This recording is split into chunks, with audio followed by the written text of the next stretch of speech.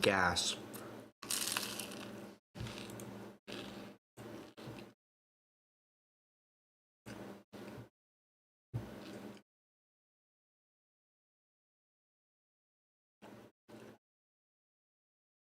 Oh, this is, oh man.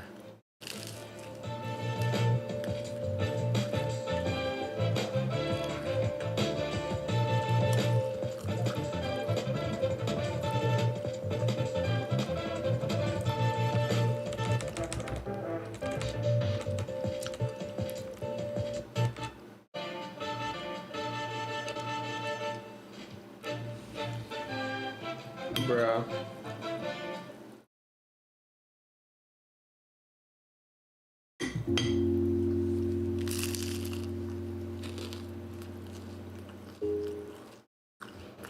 G'day, and welcome to Pints with Aquinas. My name is Matt Fradd. Today we will be debating the resolution, is marriage a bad deal for men?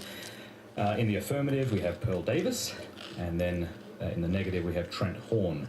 We're going to have 10-minute opening statements, 5-minute rebuttals, 20-minute cross-examinations, a time of Q&A for 30 minutes, and then 5-minute closings. The reason we wanted to do that is sometimes in these discussions, people interrupt, but before we... Million subscribers on there. Well done. I've interviewed over 1,000 men and women on marriage, dating, and relationships. I also have a call-in show for early things. Ladies first. We jump into it. I was wondering if you could both tell us a bit about yourself. Pearl, ladies first. Hi, my name is Pearl. I have the YouTube channel Just Pearly Things. We have 2 million subscribers on there. Well done. I've interviewed over 1,000 men and women on marriage, dating, and relationships. I also have a call-in show. I've interviewed people all across the world, from London to Africa to Vegas to California. I'm doing a divorce documentary, so that'll be out in the next year. Where will that be, do you know? My website, theaudacitynetwork.com. Okay, thank you. My name is Trent Horn. I am an apologist for Catholic Answers, and I am the host of the Council of Trent podcast on YouTube. I'm the author of about a dozen books, and I'm married and blessed with 3 wonderful children. All right. Well, are you ready? Yeah. Whenever you start, I'll click the timer. You've got 10 minutes. Okay. All right, so I don't know, I'm kind of nervous. You will do fantastic. These things are always weird. It's always weird to get people into a room and tell them to disagree with each other. This is what my wife and I should do when we argue. Yeah, 10 minutes, go. 10 minutes, I'll moderate that. Disagree. Yeah. Whenever you... All right. Well... I'm married on YouTube. And Yeah, so that'll be out. The world, from London to Africa to Vegas to California. I'm doing a divorce documentary, so that'll be out in the next year. Where will that be, do you know? My website, theaudacitynetwork.com. Okay, thank you. My name is Trent Horn. I am an apologist for Catholic Answers, and I am the host of the Council of Trent podcast on YouTube. I'm the author of... Clarify that I am not talking about marriage or not... I'll moderate that. Yeah, that'd be great. Okay, all right, Take sorry. your time, you're I'm terrific. gonna go. All right, so marriage today is a bad deal for men, meaning that it is more likely to not work out than it is to work out. 51% of those that sign up for marriage are not in a better place. Out of 100...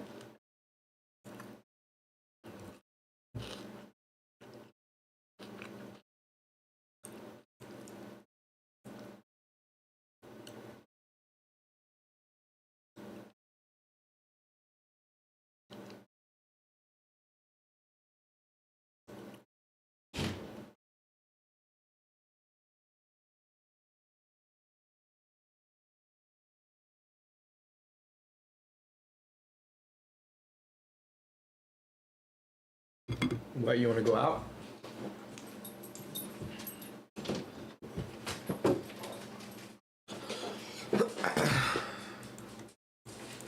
men, at least 50 are not getting a good deal, essentially.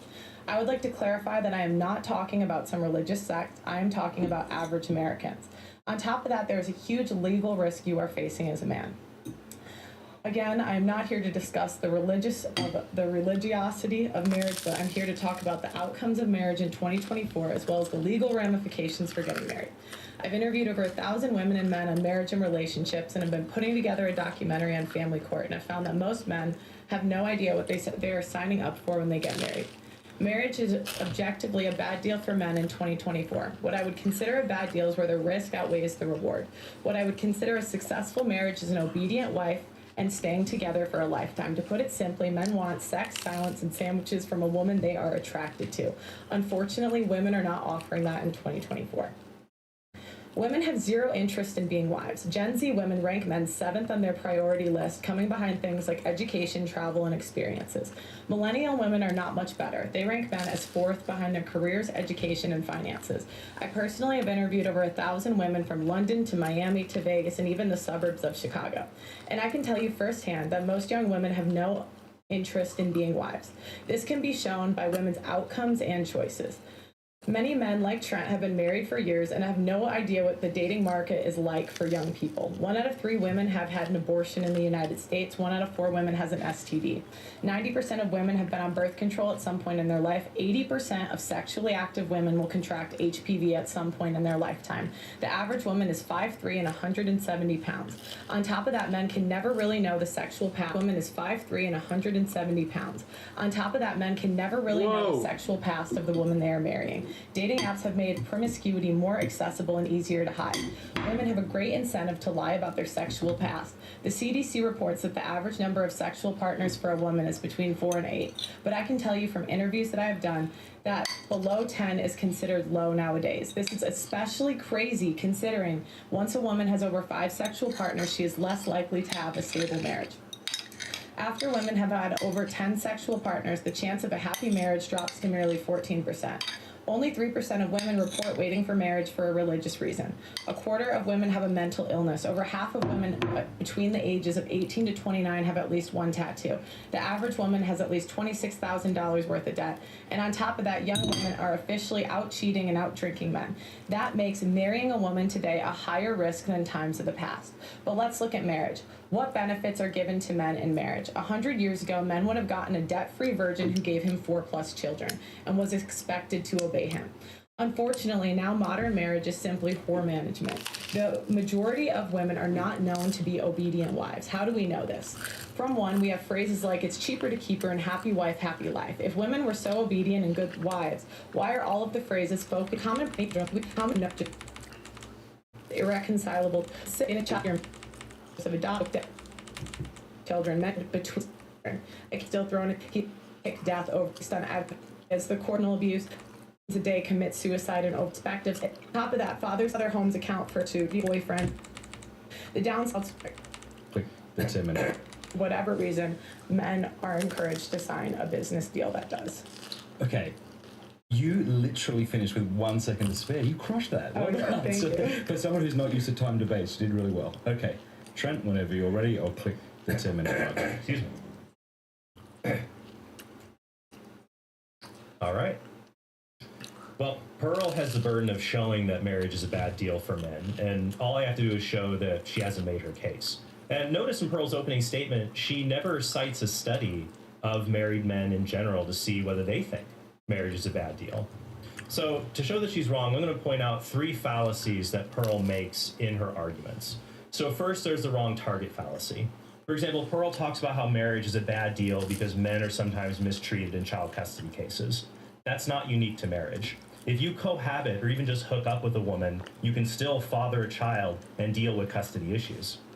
However, marriage makes a man the presumed father of the child with natural rights unmarried fathers don't have, even though unmarried fathers can still be liable to pay child support.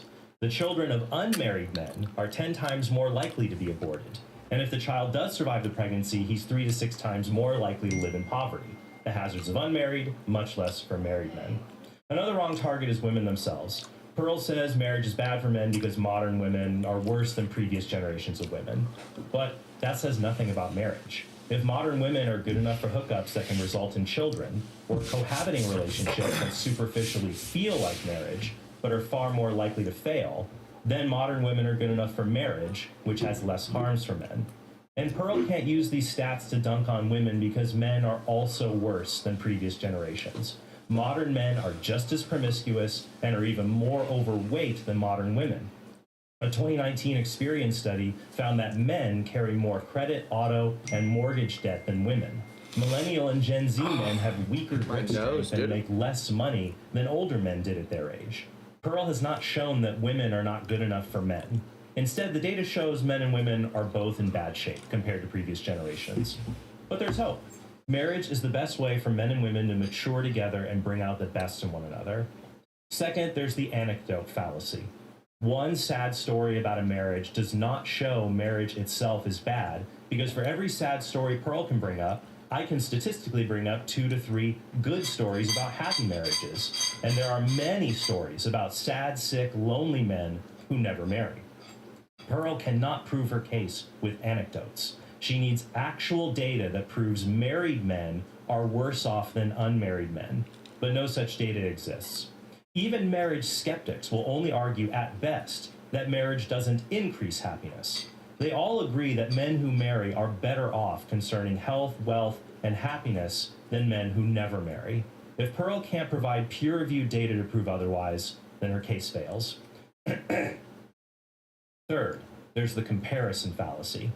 Instead of stories involving the risks of marriage, Pearl often at times just points to the risks of marriage itself and says that's a good enough reason to not marry. Crashing claims 21 are mutual custody of divorce again. Very happy. 80% hour. It's Pearl. That's indeed for most men, marriage is Good job, Trent. the engine that helps them live a long, healthy, and happy life. In this time. All right. Good job, Trent. You have a 5-minute rebuttal, Pearl, whenever you're ready. Wait, so how does do I ask him questions No, during the rebuttal? that'll be after the break. This is basically your time. 5 minutes. He won't be able to interrupt you. You can try to refute the case he just made. Got it. Okay. So, and would it help you if you saw the time? Yeah, sure. Do you mind putting that there? Just Oh, so, I didn't know that was there. Yeah, that's his phone. But whenever you're ready. Okay. 1 second.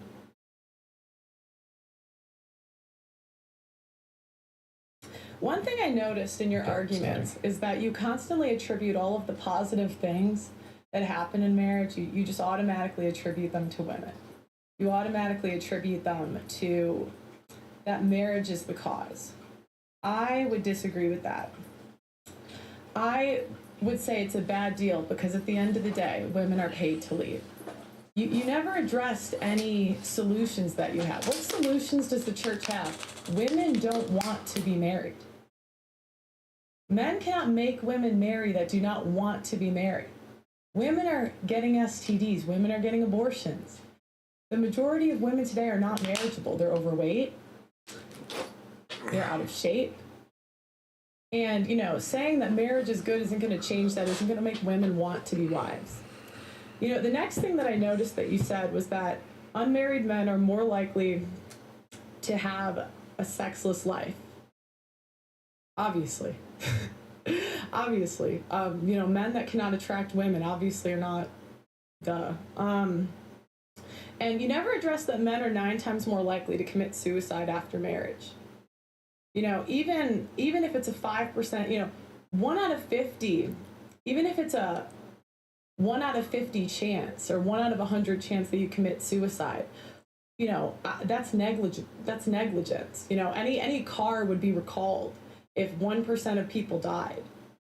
I just think at the end of the day that I would never sign a deal that one party is paid to leave, and you're not addressing the lack of quality of women that are on the market today. Men cannot make women want to be wives. And if women don't want to be wives, basically, it's not gonna happen. The other thing is that, if marriage is such a good deal, why aren't men signing up?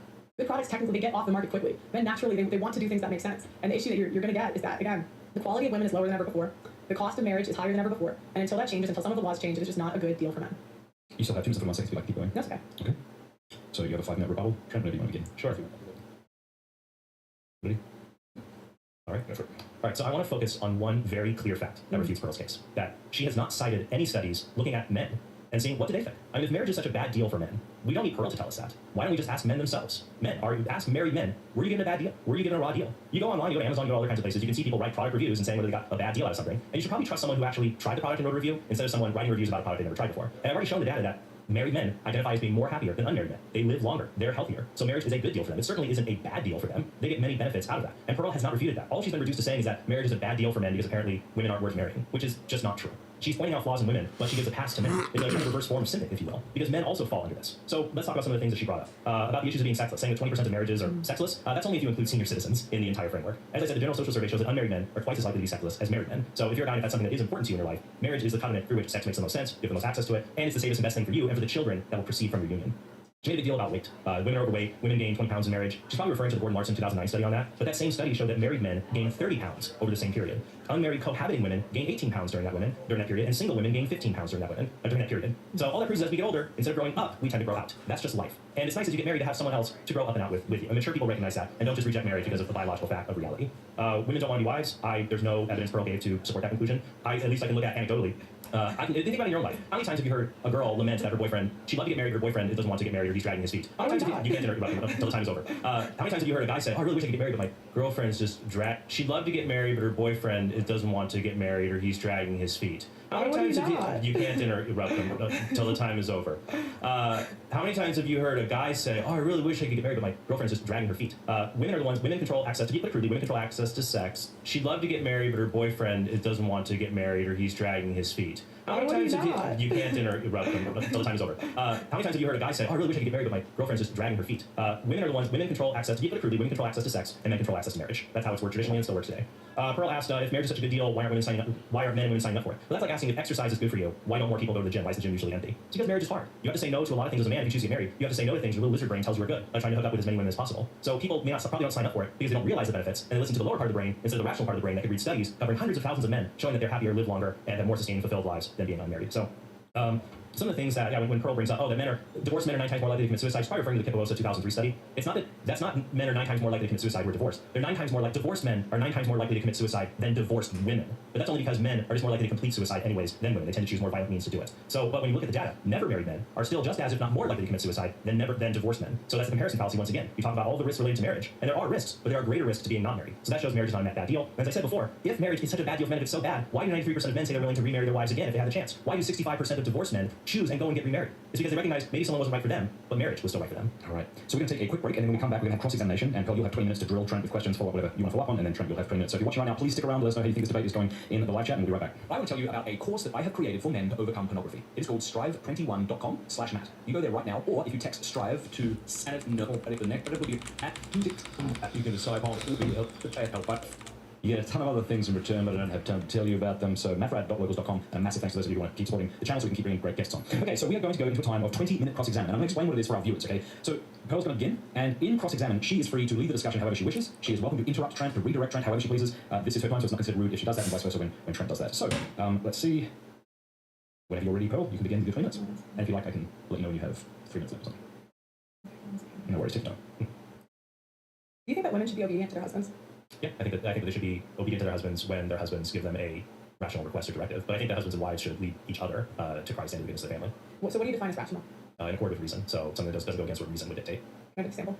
So like I'm assuming crimes. Something that's rational or irrational. Yeah, irrational. Yeah, if a husband says... Like obviously no crimes, right? Yeah, or if a husband says, I want you to lose a massive amount of weight, for example, that would put someone's... If your husband wants you to do something to change your body that would put your health at risk, I would say that's irrational. Okay, but a normal amount of weight would be fine. I would say I think it's fine for husbands and wives to want each other to be healthy, but it's very quickly that if a husband or a wife asks for a person to be of a certain weight, that can easily be more out of desire for vanity than for the other person's well-being. What about health? What about health? I think it's good for husbands and wives to want each other to be healthy. No, but I'm asking the husband. Why do you always bring it back to the husband? Because I'm asking about the wife. I've been asking about the husband. So I'm saying for the husband, can he ask that his wife stays a certain weight? Is that rational? It's rational for him to ask her to be healthy, but staying at a certain weight your entire life, that's not necessarily going to be healthy. Like saying, I want you to always be 120 pounds, like, hey, I got pregnant, I'm kind of getting past that now, I don't like that. That would be irrational. So he would not be allowed to do that under your thought? I think it would be insane if a man said that his wife needs to stay a certain... Why? What's wrong with men having standards? What's wrong with that? Bro, you realize that it's absolutely, like literally there was a joke in The Office where BJ Novak says some supermodels lose weight when they're pregnant. That shows that he's just an insane chauvinistic person. To demand that a wife stay at a certain weight, even though as you get older you naturally gain weight, and especially when you get pregnant, you gain at least 9 pounds of weight. That would be insane to demand someone stay at a certain weight. Women lose it all the time. I fail to see how any of this is relevant to marriage. What I'm trying to understand is your mindset. So why can't men have standards in marriage? Because if you're saying that men can't have standards in their own marriage, you're saying it's irrational for a guy to demand his wife stay a certain weight. Why? Why is that wrong? To stay a certain weight is during their entire marriage. Why? Why is that wrong? Because I've seen women do it. Would you like me to answer the question? Go ahead. Because biologically, our bodies change over time. They'll naturally naturally gain and lose weight in different circumstances, and your worth as a spouse, whether you are a husband or a wife, is not derived by your weight. That's just a shallow thing. Now, I think that both husbands and wives should encourage. I think husbands and wives should both maintain attractiveness. But why do you always have to bring it back? Because right now, because we're asking about the deal for men. So I'm looking at this from the man's point of view. What does the man get out of it? Is this a good deal? He can't even ask for an in-shape wife. He can't even say 120 pounds. I'm asking. He gets a woman who's promised to stay with him, even though statistically he'll gain 30 or 40 pounds. Women's job has far more of a job to be beautiful than men. Men's job is to protect and provide. So do women? What is wrong with a man asking that she stays a certain weight? Because it's shallow. It's fine to ask someone to be healthy, and it's fine to encourage your spouse to maintain attractiveness, not to just let yourself go. But that's the same for husbands and wives. Neither should just let themselves go. But at the same time, each one should be merciful, knowing that time and age come for all of us. The reason that the obesity, I've looked that up before, the reason that the men are more overweight than women is because you don't look at visceral fat. So like when men are very high like muscle percentage, they're still considered overweight more so than women. So a more accurate way to look at that is visceral fat. And then women have higher rates of visceral fat than men. So actually women are more, and if you look at extreme obesity, women are more obese. Yeah. So I don't know why you're kind of lying with that stat, trying to act like men are equally obese. They're not. Well, men are still overweight, but that still doesn't show marriage is bad. Next question, should men marry women that have had abortions? Should men marry women that have abortions? Should men marry women that have had abortions? I wouldn't say it's a deal breaker. Should men marry women with STDs? I wouldn't say. Women have herpes. Should men marry them? I'm going to answer. I would like to answer your question. I would say just as it is not a disqualifier, And that have had abortions. I wouldn't say it's a deal breaker. Should men marry women with STDs? I wouldn't say. A quarter of women have herpes. Should men marry them? I'm going to answer. Okay, go ahead. I would like to answer your question. I would say just as it is not a disqualifier for if a man facilitated an abortion, and 90% of for every woman who chooses to get an abortion, 90% of the time, the man is actively or passively supporting it. So just as it's not a deal breaker for a woman... I'm asking for the future man. I'm not saying that he asked her to abort this is another man's kid. She's had an abortion. No, what I'm saying is I'm applying an equal standard here. So I would say that it is not a deal breaker for a man to marry a woman who's had an abortion, just like it's not a deal breaker for a woman to marry a man who had facilitated an abortion. Should men marry women that have slept with over 10 men? Should they marry someone who's slept with over 10 men? I would say that when you have more sexual partners, that's definitely that's something that's concerning. That could be a red flag. So you would say no? But that doesn't apply. I'm not going to say that someone is unmarriageable because of one particular trait. What about porn? Okay, what about women that have participated in porn? Should men marry women that have participated in porn? I would say that that's definitely a red flag, but it is not it's not a deal breaker. Do you have a son? Can I ask the questions? Because you can keep asking questions and I'll never answer them. Because it just would be easier if I got a yes or no, because you keep giving me these roundabout, and I'm just like, yes or no. I'm giving you good answers. Go ahead. So I'd like to finish about pornography. Go ahead. I would say it's not a deal breaker if a woman had participated in pornography.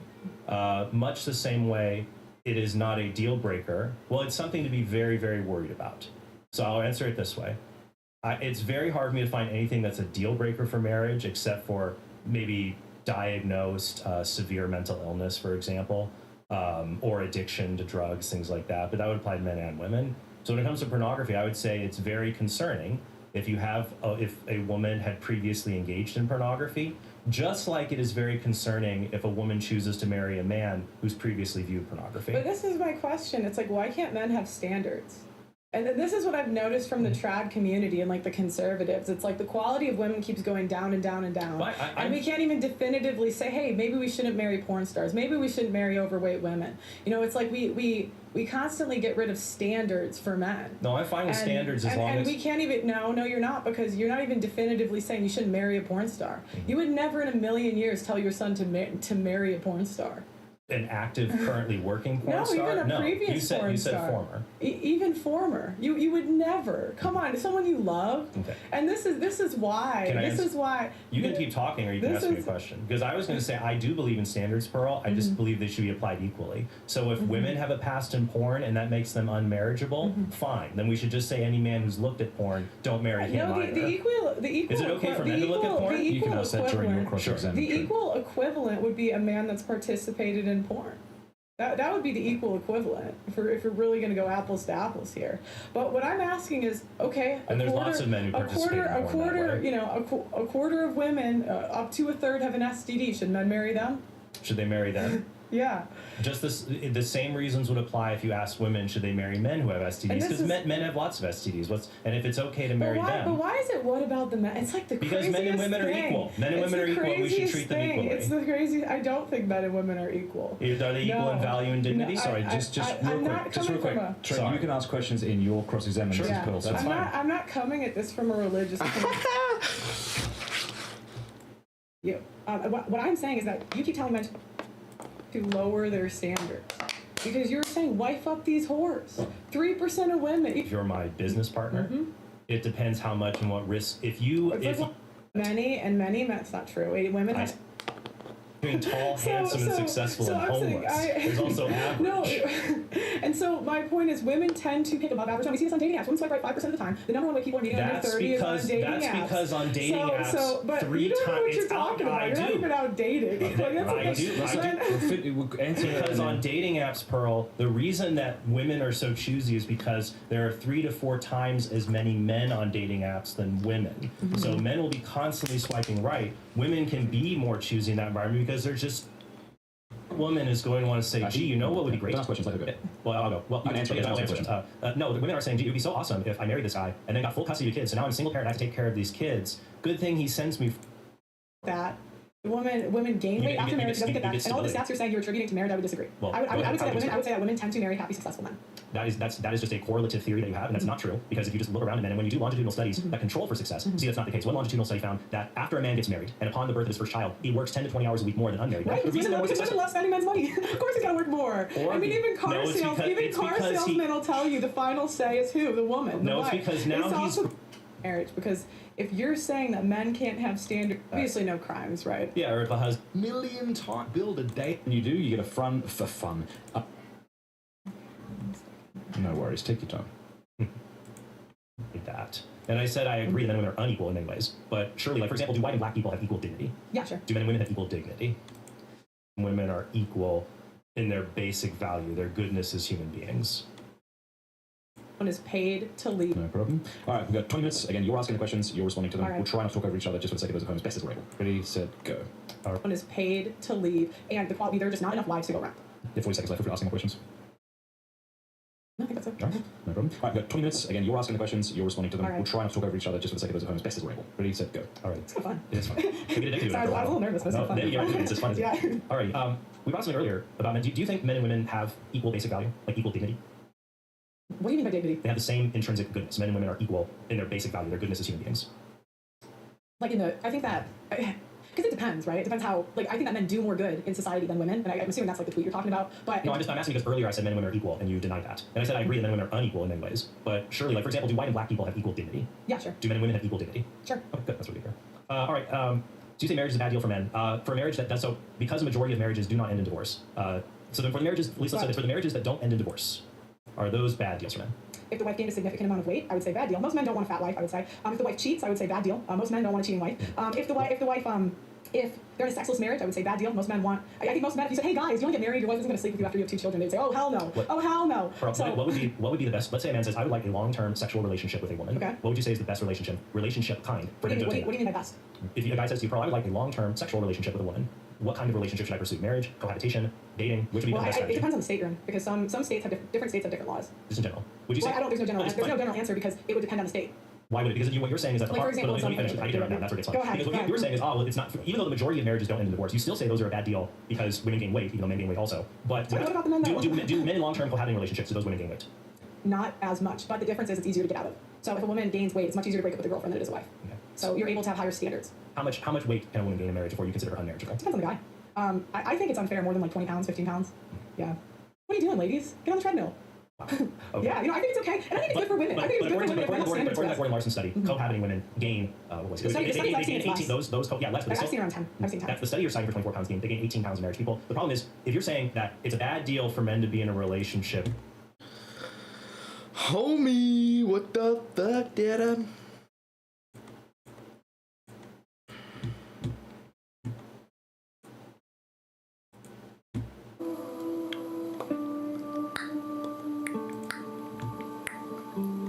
Oh fuck. Man, chillin' like the boy at the villain, chillin' in the ceiling song. You made me get along, King Kong. Here we go like Wong on the top in the building. Yeah, we get the village, man. We get the top to be top of the place of the palace. Killing on this beat, but I ain't got no malice. Here we go. Jewelry on the neck. Stop. Past like track. Star Trek in the top of space. Chilling like this really my play. Whoa, wow. Know how they do kung fu. Chilling in the palace. Track, Star Trek in the top of space. Chilling like this really my play. Chill, dude.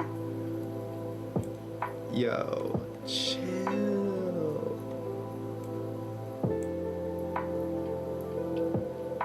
You gotta chill, dude. You gotta chill. Oh my god. What the hell?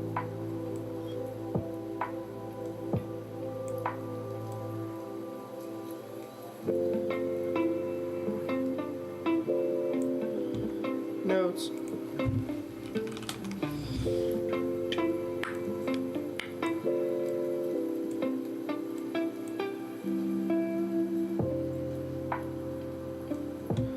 That's true. Alright. Yeah, we need to research that. How to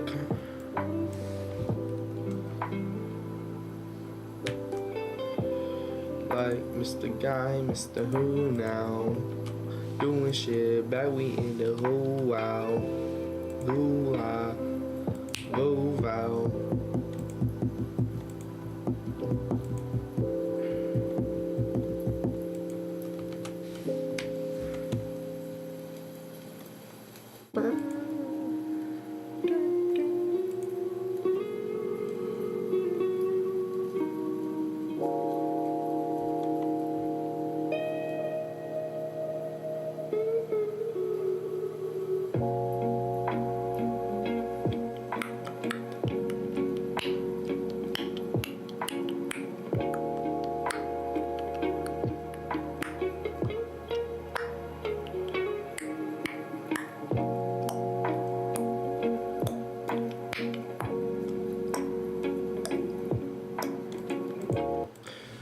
So I could argue if they're like, you don't even know how the doctors determine consciousness, and yet you're arguing for that as the standard of value. Well, just because I don't know how consciousness is determined doesn't mean that I can't use it as my standard. For example, you probably agree with laws surrounding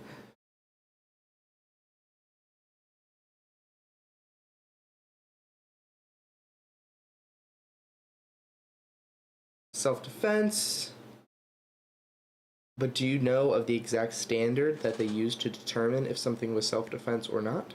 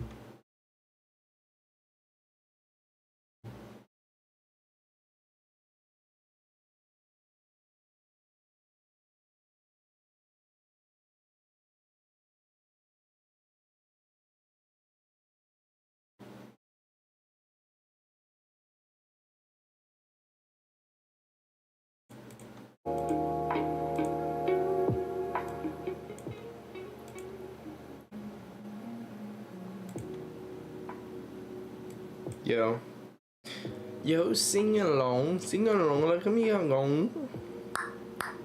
Yo, here we do now. Yeah, we do now.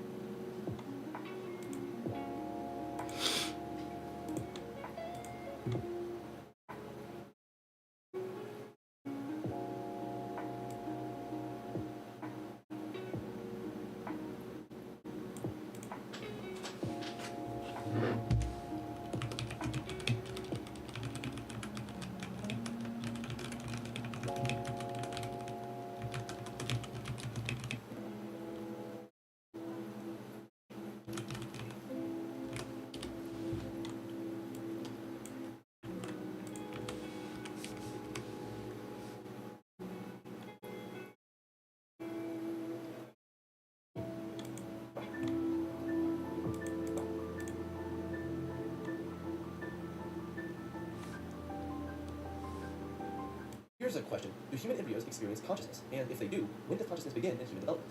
Our current understanding of consciousness is complex. At its simplest, consciousness can be defined as the sensory awareness of the body, the self, and the world.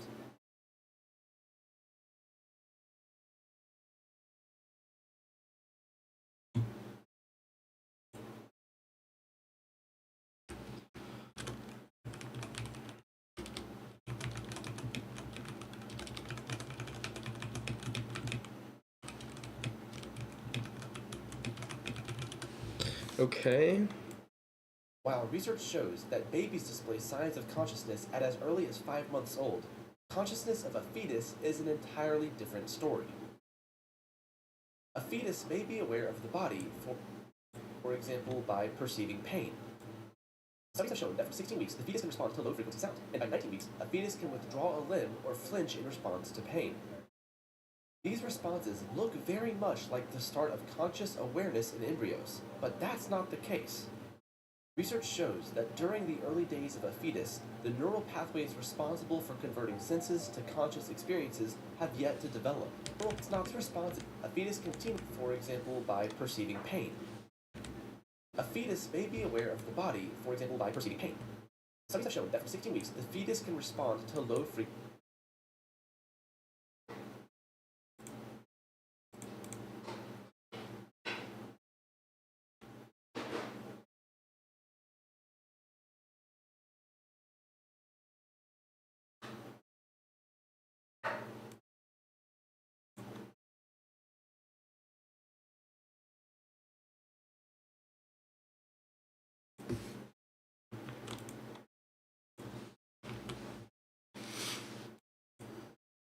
For example, by perceiving pain.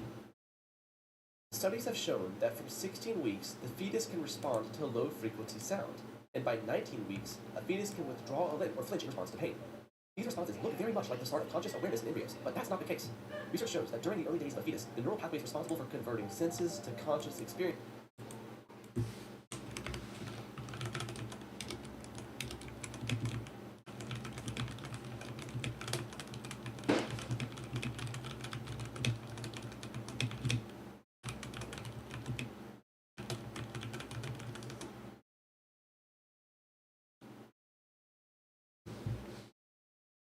Experiences have yet to develop. This means that what we are seeing in embryos are just reflexes, probably controlled entirely by the developing brainstem and spinal cord.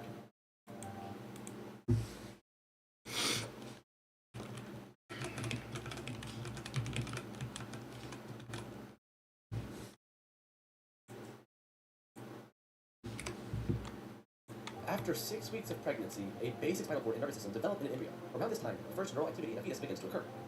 But this activity is not the coherent activity of the kind that underlies human consciousness, the spinal cord. After 6 weeks of pregnancy, a basic spinal cord and nervous system develop in an embryo. Around this time, the first neural activity in a fetus begins to occur. But this activity is not the coherent activity of the kind that underlies human consciousness, or even the coherent activity seen in small animals such as a shrimp's nervous system. This early neural activity consists of unorganized neuron firing of a primitive kind. It's the kind of neural activity that is present in clinically brain-dead patients.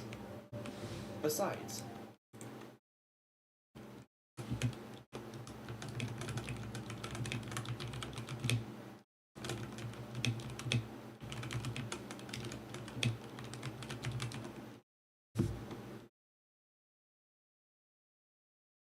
neural activity by itself does not represent integrated behavior. We know that the brain structures necessary for the conscious experience of pain do not develop until 29 to 30 weeks, and the conscious processing of sounds is only made possible after the 26th week. While we cannot be sure enough to say when consciousness first emerges in embryos, it cannot be rationally called before the end of the second trimester at 24 weeks of pregnancy.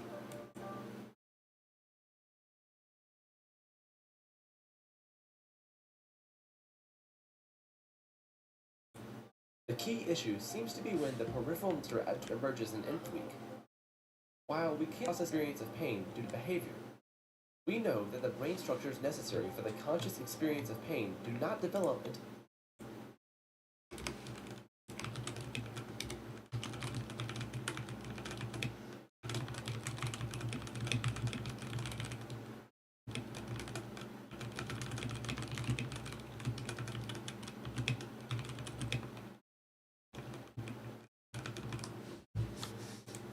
29 to 30 weeks, and the conscious processing of sounds is only made possible after the 26th week. While we cannot be sure enough to say when consciousness first emerges in embryos, it cannot be rationally called before the end of the second trimester at 24 weeks of pregnancy. Yo. What's up? What you up to? Just trying to figure out if embryos experience consciousness. If embryos experience consciousness, Yeah. my body, my choice. Ah, fuck. So I'm going to LA Fitness, Pasadena, to train a client from 4:15 to 5:15, and then my 5 to 6 guys just canceled or rescheduled. So I'm on my way. What you say? I'm on my way. Oh, well, you don't gotta go right At now. 5:15. At 5:15, I'm on my way. Okay, yes, we are okay. Yes, it's most likely gonna be packed. For real? Also, are you going out tonight? No. No. Can't do it. Aren't all the Graces and them going? Perhaps. You should come. I can't do it. I'll convince you at basketball. Okay. You could try. Challenge accepted. Okay, so what time should I arrive at basketball? 5:20. 5:20? Okay. Yeah. Bet then. Alright, bet. That's it. Alright, bye.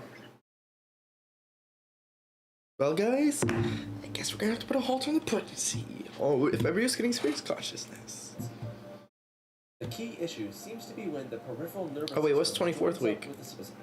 It cannot be rationally called before the end of the second trimester at 24 weeks of pregnancy. The key issue seems to be when the peripheral nervous system joins up with the cerebral cortex, the region of the brain responsible for higher thought processes such as memory, attention, thought, awareness, and language. Without this kind of sensory input, you can't be aware of your surroundings, and you can't be conscious. The joining of the cortex to the peripheral system provides that vital link between the outside world and the higher brain. This occurs by about 25 weeks of pregnancy, to the peripheral to be conscious. The joining of the cortex to the peripheral system provides that vital link between the outside world and the higher brain. This occurs by about 25 weeks of pregnancy. I understand. The key issue seems to be when the peripheral nervous system joins up with the cerebral cortex, the region of the brain responsible for higher thought processes such as memory, attention, thought, awareness, and language.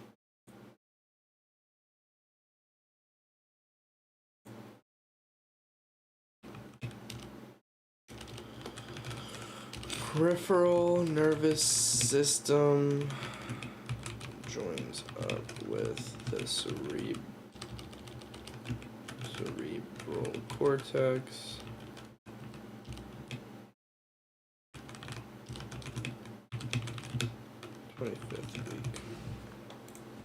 Without this kind of sensory input, you can't be aware of your surroundings, and you can't be conscious. The joining of the cortex to the peripheral system provides that vital link between the outside world and the higher brain. This occurs by about 25 weeks of pregnancy. Even when the fetal brain possesses all its adult structures, scientists are cautious to assume it possesses what we refer to as consciousness. This is mainly because the low oxygen levels and the constant barrage of sleep-inducing chemicals from the placenta ensure that, until birth, the fetus remains heavily sedated. While it's hard to know when consciousness does arise in humans, we do know that it does arise. But researchers are trying to pinpoint where in the brain consciousness comes from and how.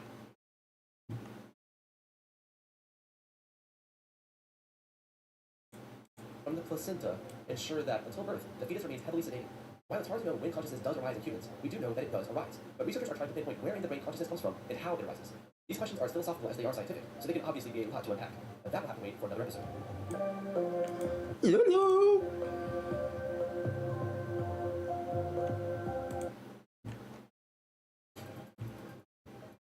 Yeah.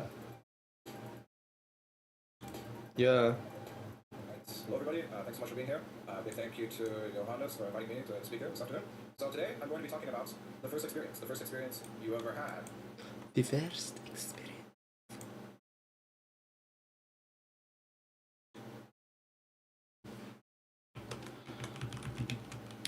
Data, random data.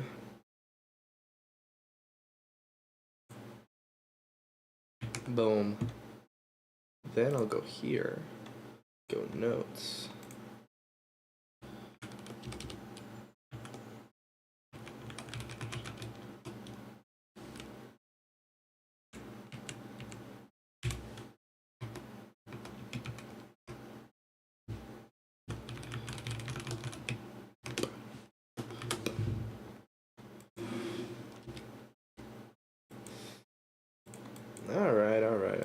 go toggle 3, I think. But we don't want to put this as.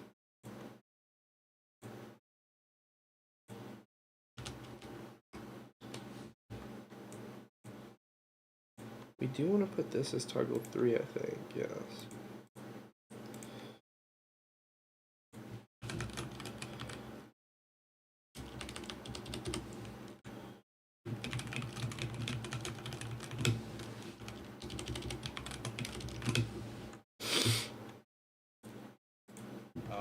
Probably not an experience that you remember, but nonetheless, your first experience. And specifically, we're going to be searching for the emergence of consciousness in infants and maybe, just maybe, in fetuses. Okay, so allow me to introduce myself. Joel Froelich. My family name looks to many of you like Friedrich, so I had German ancestry from 4 generations ago, and unlike my great-great-grandfather who immigrated from Germany to the United States, I immigrated from the United States to Germany, so I'm a postdoc at the Fetal MBG Center. Oh, you're a postdoc at my dick? Sorry.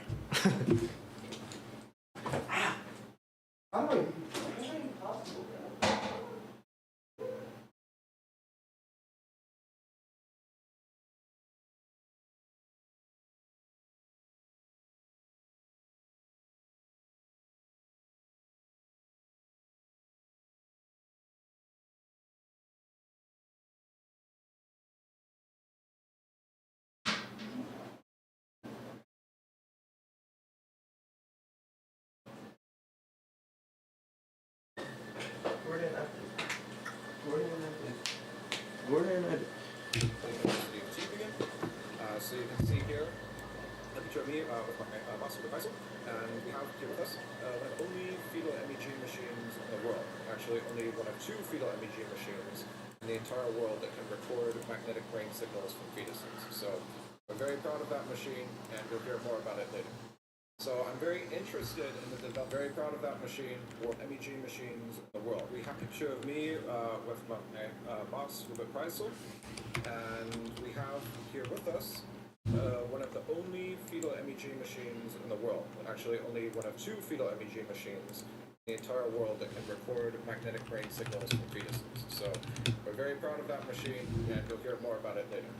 So I'm very interested in the developmental origin of consciousness, and this is a nice fetuses. So we're very proud of that machine, and we have here with us one of the only fetal MEG machines in the world. Actually, only one of 2 fetal MEG machines in the entire world that can record magnetic brain signals from fetuses. So we're very proud of that machine, and you'll hear more about it later.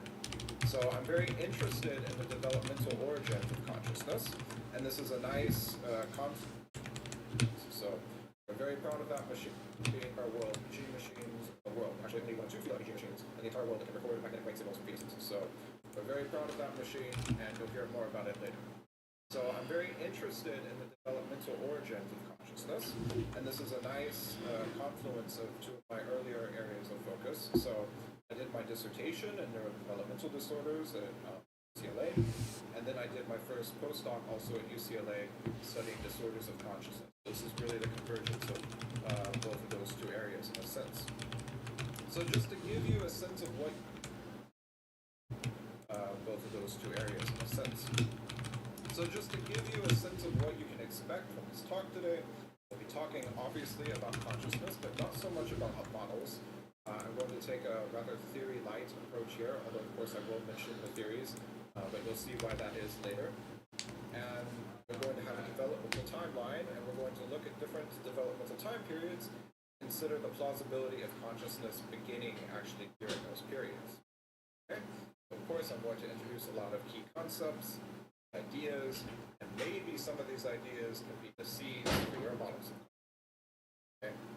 So first, I'd just like to start with an exercise.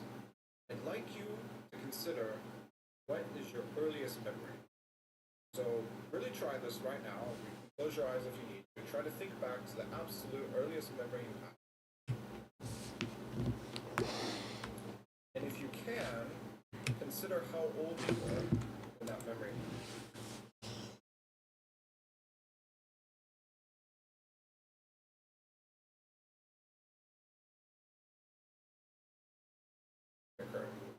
That might not be easy to do, but give it your best guess to see.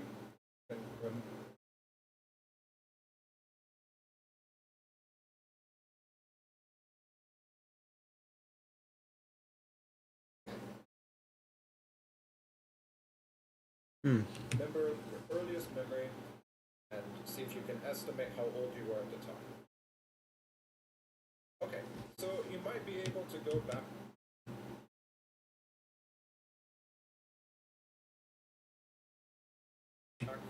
fairly far in developments. You may be able to go back to, say, age 3 or age 2, but I'm quite certain that none of you remember the very beginning.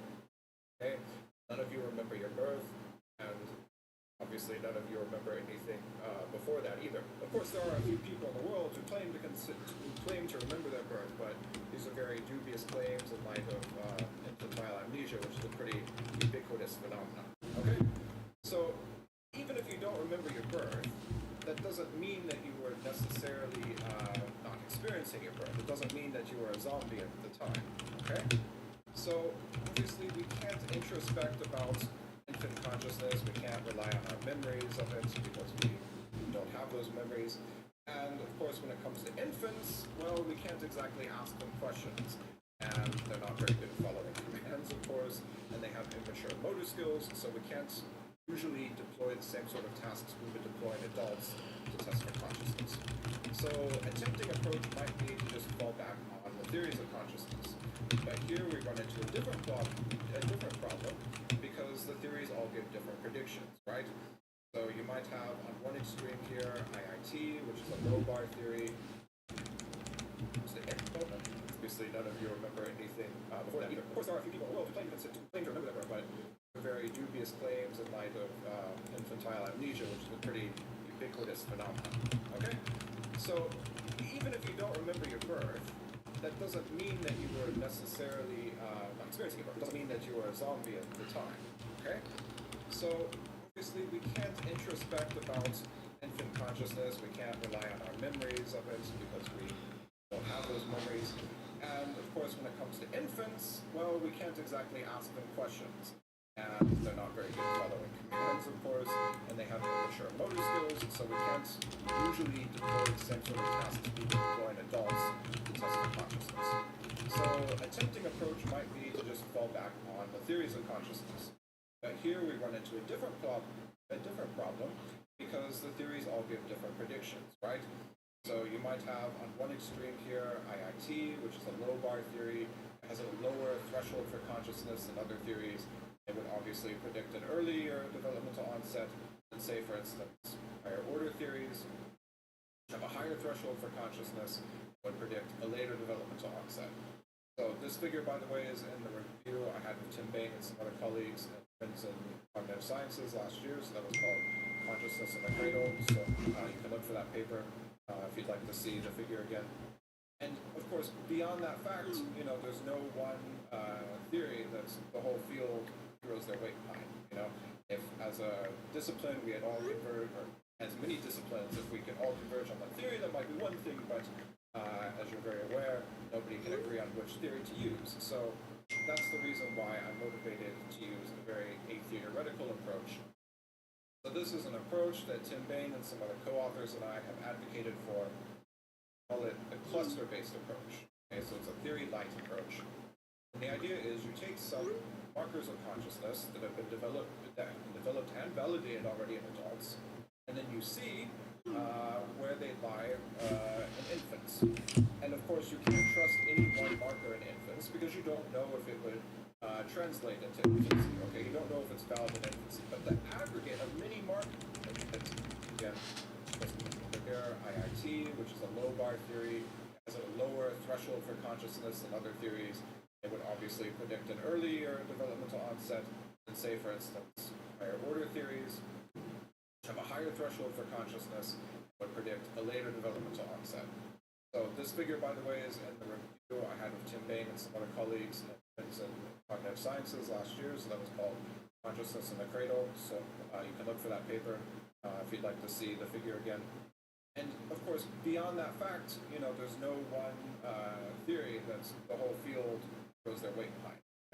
If, as a discipline, we had all converged, or as many disciplines, if we could all converge on one theory, that might be one thing, but as you're very aware, nobody can agree on which theory to use. So that's the reason why I'm motivated to use a very a-theoretical approach. So this is an approach that Tim Bain and some other co-authors and I have advocated for. And we call it the cluster-based approach. Okay, so it's a theory-light approach. And the idea is you take some markers of consciousness that have been developed and validated already in adults, and then you see where they lie in infants. And of course, you can't trust any one marker in infants because you don't know if it would translate into infancy. Okay, you don't know if it's valid in infancy, but the aggregate of many markers you would hope will converge on particular developmental time period. So that's why we call it a cluster-based approach. All right, and I'm not going to go into a lot of detail with this figure yet because we'll come to some of these in the talk, but just to give an overview, there are a few markers that have already been applied in infancy, which will be useful. So one of these is functional long-range connectivity. So that's very important for theories that emphasize network integration. And of course, there have been studies of network connectivity in infants, and as you'll see soon, in fetuses. There's also attentional markers that recruit frontal brain regions. So even if you tend to throw your weight behind, theories that emphasize prefrontal networks like global workspace theory, there is some evidence that that's emerging already in the first months of life. And there's also multi-sensor integration markers. So believe it or not, you can actually infer the McGurk effect in infants. You obviously can't ask them to report on their experience, but you can look at the McGurk effect paradigm and see, like where an infant's looking on a visual display for congruent versus incongruent trials. And then finally, there are these local global prediction markers and the local global paradigm, which has already been discussed a lot in this conference, so I don't think I need to go much into detail, but we will discuss it a lot later. And then finally, because this is, of course, an approach that's very heavy on neural markers, I think I should just go briefly into the methodology to make sure we're all on the same page here. So the first approach I'm going to talk about is infant EEG, of course, a direct marker of neural activity. And it's ideal in infants because it's relatively motion tolerant, okay? Putting an infant in a scanner is really difficult, but putting an EEG cap or an EEG net on an infant's head is a bit easier. Okay, so this is the go-to approach for many of these studies. Believe it or not, there's actually even portable infant MEG now that can be done using next-generation optically pumped magnetometers. These are room temperature MEG sensors. Unlike the superconducting MEG, they don't need cryogenic coolant, so you can even sew these into a little cap for an infant and do infant MEG this way. Then we have the method which we use in tubing in, which, as I mentioned, we're very proud of, which is fetal MEG. Okay, so this is actually bespoke hardware using the current generation superconducting MEG, where we have this concave array of sensors that complements the maternal abdomen. So the idea is that a pregnant woman can kneel in front of this sensor array, and we'll actually be able to pick up fetal cortical signals amongst many other signals, such as the maternal heart and the fetal heart and so forth. So there's a lot of data pre-processing that goes into fetal MEG, but of course it's a really exciting technology, and there's only 2 of these devices in the world. So the only other one is in Little Rock, Arkansas, in the United States. And we can also deliver sensory stimuli to the fetus with fetal MEG. So, of course, there are a lot of studies that use auditory stimuli, but it's also possible to do visual stimuli. So, red light will pass through the maternal abdomen and the fetus. Just have this array of fiber optic cables. See here in this long exposure photograph, there's red light that's shining into the womb, and so you can record, for instance, visual evoked fields in the fetus. So the next type of measures I'm going to talk about are hemodynamic measures. So these are indirect measures of neural activity. They're actually measuring deoxygenation in blood, but this we can infer brain activity. So the first would be FNIRS, functional near-infrared spectroscopy. I don't actually talk that much about FNIRS in this presentation, but it is a popular method because it has very quick setup time. So that's really essential when you're studying infants. It's fast setup time. Unlike EEG, you don't have to calibrate electrodes by pipetting gel or putting some electrolyte solution on each electrode. Okay, so these optodes, fast setup time, great for infants. The other method, of course, is infant fMRI. Okay, it's a really cool approach, but it's extremely difficult to do. A lot of infant fMRI studies are done with the infant sleeping, but that makes it really hard to study cognition and consciousness, of course. So there have been a few studies recently, though, actually doing awake infant fMRI, which I'm completely amazed is possible, but it is being done now. So typically you might have the infant swaddled, like what you see in this photo here, and then placed in the scanner. Okay, so let's consider the three logical possibilities. Either consciousness begins before birth, during birth itself, or begins sometime after birth. So we're going to go through all three of these. We're going to start with before birth. Alright. So I think the earliest we can really seriously talk about consciousness beginning would be 24 weeks gestation, which is the beginning of the third trimester. So up until there are no sensory afferents reaching the cortex. The 24 to 26 weeks gestation that we have this milestone where the thalamus, which of course we all think of as the gateway to consciousness, finally innervates the cortex and sends thalamic projections, which feed sensory afferents to the developing mind. Up until that point, we don't have any visual, any auditory, any. And then we have this milestone where the thalamus, which of course we all think of as the gateway to consciousness, finally innervates the cortex and sends thalamic projection, the gestation that we have this milestone where the thalamus, which of course we all think of as the gateway to consciousness, finally innervates the cortex and sends thalamic projections.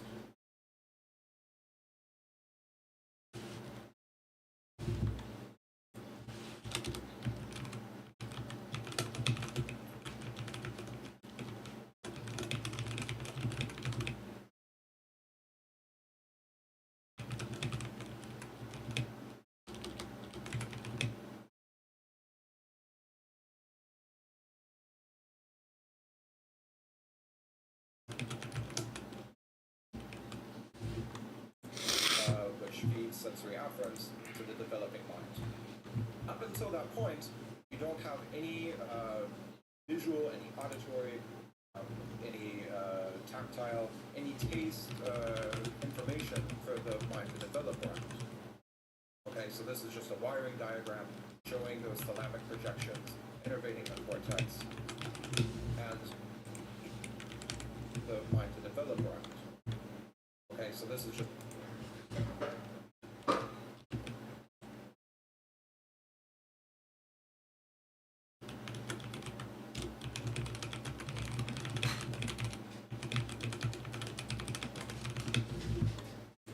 a wiring diagram showing those thalamic projections innervating the cortex.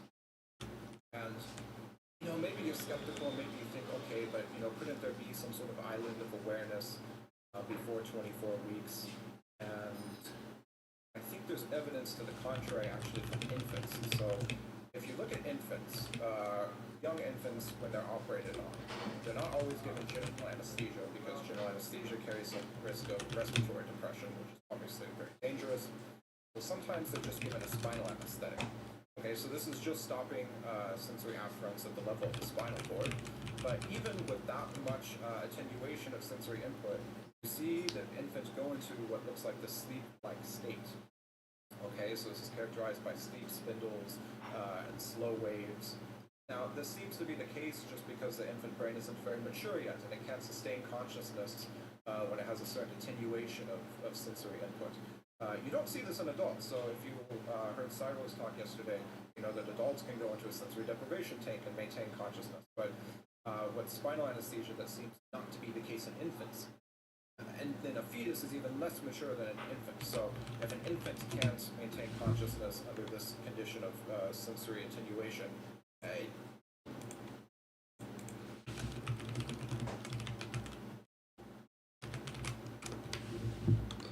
Fuck.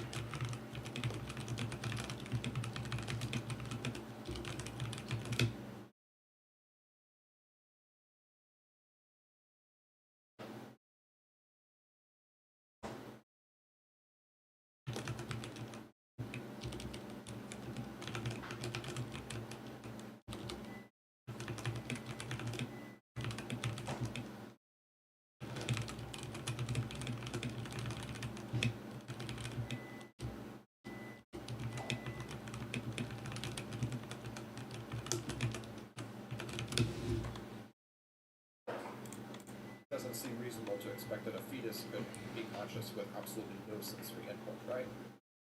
Now, of course, we could talk about the very, very first conscious experience one has as perhaps being this experience of pure awareness, by the famous MPE that's been much discussed in this conference. So, in Thomas Metzinger's recent book, The Elephant and the Blind, he does very briefly mention this and touches on fetal consciousness in one passage. So, at any rate, perhaps during the Q&A, it would be very interesting to get more of his thoughts on this, because it is really interesting to think we all started out from an MP. Okay, but at any rate, the third trimester is really the beginning of this.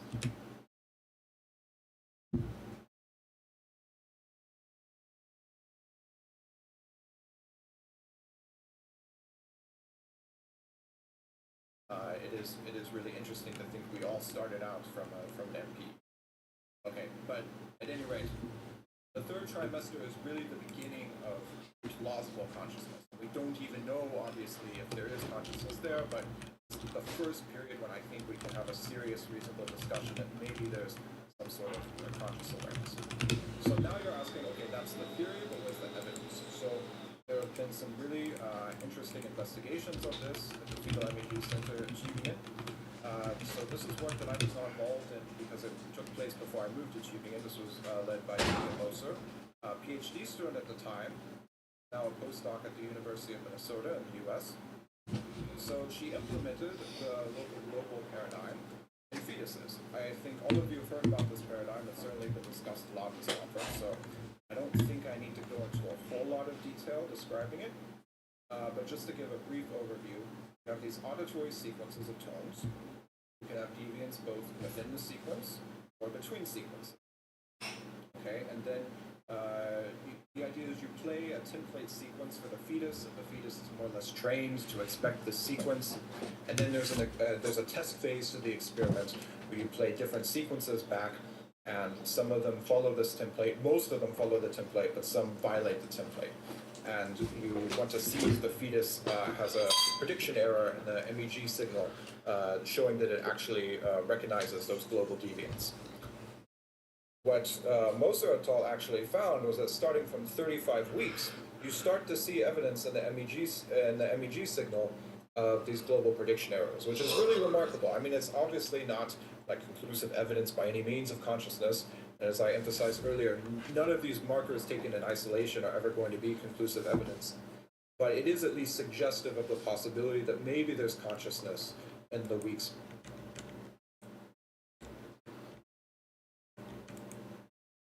Test phase to the experiment where you play different sequences back, and some of them follow this template. Most of them follow the template, but some violate the template. And you want to see if the fetus has a prediction error in the MEG signal, showing that it actually recognizes those global deviants. About this paradigm, it's certainly been discussed a lot at this conference, so I don't think I need to go into a whole lot of detail describing it. But just to give a brief overview, you have these auditory sequences of tones, and you can have deviance both within the sequence or between sequences.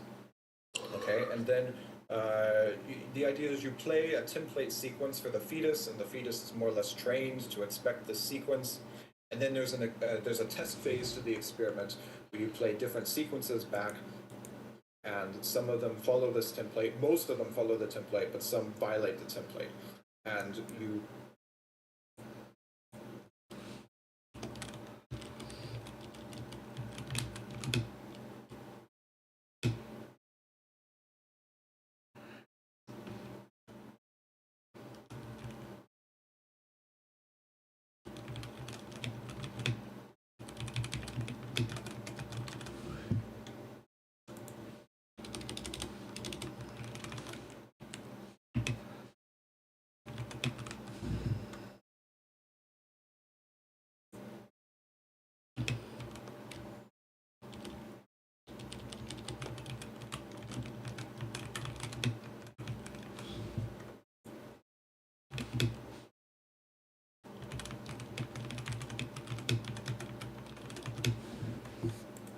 want to see if the fetus has a prediction error in the MEG signal, showing that it actually recognizes those global deviants. What Moser et al. Actually found was that starting from 35 weeks, you start to see evidence in the MEG signal of these global prediction errors, which is really remarkable. I mean, it's obviously not like conclusive evidence by any means of consciousness. And as I emphasized earlier, none of these markers taken in isolation are ever going to be conclusive evidence. But it is at least suggestive of the possibility that maybe there's consciousness in the weeks before birth. So, you know, it's often said that this global prediction, or this local global task requires working memory and therefore requires consciousness. And we often see that this is a, you know, somewhat reliable marker of consciousness in adults with disorders of consciousness, okay? Next, we'll also look at the default mode network. So this is the most famous of these intrinsic fMRI networks that I mentioned earlier. And it's been discussed a lot at this conference, so I don't think I need to really explain it to you. But there's some interesting work by Thomason et al., 2015, in Developmental Cognitive Neuroscience, showing that if you look in the weeks before birth, you already start to get this sort of proto-DMN. Okay, so I think that's most clearly seen if I show you the posterior cingulate cortex. It's the seed region here. And if you look at 35 to 38 weeks, which was actually the post-menstrual age, so gestational age, that would be 37 to 40 weeks, you already start to see this network of medial brain regions that looks like the DMN emerging. Okay, so again, that per se doesn't prove consciousness by any means, but it is suggestive that maybe there's something starting to happen. Okay, so now we're going to move on to possibility number 2, which is that consciousness actually begins during the process of birth itself. Okay, so you might ask, is a, you know, somewhat reliable marker of consciousness in adults with disorders of consciousness. Okay. Next, we'll also look at the default mode network. So this is the most famous of these intrinsic fMRI networks that I mentioned earlier, and it's been discussed a lot at this conference, so I don't think I need to really explain it to you. But there's some interesting work by Thomason et al., 2015, in Developmental Cognitive Neuroscience, showing that if you look in the weeks before birth, you already start to get this sort of proto-DMN. Okay, so I think that's most clearly seen if I show you the posterior cingulate cortex, it's the seed region here. And if you look at 35 to 38 weeks, which was actually the post-menstrual age, so gestational age, that would be 37 to 40 weeks, you already start to see this network of medial brain regions that looks like the DMN emerging. Okay, so again, that person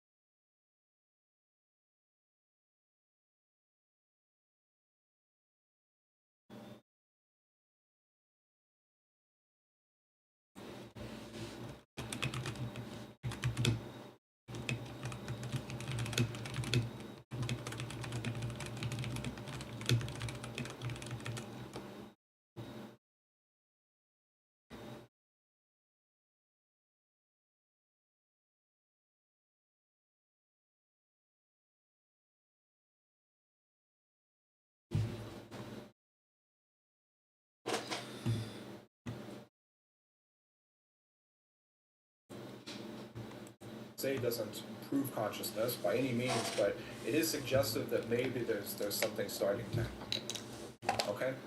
So now we're going to move on to possibility number 2, which is that consciousness actually begins during the process of birth itself. Okay?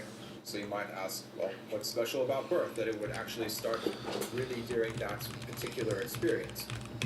Well, obviously a lot changes at birth, okay? It's arguably the biggest transition you've ever experienced, assuming that you experienced it. For one, the fetus goes from the state of co-embodiment with the mother, getting all of the nutrients from the placenta, to then going to this autonomous state of having to feed, find the mother's nipple to feed, and so forth.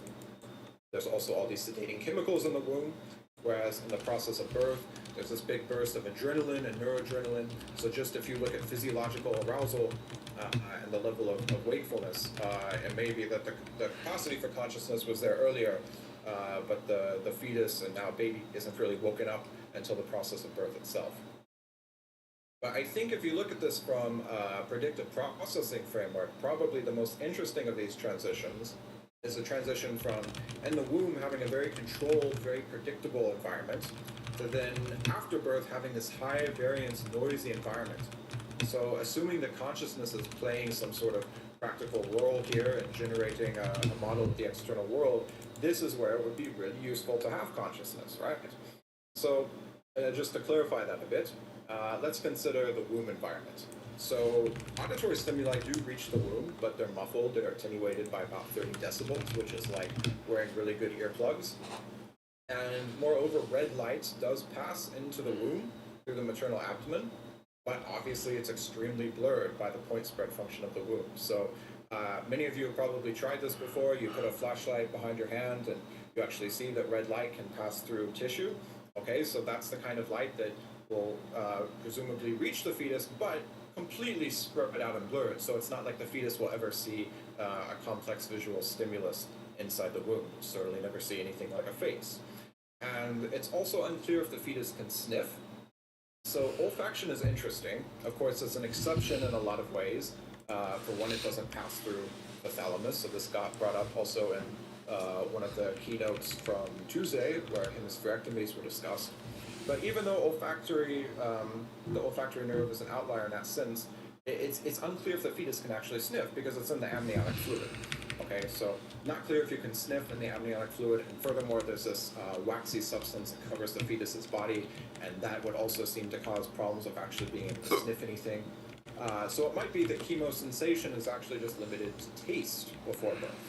All right, so the transition to the postnatal environment is huge, okay? So all of a sudden, the baby finds itself in this environment that's bright, that's loud, that's noisy, and that's difficult to predict, okay? So this would obviously be a very overwhelming sort of experience, and perhaps almost like a little DMT trip for the baby, okay?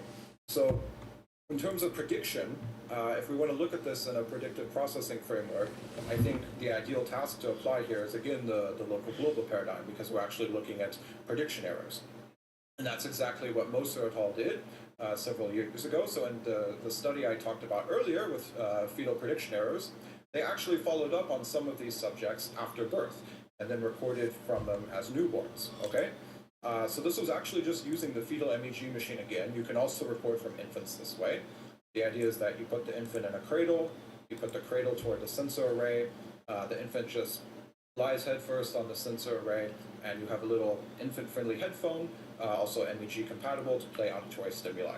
So it's the same task I described before, and the same machine, in fact, to record MEG signals. And in fact, Moser et al. Did find evidence of both local and global prediction errors in these newborn subjects. Okay, so this is really cool. There was evidence of the mismatch response with a short latency, and then this global prediction error response with a longer latency. And they even found that this depended on heart rate variability, which I didn't mention, but that was also a finding in the fetal study as well.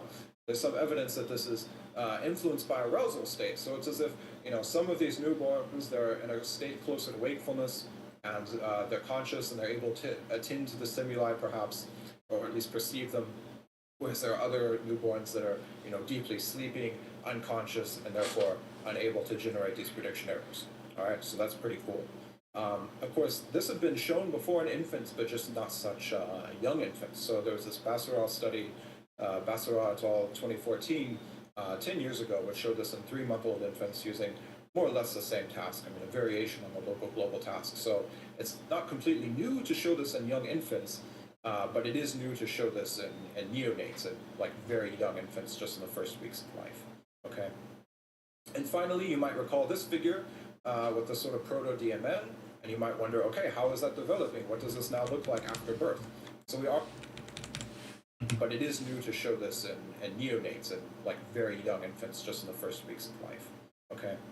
Wonder, okay, kind of like rudimentary DMN starting to take shape in the weeks before birth.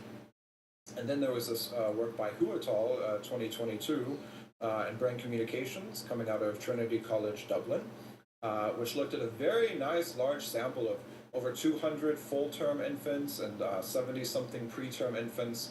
So really nice sample size, studied them with fMRI. And what they found was that you're getting a lot of these functional connectivity networks definitely in place by full-term birth, okay? Which is probably a surprising result to many of you. So the DMN, which we're the most interested in, perhaps, at least for the purposes of this talk, is already present by full-term birth. Of course, it's in an immature state, but it's already present. And then there were other networks like, I think the dorsal attention network, for instance, which was already present even before full-term birth. So it's not before birth, but it's in, again, these preterm infants before they would reach term equivalent age. Okay? So finally, there's the third possibility, that consciousness actually begins after birth. And this is, in some ways, an uncomfortable one to consider, because we're considering the possibility that immediately after birth, a newborn isn't conscious yet. So, for instance, 15 years ago, Christoph Koch famously wrote this essay for Scientific American, and he was considering the very same question. When does consciousness arise? Is it in the womb, at birth, or during early childhood? And he almost had to start off the essay with a sort of apology. He said, mothers will want to crucify me for the seemingly cruel question, but it needs to be posed. How do we know that a newly born and healthy infant is conscious? Okay, so with that, you might now be asking, okay, who's really an infant consciousness skeptic? Like, who really thinks today in 2024 that, infants are maybe unconscious? Well, we actually have data on this from the Franken et al. 2022 survey, which has also gotten brought up a few times at this conference, of course not in this context. So this is a really beautiful open source data set. So I was able to take these data and reanalyze them to answer this question and break this down by academic discipline, right? So it's like a solid 8 or 9% of experts who will say, yeah, babies are probably not conscious, and that tends to be across disciplines. All right. Now, if you look at psychologists and neuroscientists, there's maybe like 10% or so who are agnostic or give a neutral answer, and it's always a little bit less than half who are completely confident that babies are conscious, right? But if you include everybody who's saying that babies are at least probably conscious, you've got like a really solid consensus, like 80% or higher, saying that, okay, yes, infants are probably conscious. And you actually get the most skepticism coming from these other disciplines like computer science or engineering. Granted, there weren't a lot of participants in those disciplines, but there we had something like a quarter who were really just agnostic or gave a neutral response. And then only a quarter who were completely convinced that babies are conscious. Anyway, the point being, yes, there is a strong consensus today in the field, at least as revealed by the ASSC data from 2018 and 2019. And the other interesting thing is that if you break this down by theoretical views, it doesn't really vary that much. So, you can look at these data according to who thought which theory was at least probably a promising theory. And it's certainly not as if the IIT theorists are all convinced that babies are conscious. And on the other hand, it's certainly not as if the higher order theorists are all doubting that babies are conscious. You get pretty much the same breakdown in all of the major theories, which I thought was interesting. Okay, now, maybe we should ask, is there anything from the perspective of developmental biology developmental neurobiology that would cause us to doubt that babies are conscious? Is there any milestone they haven't achieved yet that might be necessary for consciousness? Well, personally, I don't think so, but if we really wanted to exhaust this option, we would probably want to focus on the postnatal GABA shift. Okay, so just to make sure we're all on the same page here, GABA is gamma aminobutyric acid. Okay, it's the principal inhibitory neurotransmitter of the brain. And of course, in the mature nervous system, GABA is hyperpolarizing, meaning it's inhibitory. But in the immature brain, for instance at birth, it's depolarizing.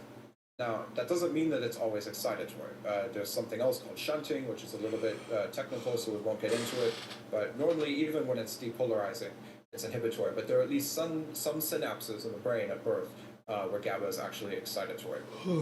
Okay, so you might ask, why does this matter? Well, of course, you need this balance between neural excitation on the one hand and neural inhibition on the other hand to have complex neural computations, right? And if nothing else, you certainly need GABAergic inhibitory transmission as this counterweight to neural excitation so that you're not just constantly having a seizure. Now, it is true that newborns are more vulnerable to seizures than adults. But that being said, it's not as if every baby is born seizing. That's not the case. Okay, we know that GABA is very often inhibitory even at birth, but at least at some synapses it's excitatory. Okay? Now here's where this becomes relevant. We have many theories which associate consciousness with complexity. So it's not just IIT, there's also, for instance, Robin Carhart-Harris's entropic brain hypothesis. And complexity, in turn, may require some sort of balance, all right? In this case, a balance between excitatory and inhibitory processes. That's not just in the nervous system, this is just sort of like a general finding from complex systems. So for instance, this animated GIF you're looking at, this is a simulation of a chemical reaction called the BZ reaction, where you have an inhibitory and an excitatory reagent, right? And you get these beautiful spiral waves from this delicate balance between these two processes. And so similarly, it may be that in the nervous system, if you have this fine balance between excitation and inhibition, you get these complex neural activity patterns, which could in some way be necessary for consciousness, okay? And we could look at this empirically, right? We can actually take recorded neural signals, we can estimate their complexity, more technically, we can measure the entropy of the signal, the number of different ways in which states of the signal can be arranged, and of course, we could look at how that changes over development, and then we might ask, okay, is there anything here that's actually possibly relevant to consciousness? So this has been done, by the way, at least in preterms, it's been done a few times. People have taken EEG recordings from preterm infants, and they've measured the entropy of the signal, and then they've seen that, okay, the entropy seems to increase in the first weeks of life, at least in these spontaneous recordings, which are usually obtained from sleep, okay? So to begin, we had this hypothesis, and we said, okay, we've got some fetal MEG data, including before and after birth, some recordings in newborns as well, as you saw earlier. Why don't we take these recordings and see how the entropy of the signal changes with gestational age? And we had this hypothesis that, okay, it would make a lot of sense if, you looked at the youngest fetuses, say beginning at 25 weeks gestation, maybe they have the lowest neural complexity, and then you look at the ones a bit older, maybe in the weeks before birth, they have higher complexity, and then you look after birth and newborns, and they'll have even higher complexity, and their complexity will continue going up as they get older and so forth. That seemed like a very intuitive hypothesis. Even outside of this context of the postnatal GABA shift, you can think about the increase in anatomical complexity in the human brain as it develops. That was our hypothesis. Turns out we were completely wrong. So this was pretty surprising to me, at least at first. I think in hindsight there's a way to make sense of it, which we can go into more detail during the Q&A if you like. But this is just showing probably the most classic entropy estimator, which is the Limpel-Ziv complexity. And what you're seeing is that with each gestational week, the entropy of the signal is actually dropping. Now, keep in mind, these are auditory evoked signals, whereas other studies were looking at spontaneous signals, so that is a big difference. These are the exact same data that Julia Moser collected for her study. We're just looking at them in a different context now where we're not so concerned with the global prediction error. But we see that the entropy is actually decreasing in fetuses. And it gets even stranger than that, okay? Because we see it in male fetuses, but we don't see it in female fetuses. So that was also very surprising. And at this point, I'm scratching my head and saying, well, it seems like this has nothing to do with consciousness anymore. There may be some other interesting developmental process going on, but I wouldn't say this has anything to do with consciousness, of course. We use 6 different entropy estimators, so we use various algorithms, and they all had very similar results. So this was a quite consistent finding. And then, of course, as I say, we followed these subjects up after birth. That was part of Julia Moser's original study. And then when we apply the entropy estimators there, we no longer have the interaction of sex, but we do see that there's this monotonic decrease with complexity for each week of gestational age in the newborn. So it's continuing to decrease even after these babies are born. So this doesn't really fit very well with the idea of the post-GABA shift influencing complexity, and it doesn't really seem to tell us any kind of story about consciousness. Nonetheless, it is interesting in other perspectives, so we published this in Nature Mental Health.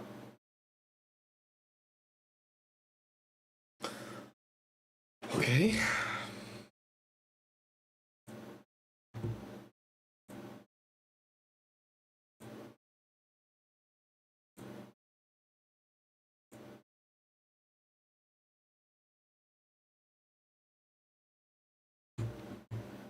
Sex, but we do see that there's this monotonic decrease with complexity for each week of gestational age in the newborn. So it's continuing to decrease even after these babies are born. So this doesn't really fit very well with the idea of the post-GABA shift influencing complexity, and it doesn't really seem to tell us any kind of story about consciousness. Nonetheless, it is interesting in other perspectives, so we published this in Nature Mental Health earlier this year. I apologize that it's behind a paywall, but if anybody would like the paper, I'm more than happy, of course, to email a PDF. Okay? So as far as the neural complexity part of the story goes, I'd say, of course, so far the results are inconclusive. It's really not straightforward at all to make conclusions about consciousness from the neural complexity we see in infants or fetuses. Also not very straightforward to making conclusions about the postnatal GABA shift. In fact, I would say, I don't think the postnatal GABA shift is probably relevant for consciousness. Obviously, you've got enough inhibitory neurotransmission at birth to have behavior, to not be having a seizure, and so I think you already have enough from birth to be conscious. Okay, that's my view. Now, even if we say that infants are conscious, it's likely that their consciousness is, of course, very different from adult consciousness. Okay, so let's consider what is infant phenomenology actually like? Well,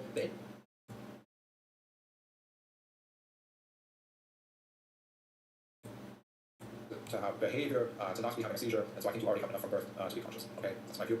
Now, even if we say that infants are conscious, it's likely that their consciousness is, of course, very different from adult consciousness. Okay, so let's consider what is infant phenomenology actually like? Well, the infant, it seems, would have no sense of self. Okay, the infant wouldn't be having the subject-object dichotomy that we have in dualistic perceptions of adults. The infant would not engage in mental time travel. The infant's not thinking about what it's going to do tomorrow. Okay, the infant's not like ruminating on what happened yesterday. And to borrow these phrases from the psychologist Alison Gopnik, the infant has this more lantern-like style of attention rather than the focused spotlight attention that we have as adults.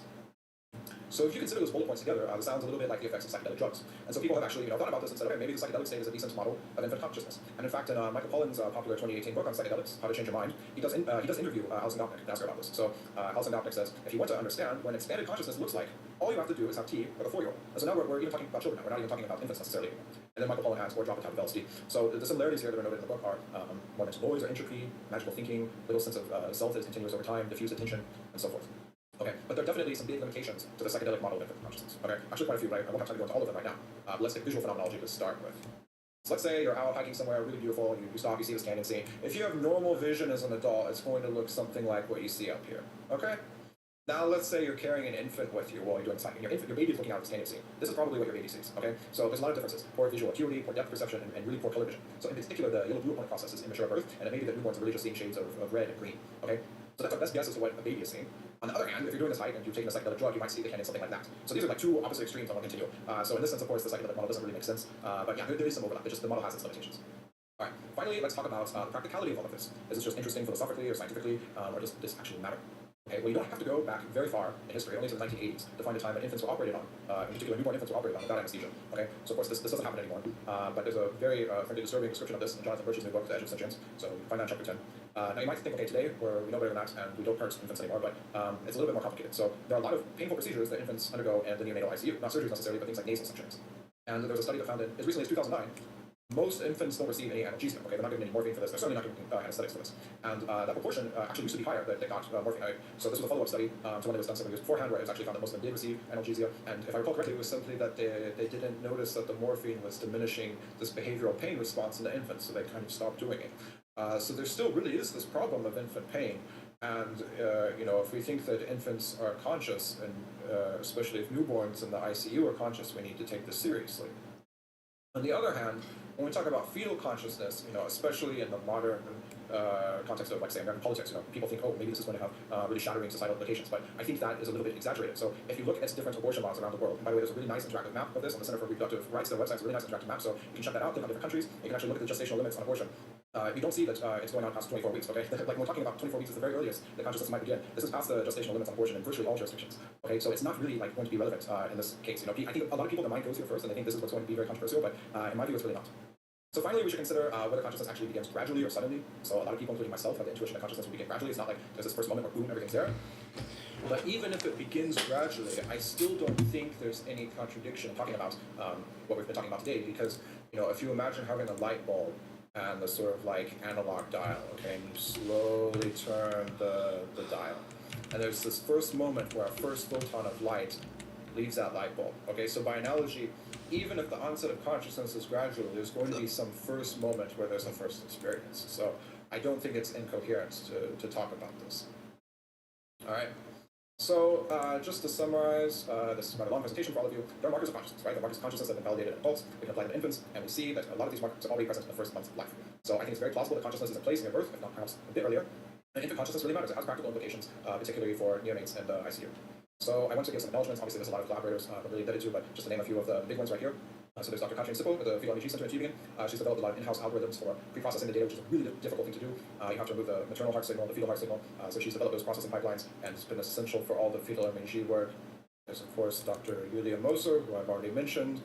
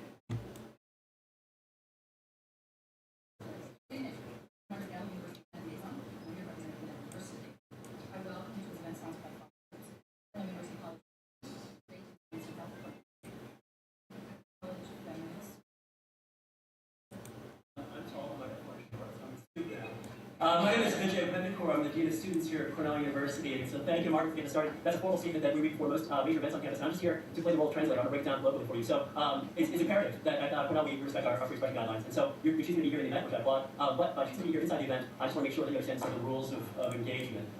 If you're here, then you're here to listen to the speakers and afterwards to engage in a rigorous debate.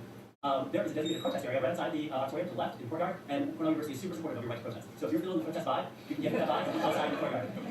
And that confusion in lanes where people think they can be in the room and disrupt the speaker's ability to speak, I think is where the rubber hits the road for the steps that we outlined. So if you do find yourself disrupting the speaker's ability to speak by using your voice or your body in a disruptive manner, you'll get a warning by either me or one of the event liaisons in the room to simmer down or join the protest area outside. If you decide not to do that and you disrupt the speaker's ability to speak again, you will be asked to leave the room by either me or one of the event liaisons. At that point, if you don't want to leave the room, we'll involve our Cornell University Police Department, and when the police department is involved, they can either effect a judicial sanction or arrest.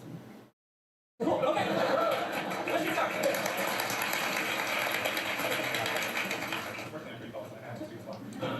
Good evening, everybody. My name is Richard. I'm going to be moderating today's debate. Thank you guys so much for coming out today. I just want to give very big thanks to Melanie Zimmerman for coming out cross exam the Europe. What are we doing? That's going to be Jonathan Peters, who will be speaking in favor of legal abortion. Jonathan is an assistant professor in the Department of Philosophy and Religion at the college with a specialty in early modern philosophy and contemporary metaphysics.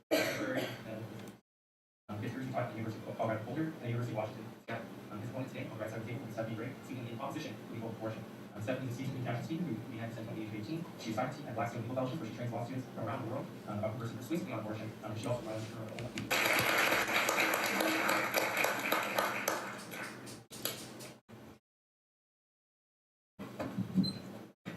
Thank you very much. Several years ago, I was at a college in Florida, and I met a student who was 21.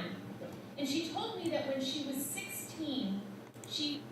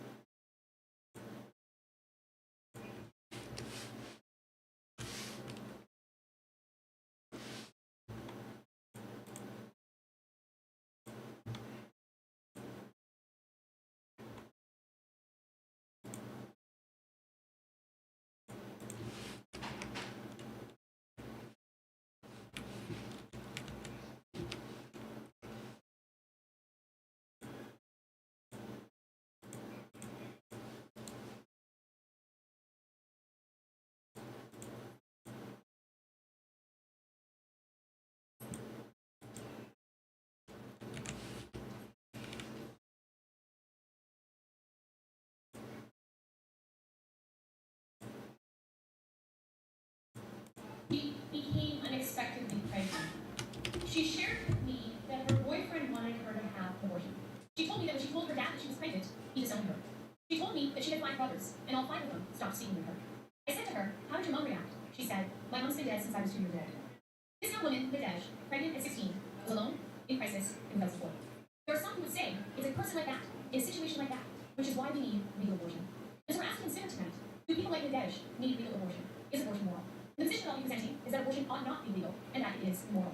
And I will be making that case with the following argument in mind. The first premise is that it is wrong to directly and intentionally kill an innocent human being. The second premise that I want to present this evening is that abortion directly and intentionally kills an innocent human being.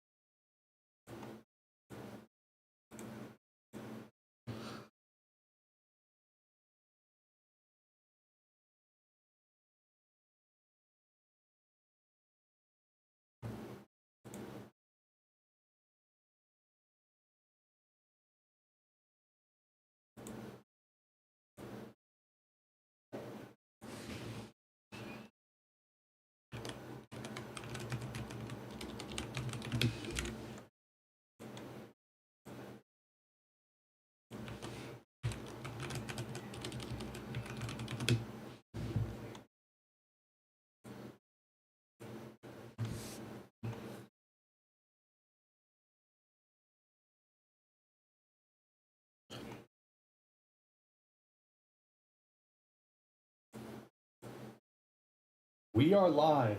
Whoop.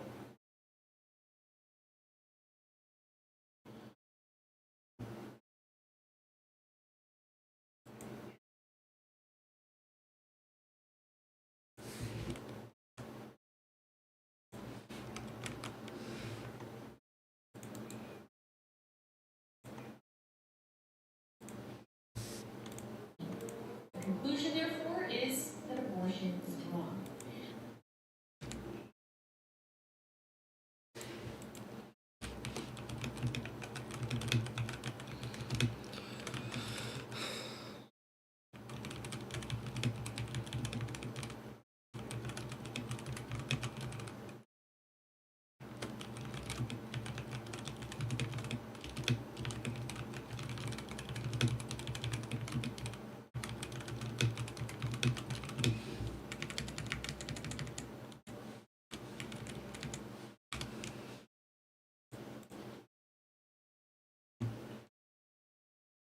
Is a human being.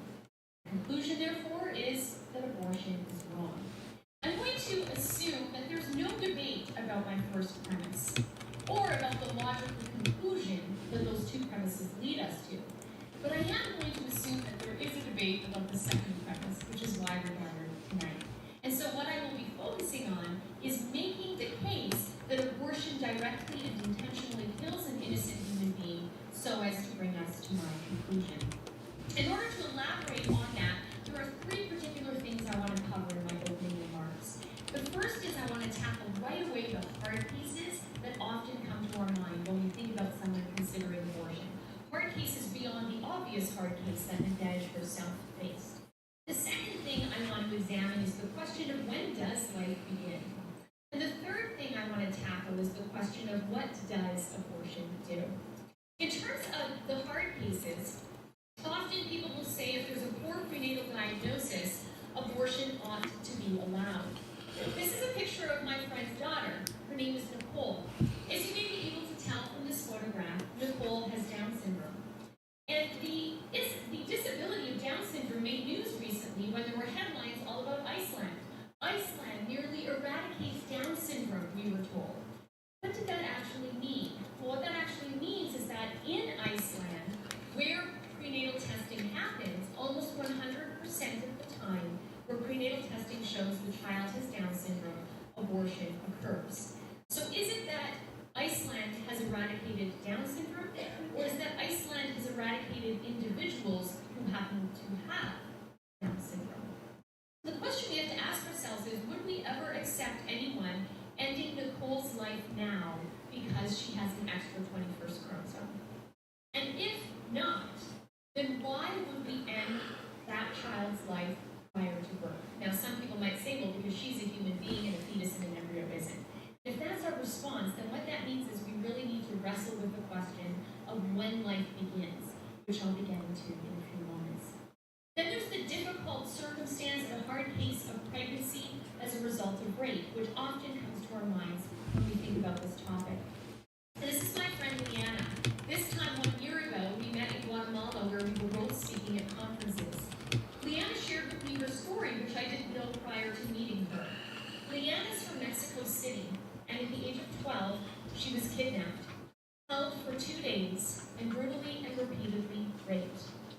She became pregnant as a result of that rape.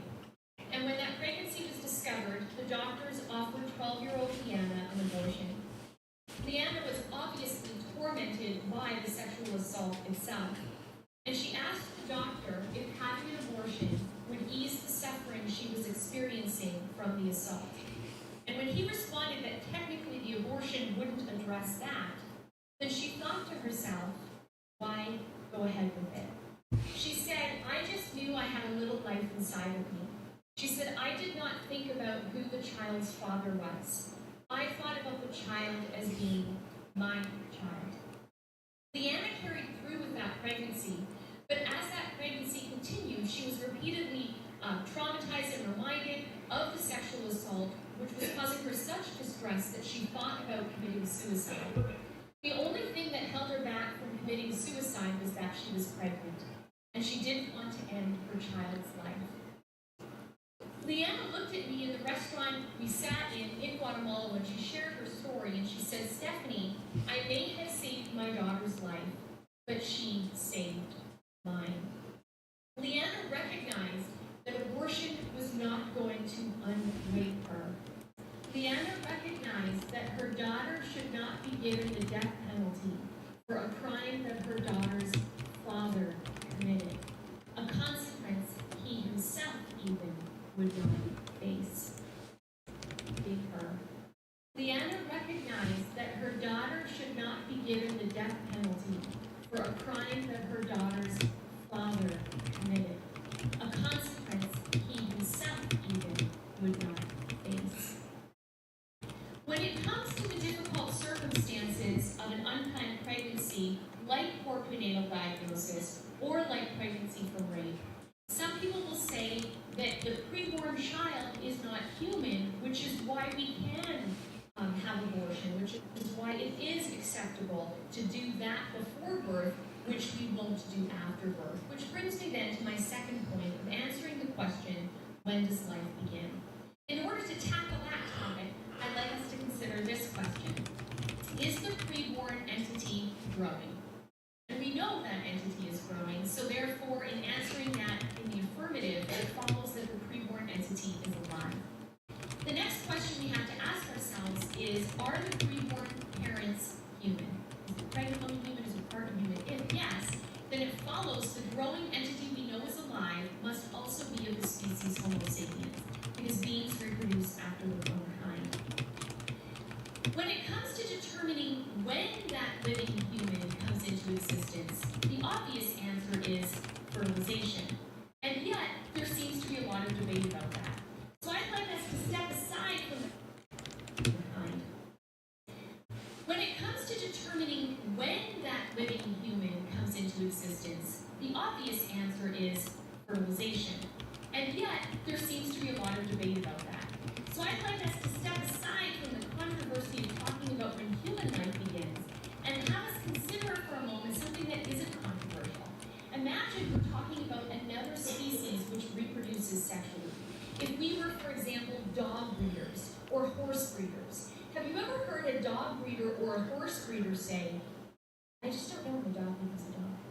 Or, I just don't know when a horse becomes a horse. Or a veterinarian ever saying they don't know when the animals they take care of begin their lives. That doesn't happen, because when it comes to other species, we have total clarity.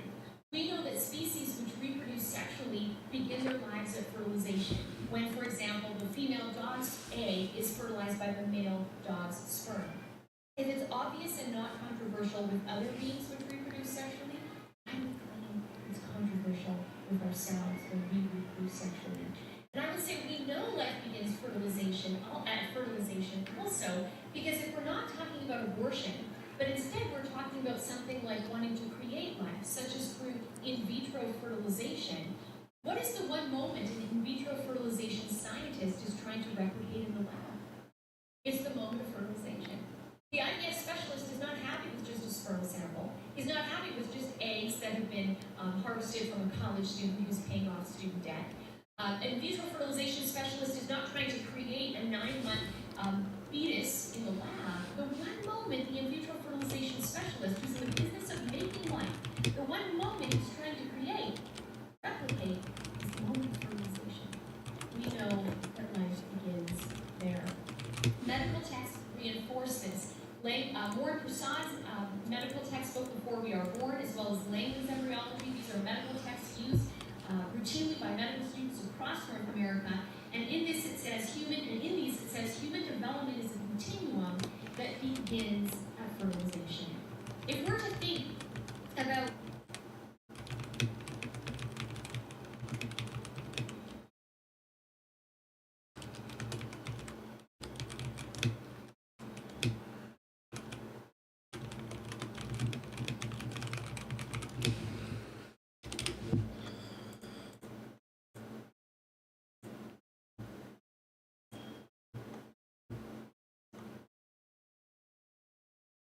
fertilization specialist who's in the business of making life, the one moment he's trying to create, replicate, is the moment of fertilization.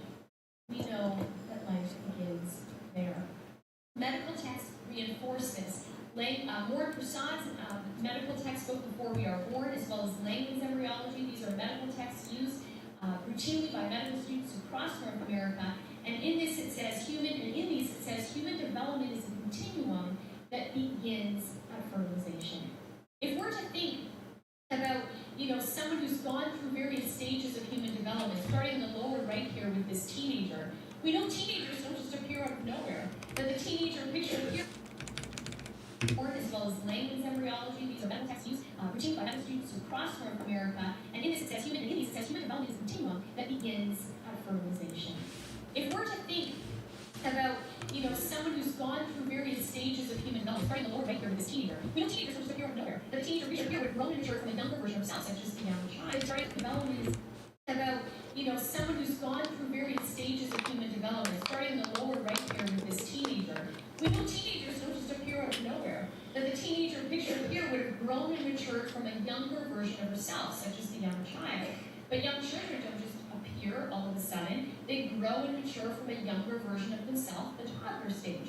And toddlers grow and develop from the younger version of the self, the infancy stage. Babies aren't delivered by storks. We know they don't appear on a doorstep, but they grow and mature from a younger version of themselves, the fetal stage. And the fetus grows and matures from a younger version of him or herself, the embryonic stage. But even that 7-week embryo in the upper left there doesn't appear overnight.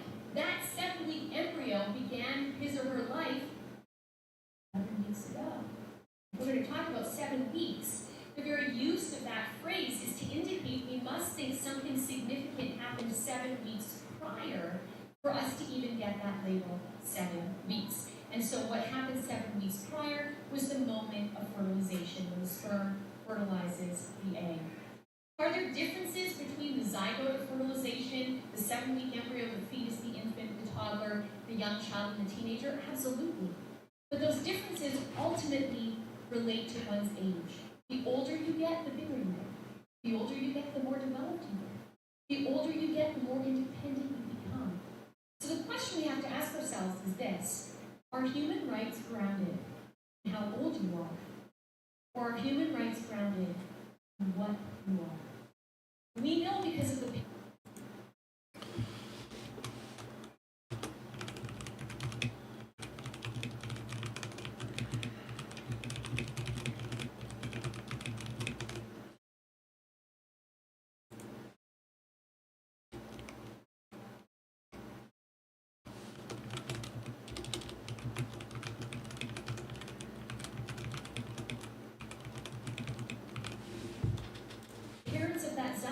the zygote is human.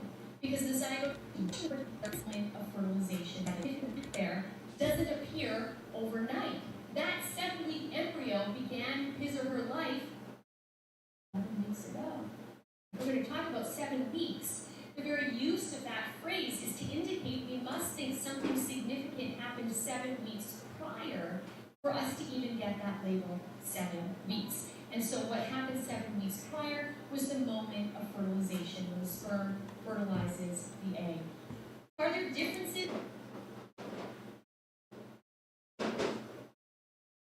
between the zygote of fertilization, the 7-week embryo, the fetus, the infant, toddler, the young child, and the teenager? Absolutely. But those differences ultimately relate to one's age.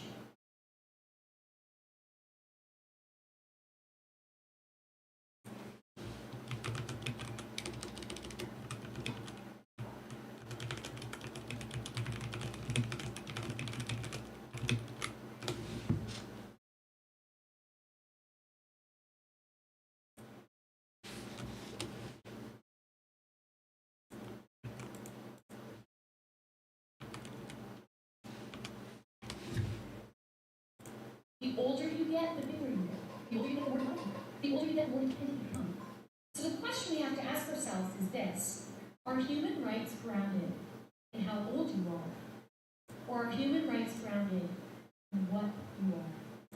We know because of the parents of that zygote, the zygote is human. Because the zygote is growing, the zygote is living. And therefore, if human rights are grounded in being human, that zygote has the same human right to life that the embryo, fetus, infant, toddler, young child, and teenager have by virtue of their membership in the human family. The third point that I wanted to address tonight was the question of what does abortion do? And in order to answer that question, I think we need to look at the facts of the end result of the abortion procedure. What I'm going to do right now is show you a window to the womb. On the left-hand side of the screen, you're actually going to see video footage of NICU or IVF. On the right-hand side of the screen, you're going to see results from it.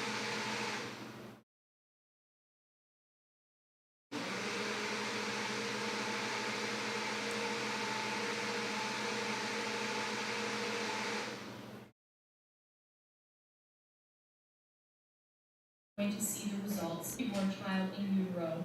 On the right-hand side of the screen, you're going to see the results of abortion.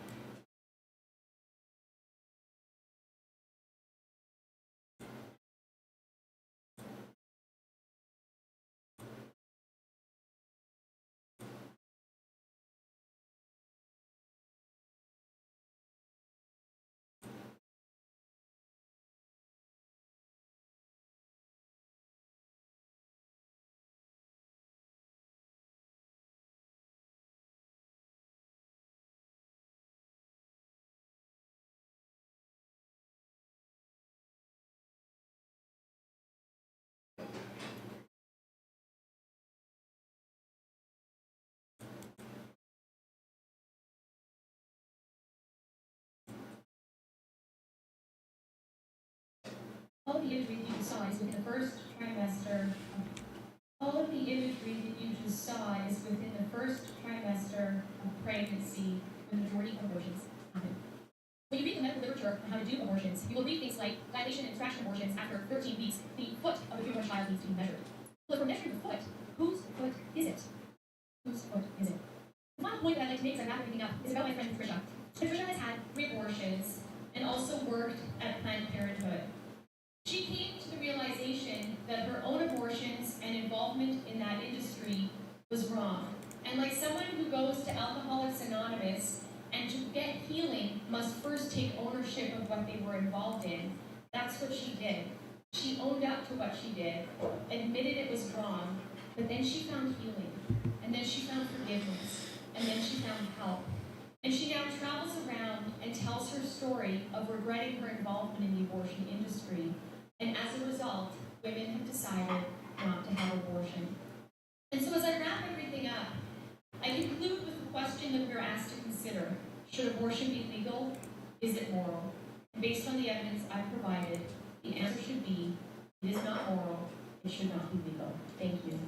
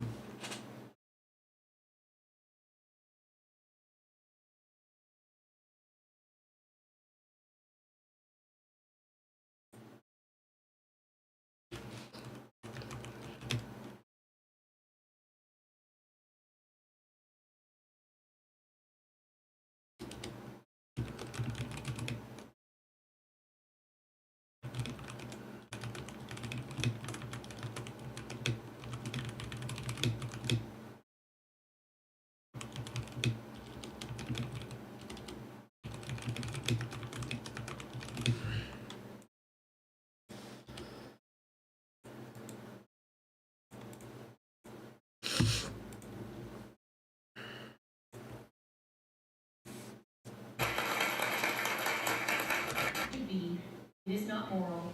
It should not be legal. It's for abortion. And so as I wrap everything up, I can say of regretting her involvement in the abortion industry, and as a result, women have decided not to have abortion. And so as I wrap everything up, I conclude with the question that you're asked to consider. Should abortion be legal? Is it moral? And based on the evidence I've provided, the answer should be, it is not moral. It should not be legal. Thank you.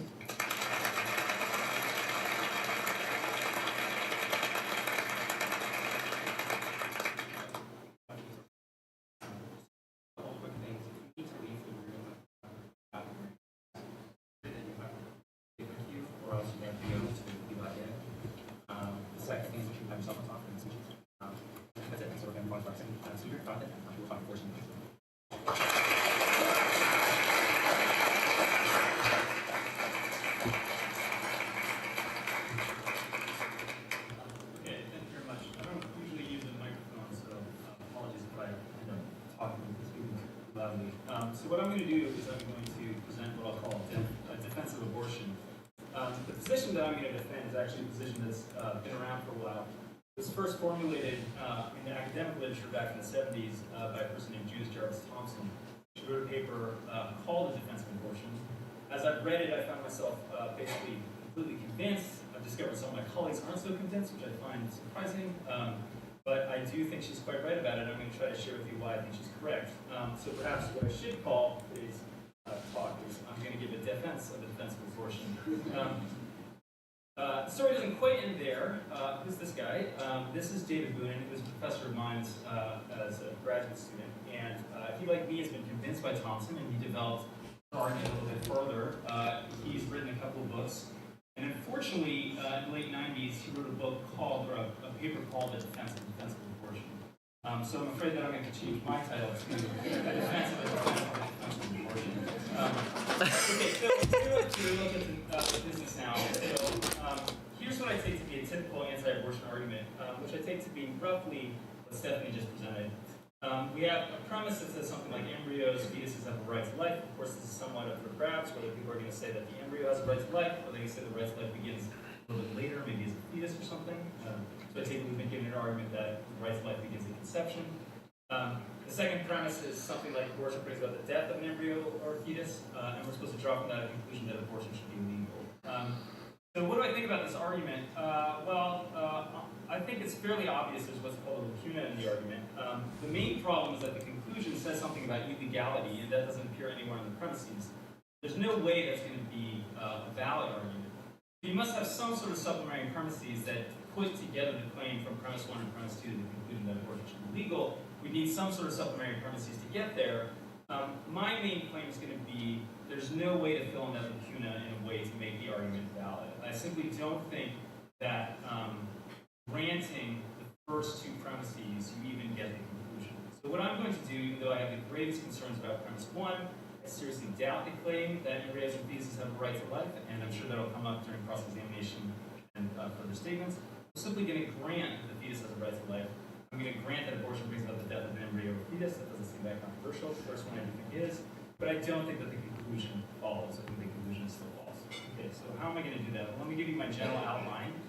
One thing I'm going to do is I'm first going to present to you what I think to be an interesting court case from back in the late 70s. After that, I'm going to try to draw a general lesson from that court case. And then finally, I'm going to apply that lesson to the case of abortion.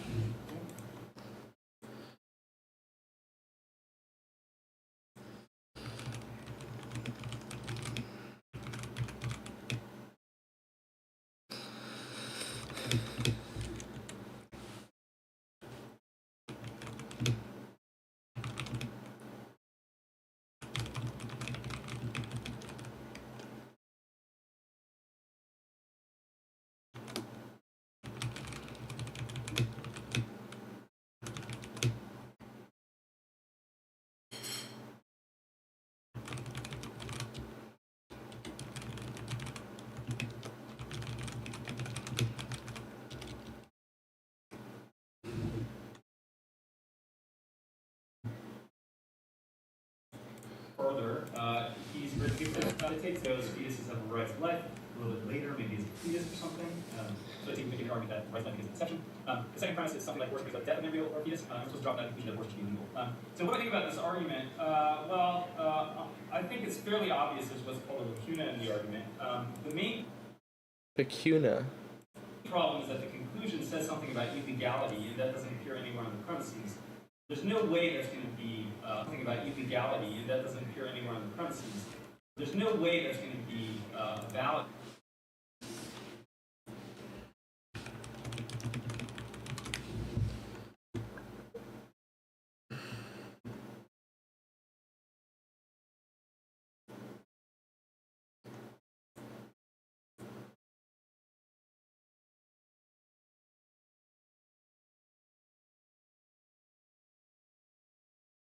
Argument. You must have some sort of supplementary premises. No way that's going to be a valid argument. You must have some sort of supplementary premises that put together the claim from premise 1 and premise 2 to the conclusion that abortion should be legal. There's no way that's going to be a valid argument. You must have some sort of supplementary. The second premise is something like abortion brings about the death of an embryo or fetus. I'm supposed to drop that conclusion that abortion should be legal. So what do I think about this argument? I think it's fairly obvious there's what's called a lacuna in the argument. The main problem is that the conclusion says something about illegality, and that doesn't appear in Eucagality? in the argument.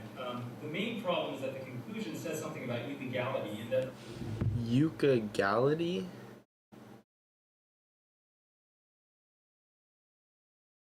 Homie, what?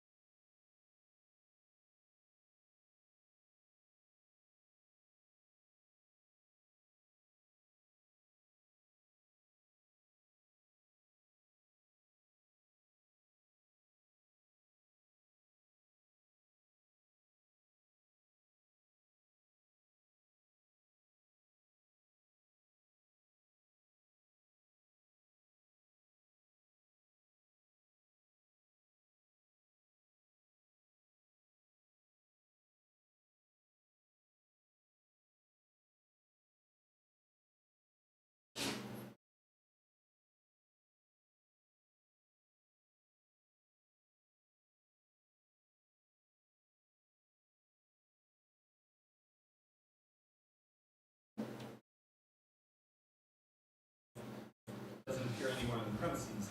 There's no way that's going to be a valid argument. You must have some sort of supplementary premises that put together the claim from premise 1 and premise 2 to the conclusion that abortion should be legal. We need some sort of supplementary premises to get there. My main claim is going to be there's no way to fill in that lacuna in a way to make the argument valid. I simply don't think that granting the first two premises, you even get the conclusion. So what I'm going to do, even though I have the greatest concerns about premise 1, I seriously doubt the claim that embryos and fetuses have a right to life, and I'm sure that'll come up during cross-examination and further statements. I'm simply going to grant the fetus has a right to life. I'm going to grant that abortion brings about the death of an embryo or fetus. That doesn't seem that controversial. The first one I do think is, but I don't think the conclusion falls. The conclusion is false. Okay, so how am I going to do that? Let me give my general outline. One thing I'm going to do is I'm first going to present to you what I think to be an interesting court case from back in the late 70s. After that, I'm going to try to draw a general lesson from that court case. And then finally, I'm going to apply that lesson to the case of abortion. And so what's the court case? This happened in about 1978. It's a court case called McFall versus Shin. In 1978, Robert McFall was diagnosed with aplastic anemia. He was told that he died without a bone marrow transplant. It turned out that there was only one candidate for the transplant was found, a cousin of McFall's named David Shimp. After the testing, Shimp decided that he had a change of heart and refused to subject himself to further testing. What happened then seems quite surprising. McFall sued Shimp, and he asked the court to order Shimp to undergo further testing and to donate his bone marrow. Okay, so here's the question before the court. Would it be permissible for the state to force Shimp to donate to McFall his bone marrow? Now, I think quite clearly the answer to that is no, and that's in fact how the court saw the case. Unfortunately, to the chagrin of McFall, who died shortly thereafter. But I think the right thing to draw from this is that the answer that would it be permissible, I'm just going to assume for the sake of argument that you agree with me that the answer to that is no. Okay. What's the lessons we learned from this court case? What are we supposed to take from it? Here's the first claim, which I think we're all going to agree on. McFall was a person that had a right to life. I don't think that's possibly in doubt. Okay? The second claim that I don't think we should doubt is that McFall needed Shim's bone marrow to survive. That also doesn't seem to be in doubt. Okay? The third claim is going to be there's nothing particularly special about bone marrow compared to, say, kidneys or lungs or hearts or anything else. I don't think the fact that it was bone marrow that McFall needed was relevant. So what's the lesson? The lesson I draw from that is that the right to life does not give one a right to use another's body, even if one needs it in order to go on living. Right? So I take that that's what follows. If you think it did, then I think you would think that the state actually could forcibly cause Shim to give the bone marrow to McFall. I'm assuming that we don't think that, and since I'm assuming we don't think that, the only way that makes sense is that McFall did not have a right to the bone marrow.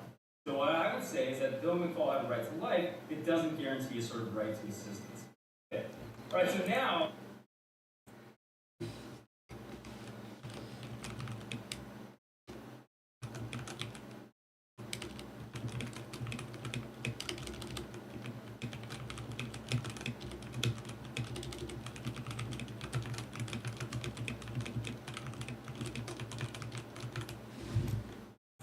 what I want to do is I want to take that lesson and I want to apply it to the case of abortion. Okay? So what I'm going to do again, for the sake of argument, though again I have grave concerns about it, is I'm going to assume that the fetus has a right to life.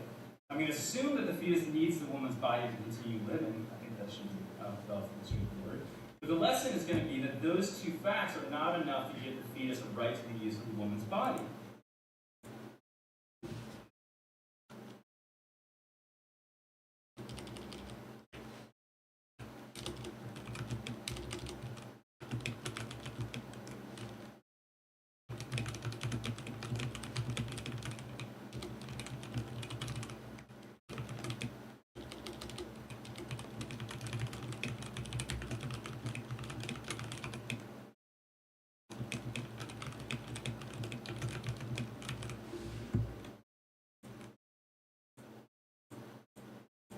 If it were, right, then I think we'd get the claim that McFall would have a right to Shim's bone marrow.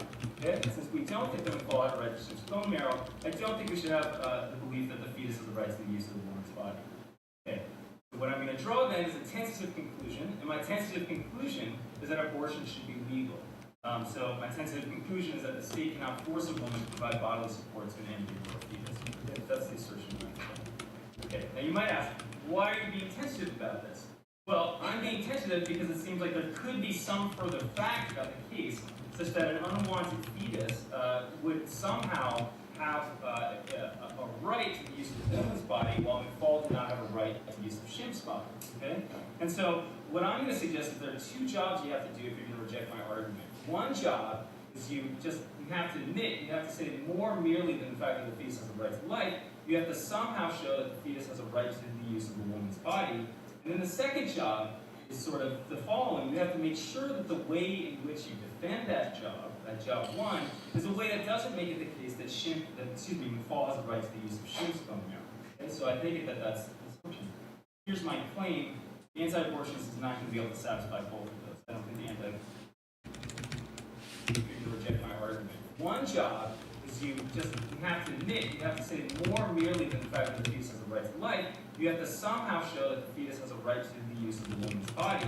And then the second job is sort of the following. You have to make sure that the way in which you defend that job one, is a way that doesn't make it the case that McFall has a right to the use of Shim's bone marrow. Okay? So I take it that that's the assumption. Here's my claim. The anti-abortionist is not going to be able to satisfy both of those. I don't think the anti-abortionist actually can satisfy both of those jobs. Okay. Now, usually when I present this, and again, like I said, I've talked about this many times with students, and certainly some colleagues I'm convinced, there's no possible way that I can run through every single difference that one might come up with that might suggest, oh, well, there's a difference between the McFall and Shim case and the unwanted fetus case. So here's again my general strategy. What I'm going to do is I'm going to run through what seem to me to be a couple of relevant differences that might make sense. I'm going to suggest why I don't find those particular differences relevant. I don't think those differences add up. Go crazy, Mr. Peters. That might suggest, oh, well, there's a difference between the McFall and Shim case and the unwanted fetus case. So here's again my general strategy. I've talked about this many times with students, and certainly some colleagues I'm convinced. there's no possible way that I could run through every single difference that one might come up with that might suggest, oh, well, there's a difference between the McFall and Schimm case and the unwanted fetus case. So here's again my general strategy. What I'm going to do is I'm going to run through what seem to me to be a couple of relevant differences that might make sense. I'm going to suggest why I don't find those particular differences relevant. I don't think those differences add up to a moral difference. Of course, it's going to be the case that I can't talk about them all. So what I'm going to try to do is give you a kind of strategy. And this strategy you can use on your own, and reflect upon it, and ask yourself with any other sort of difference you come up with, whether that difference is going to be relevant. Okay. And so here's the first one. You might say, who agreed to this? Difference that one might come up with that might suggest, oh, one job is you just have to admit, you have to say more merely than the fact that the fetus has the right to life. You have to somehow show that the fetus has the right to the use of a woman's body. And then the second job is sort of the following. You have to make sure that the way in which you defend that job one, is a way that doesn't make the case that McFall has the right to the use of Schimm's bone marrow. Okay?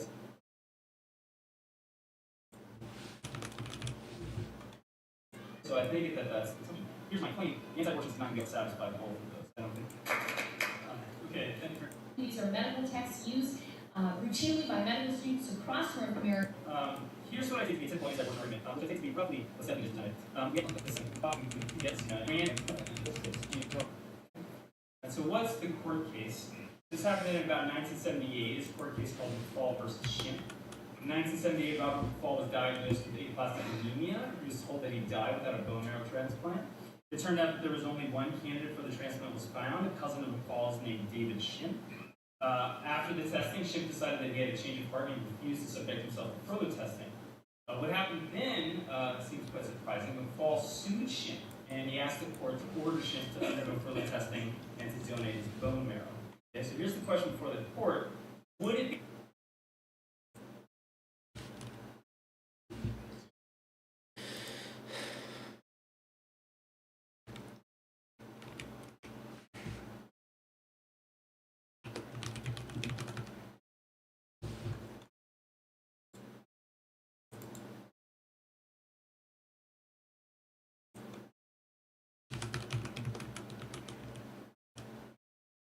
Where McFall needed Schimm's, right?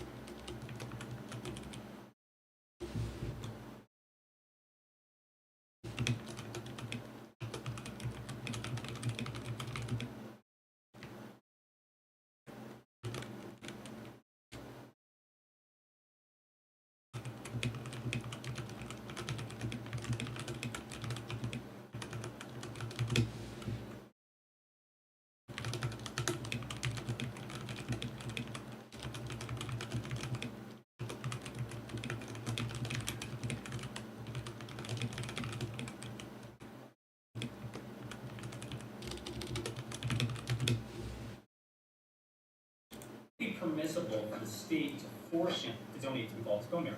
Now, I think quite clearly the answer to that is no, and that's the court's on the case. Unfortunately, this is Brandon McFall, who died shortly thereafter. But I think the right thing to draw from this is that the answer that would it be permissible? I'm just going to assume, for the sake of argument, that you agree with me that the answer to that is no. Okay. So what's the lesson to learn from this court case? What are we supposed to take from it? Here's the first claim, which I think we're all going to agree on. McFall was a person that had a right to life. I don't think that's possible to be doubt. Okay. The second claim that I think we should doubt is that McFall needed Schimm's bone marrow to survive. That also doesn't seem to be doubt. Okay. The third claim is there's nothing particularly special about bone marrow compared to, say, kidneys or lungs or hearts or anything else. I don't think the fact that it was bone marrow that McFall needed was relevant. So what's the lesson? The lesson I draw from that is that the right to life does not give one a right to use another's body, even if one needs it in order to go on living. So I think that's what follows. If you think it did, and I think you would think that the state actually could forcibly cause Schimm to give the bone marrow to McFall. I'm assuming that we don't think that, and since I'm assuming we don't think that, the only way that makes sense is that McFall did not have a right to the bone marrow. So what I would say is that though McFall had a right to life, it doesn't guarantee a sort of right to existence. Okay. Right, so now, what I want to do is I want to take that lesson and I want to apply it to the case of abortion. Okay? So what I'm going to do again, for the sake of argument, again, I have great concerns about it, is I'm going to assume that the fetus has the right to life. I'm going to assume that the fetus needs the woman's body to continue living. I think that should be word. But the lesson is going to be that those two facts are not enough to get the fetus a right to the use of the woman's body. If it were, but then I think we can get the claim McFall has a right to Schimm's bone marrow. Okay? And since we don't think McFall has a right to Schimm's bone marrow, I don't think we should have the belief that the fetus has a right to the use of the woman's body. Okay? So what I'm going to draw then is a tentative conclusion, and my tentative conclusion, I just find that to be quite peculiar. So what I'm going to try to do is give you a kind of strategy, and this strategy you can use on your own, reflect upon it, and ask yourself with any other sort of difference you come up with, what that difference is relevant. Okay.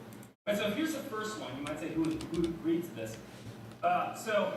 In the typical case of an unwanted pregnancy, though of course not in all we have to be clear of, someone might say that something like the following: since the woman engaged in some sort of voluntary act, she has consented to provide bodily support to the fetus.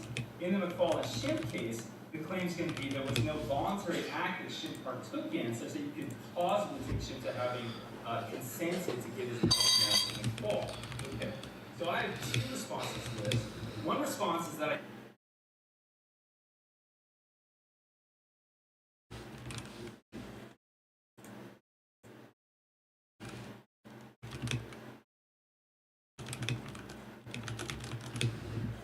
I seriously doubt that engaging in sex, even if it's sex that's completely unprotected, amounts to consenting to have a fetus inside of you. I just find that to be quite peculiar. I mean, it certainly is the case that there is sort of a foreseeable consequence, but that's quite different from consenting. So, for instance, I used to be quite a skier. It's a foreseeable consequence that there might be an avalanche, but I certainly have not consented to be an avalanche. It's a weird way of speaking. So I doubt that you consented to have a fetus inside of your uterus. Okay. So let's assume, though, that I'm wrong. I still think there's a second response. Here's my second response.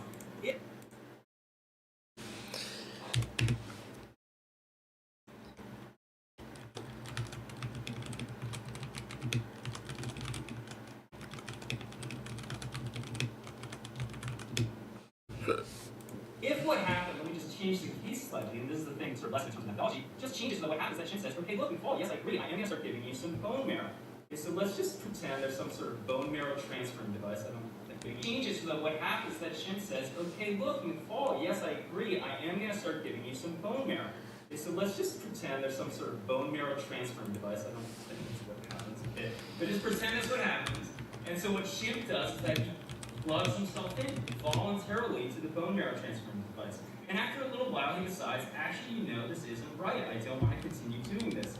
And now you might ask yourself, would it be permissible for the state to force Schimpf to continue helping McFall? And that seems to me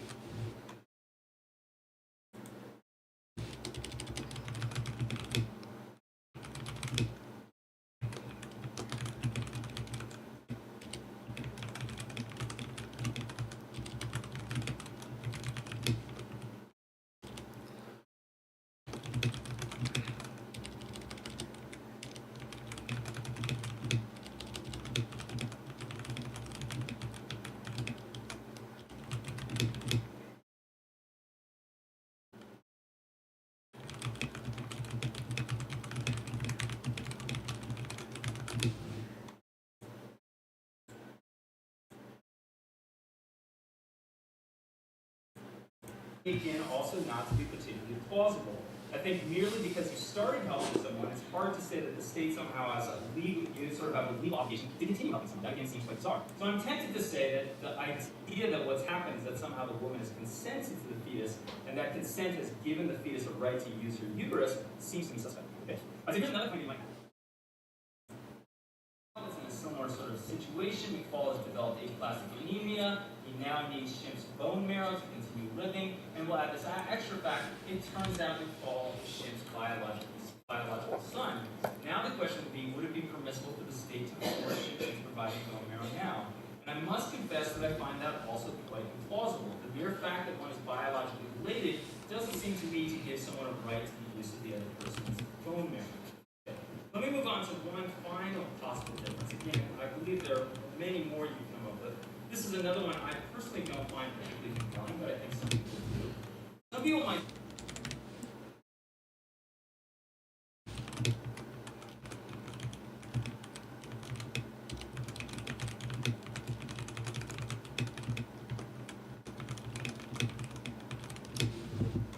Doesn't seem to me to give someone a right to the use of the other person's bone marrow. Let me move on to one final possible difference. Again, I believe there are many more you can come up with.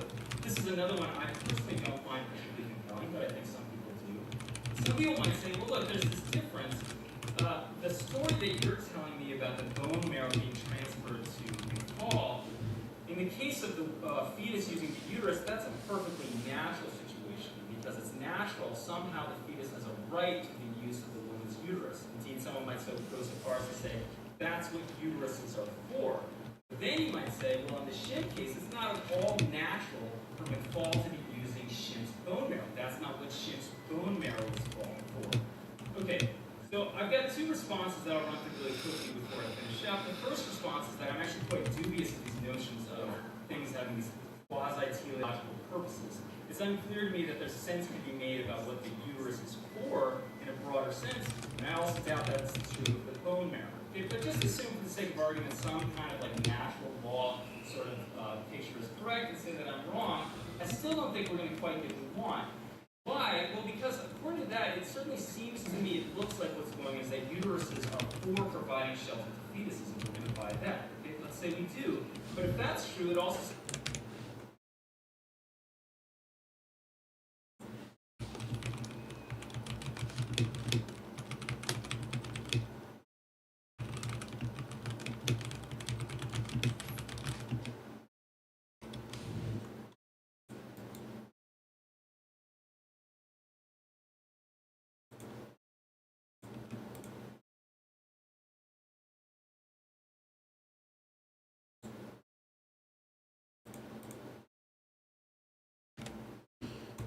because correct and say that I'm wrong. Teleological.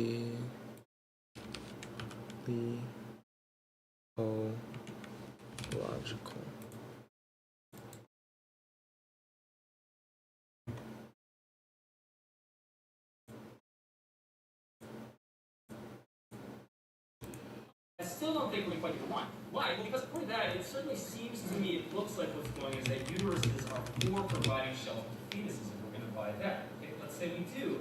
But if that's true, it also seems to me that bone marrow is for producing blood for individuals who need it.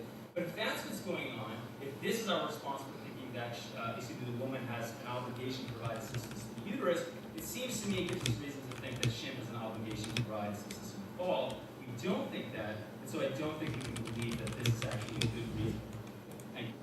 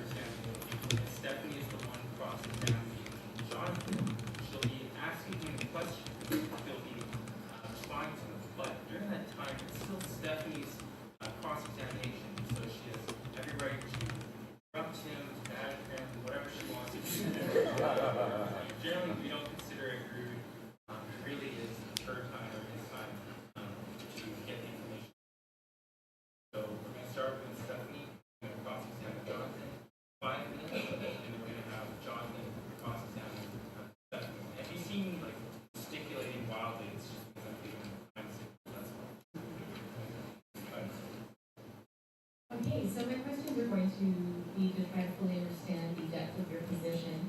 So my first question is, do you support abortion, therefore, based on what you said, through all 9 months of pregnancy for any reason or no reason? I certainly support abortion for any reason, let's say. I think the position that I put forward would not permit, say,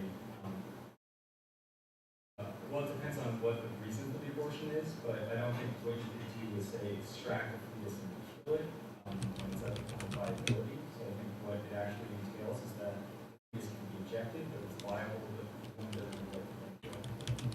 Why not? What was your reason? I'm not, hang on, so I'm not committing myself to that as almost in my argument for the same. But I'm trying to understand your position. Well, my position is that there's no right to bodily service, I guess is the way to put it. So, okay, so if there's no right to bodily service, so the fetus doesn't have a right to use my body in any way. If I desire to kill a 28-week fetus who could survive outside my body, but while the fetus is in my body, my preference is to kill the fetus first and then have the fetus removed, as opposed to have the fetus removed alive and put in an incubator. Would you be okay with that? I don't think my position says it. That's not acceptable to me. Well, I'm just saying my argument. I don't think but I'm trying to understand your position. I'll rebut your argument in rebuttal. Okay, yeah, so I suppose in that particular case, at 28 weeks, if there's the option to remove the fetus alive and maintain being alive, I suppose there'd be serious questions about whether abortion would be permissible. Why? If it's my body.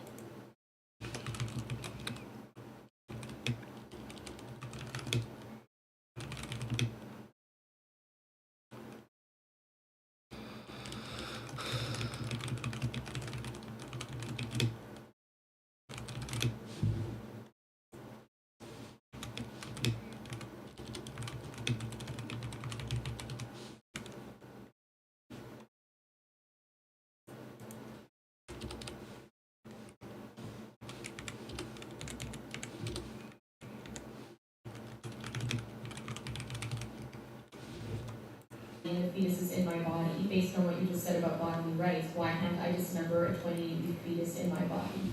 Well, it's not that it's inside your body, it's that it's using the uterus. So it doesn't have a right to use the uterus. It doesn't mean it's like, if my friend walks onto my property, I can't do anything I want to him without rejecting my property. Okay, so do you only support certain methods of abortion that would be more like injection as opposed to dismemberment?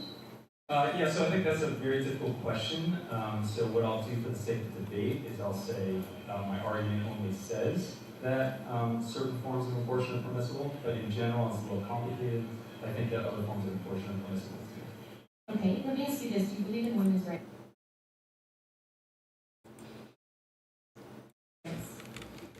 So what I'll do for the sake of debate is I'll say my argument only says that certain forms of abortion are permissible, but in general it's a little complicated. I think that other forms of abortion are permissible too. Okay. So I think that's a very difficult check. If my friend walks onto my property, I can't do anything I want to him, but I can eject him from my property. Okay, so do you only support certain methods of abortion that would be more like injection as opposed to dismemberment? Yeah, so I think that's a very difficult question. So what I'll do for the sake of debate is I'll say my argument only says that certain forms of abortion are permissible, but in general it's a little complicated. I think that other forms of abortion are permissible too. Okay, let me ask you this. Do you believe in women's rights? Yes. When do those rights begin?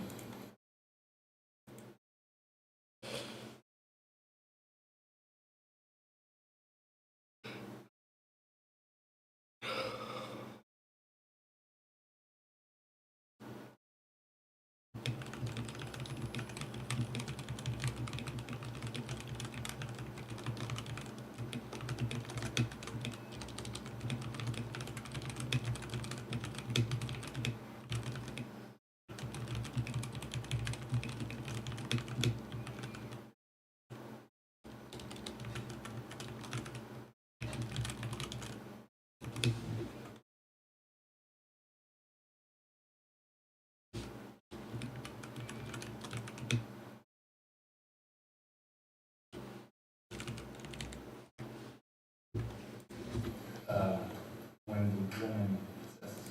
When does the woman exist? My guess is probably about 20 weeks. So if I want to abort a female fetus at 10 weeks because I don't want a female fetus, are you okay with that? According to my argument, yes, that's totally Or a female... My guess is probably about 20 weeks. So if I want to abort a female fetus at 10 weeks because I don't want a female fetus, are you okay with that?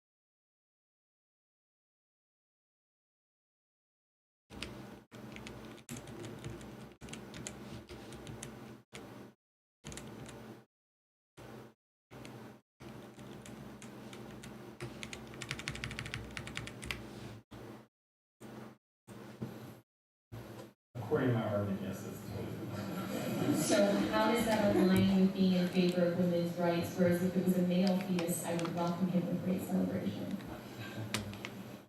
If Shemp said, when it falls a girl, no way am I getting hooked up, I don't think the state could say, well, I'm going to force you to be hooked up because you have this substantive reason. So I think it'd be immoral, but it's hardly illegal. Okay. There was an abortion done by...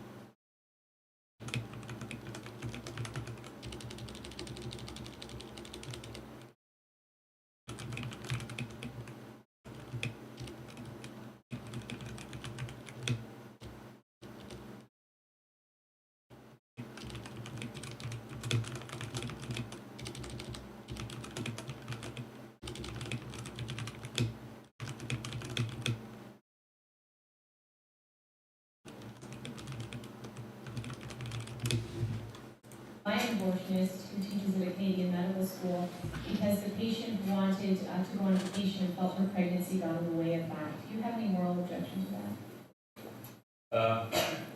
I don't have any objections to it being legal. It may not be morally the best thing. Why wouldn't it be morally the best thing? Well, if that's one's...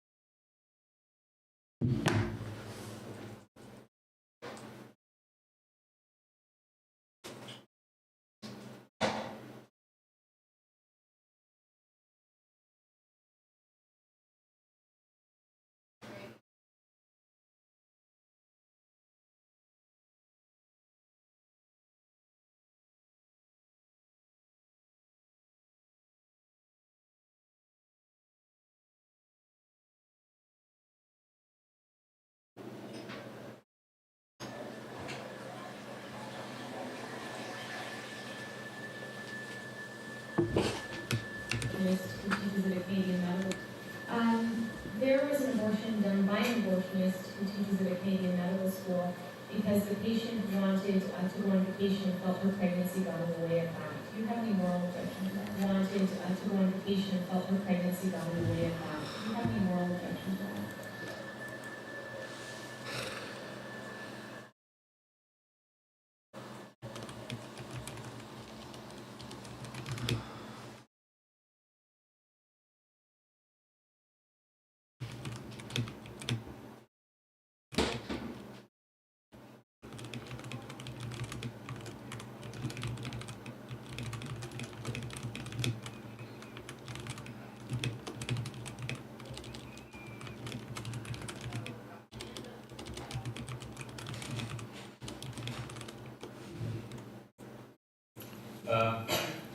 I don't have any objections to it being legal. It may not be morally the best thing. Why wouldn't it be morally the best thing? Well, if that's one's sort of motive for doing it, it seems sort of non-virtuous. Why? What is it that makes it non-virtuous? It seems like a trivial reason. What is the fetus alive? that she would be aborted. I mean, yes, I mean, the state of the fetus is for sure alive. And the fetus would be human. Well, so what point are we talking? What do you tell me? I mean, I would say to be a human, probably after 14 days, after a couple weeks. So. Okay, so 14 days. So if you get to 14 days, you're counting from something. What are you counting from? Probably a proto-human. So what makes a proto-human become a human at 14 days? What magically happens at 14 days that didn't happen at the moment you started counting the passage of time? I would suggest that the possibility of monozygote twinning is no longer available around 14 days. Okay, if I have a flatworm on the table, it's one worm, correct? If I cut the worm in half, 2 worms will crawl on the table. That's good. Does it mean that because I suddenly have 2 worms that I didn't have 1 worm prior to the split? It does mean that none of the 2 are identical to the one before. But, Okay, but can you acknowledge there was an actual worm on the table before there were 2? Sure. So if 1 human can split into 2, it means there still could have been 1 human prior to the split. I mean, yeah, that's possible, sure. I'm out of time. Thank you. Great, okay, so let me ask a couple of questions to sort of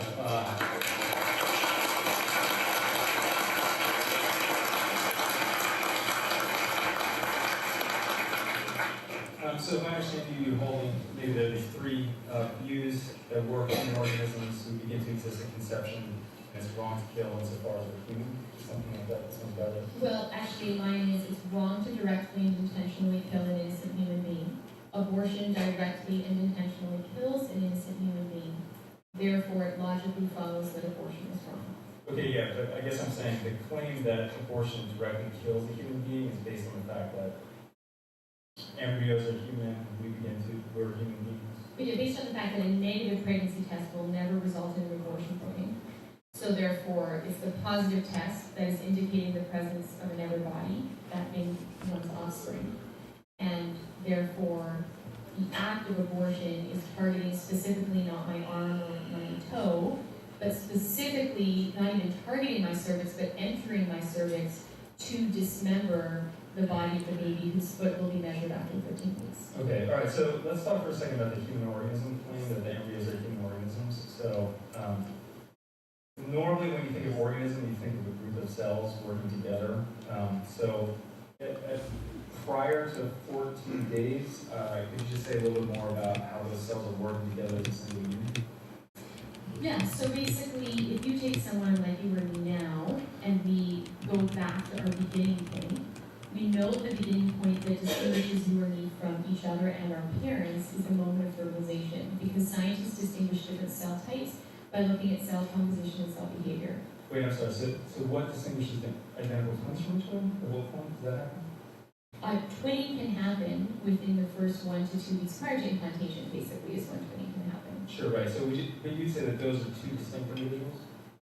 Well, they are genetically the same. They have the same DNA, so they're genetic twins if they're identical twins, but they're 2 separate individuals. Right, so is one of them in particular identical to the embryo? I don't believe we're able to scientifically tell of 2 twins which was the original one who then had another one split into 2 from them. So your Or claim is actually, that it's even recombination. So your claim is one of them was the original? I don't know if we can know that. All I know is that we can know where there's 1 and then we can count where I'm not there's asking 2. if you know that. I'm just asking you, you committed to the fact that there's a fact of the matter that one of them is the original. I don't know. Okay. So you've got this claim that it turns out that there were I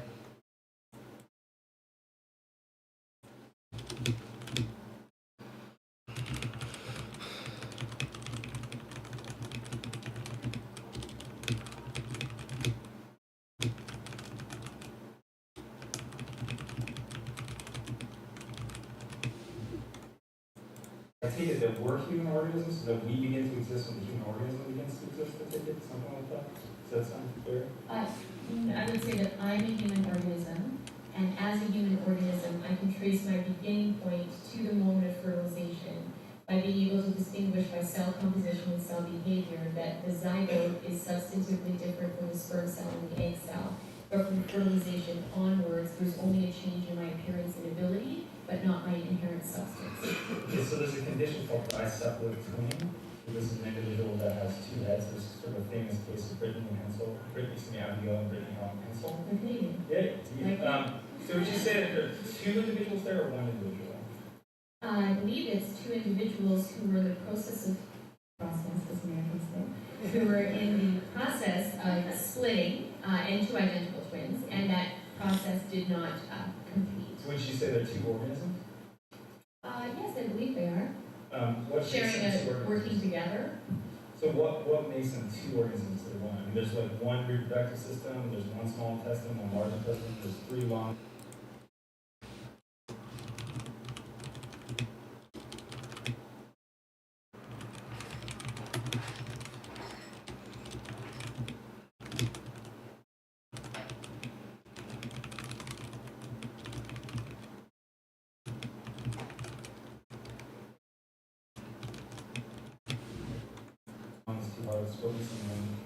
Well, right, so right there, right, the fact that you mentioned that there's two hearts, that there's two heads, and that we know with the nature of twinning, with what are called conjoined twins, that it is the splitting of two humans and this.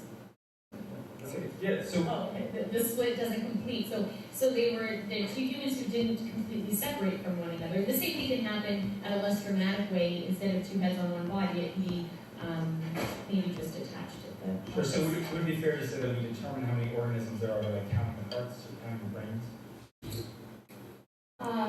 Well, because you can have an organism without a brain. Sure, but human organisms. But human organisms can live without a brain at the beginning of their lives because you don't have a brain at fertilization or a heartbeat, which is detected at 21 days after fertilization. Yeah, but if that's true, I'm not sure why I should think that there are two organisms there instead of just one organism. The Brittany and Abigail case. What do you mean? Well, I mean, here's one reason why you might think there's two organisms there. There are two brains. But if that's what's happening, that means I'm counting organisms by counting bones, which would suggest that there's not an organism, a human organism doesn't exist until the brain appears. Then what existed before? Oh shit.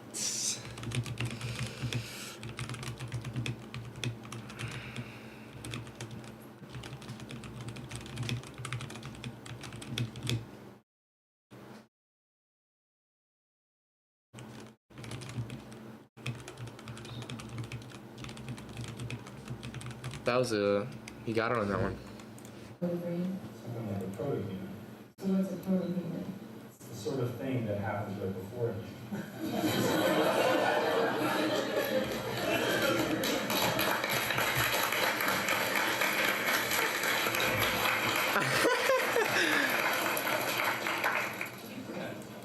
That looked really good for him.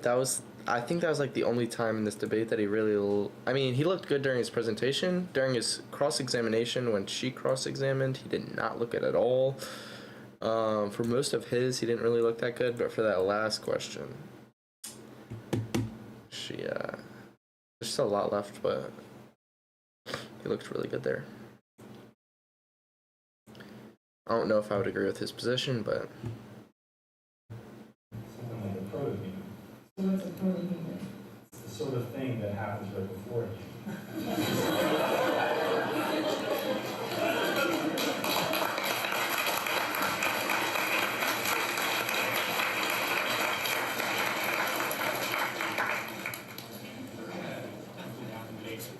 What's going to happen now is that each speaker is going to give an 8-minute rebuttal, just like the opening statement, but this time the speakers will be very much focused on taking on the other person's argument and really accepting Taste test. oh shoot. 3 bump roll, 3 bump bread. 3 bump bread, Loki. Yeah? It's good. Alright. Loki, good. Go roll. Invite the first speaker to be for rebuttal, Stephanie Fragrance.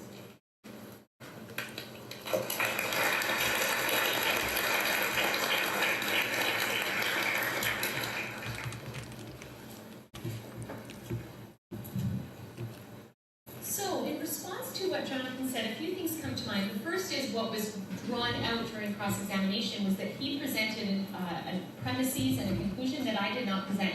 So therefore, what's important for him in this debate is to rebut what I actually presented, which is it's wrong to directly and intentionally kill an innocent human being. Abortion directly and intentionally kills an innocent human being. Therefore, abortion is wrong. We're not questioning the first premise. The third premise logically follows from the argument that I presented. It's the second premise, which is under question. And I have provided evidence for the preborn child being a human being who is killed by abortion. Now, he got his whole argument being what you could call a bodily rights argument, that even if someone has a right to life, they don't have a right to someone else's body, such as a right to their bone marrow, for example, someone else's bone marrow. So my question would be this: beyond each of us having a right to life, do parents have a responsibility to meet the basic needs of their offspring as required by that offspring at that stage of development? Do parents have a basic responsibility to meet the needs of their offspring based on that offspring's stage of development? For example, I know American Thanksgiving is coming up soon, and if you go home to your parents and you demand that they feed you, I sure hope they do. But if they don't feed you, you cannot charge your parents with parental neglect because you are independent and capable of feeding yourself. But if you're 2 years old and you ask your parents to feed you and they refuse to feed you, the parents will be charged with parental neglect. What's the difference? Vulnerability and parental responsibility. Parents have a duty to meet the basic needs of the child. The parents don't have to feed the college student who is the child, but they do have to feed the 2-year-old, for example, who is their child. And the preborn child, based on her age, just like the 2-year-old has specific needs to the nature of her development, the preborn child has basic needs due to the nature of her development. Maintaining a pregnancy would be analogous to feeding the 2-year-old child. It is the basic food, clothing, you could say, and shelter required by a human being of their parent at that stage of development. We're not talking about stranger to stranger. We're not talking about distant relative to distant relative. We're talking about a parent and their child. And we're not talking about taking the child to Disneyland, extraordinary wants being met.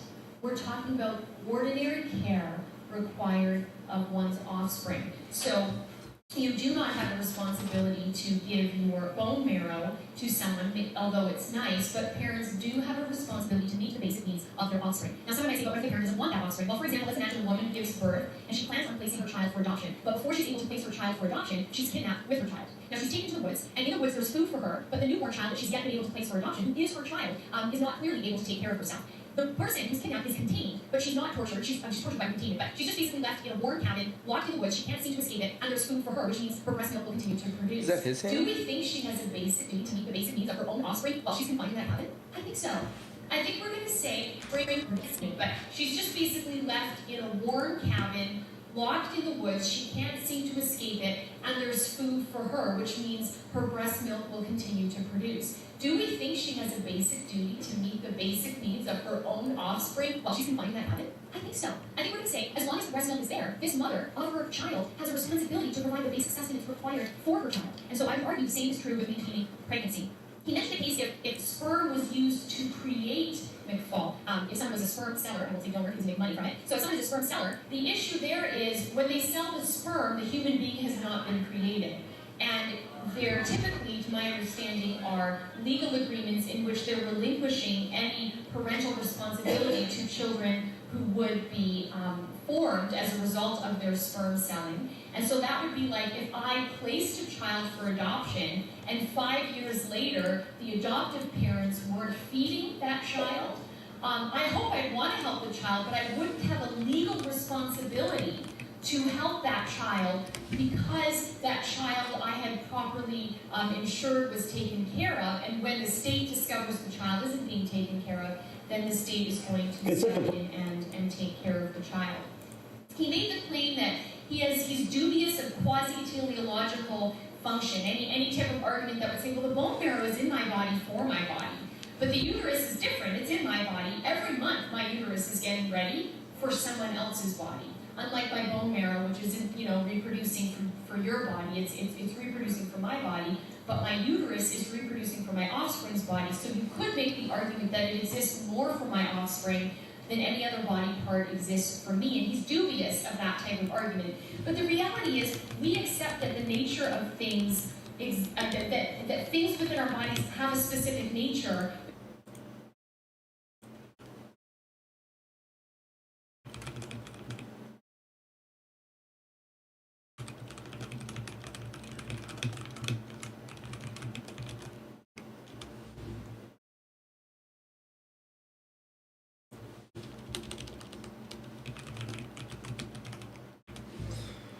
We accept that all the time. If you have problems seeing, you go to your doctor, you say, gosh, I'm having difficulty with my eyesight.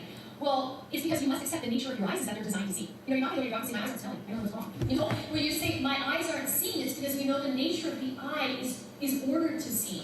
So there's nothing wrong with saying, wait, the nature of my uterus is designed for my offspring. My breasts are designed for my offspring. If as a parent I have to meet the basic needs of my offspring required for their survival, then I have to do that. And so I wrap all of this out by making a few remarks here. If we get back to my original point that it's wrong to directly and intentionally kill a basic human being, the United Nations, in its Universal Declaration of Human Rights, has said all members of the human family have the right to life. And then in that document, they've also said everyone who's all members of the human family has a right to recognition everywhere as a person before the law. Then in the UN's Declaration on the Rights of the Child, they say the child, by reason of his or her physical and mental immaturities, has rights to special safeguards and care, before as well as after birth, end quote. The UN says the child has rights to special safeguards and care before as well as after birth, and they say that because of the child's vulnerability, because of the child's weakness. One final point is that the UN has adopted the Covenant on Civil and Political Rights, which says in countries such as your own, where the death penalty is permitted in some states, the death penalty may never be done on a pregnant woman. Interesting. What distinguishes a pregnant woman who's committed a crime her state would say is worthy of the death penalty from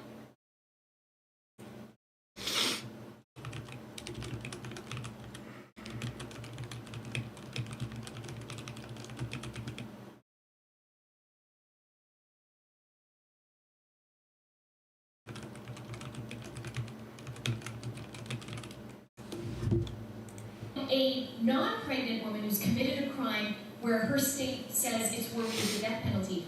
What spares one woman from being killed when another woman who's committed the same crime in the same place won't be killed? It's that in the body of one of those guilty women is an innocent human.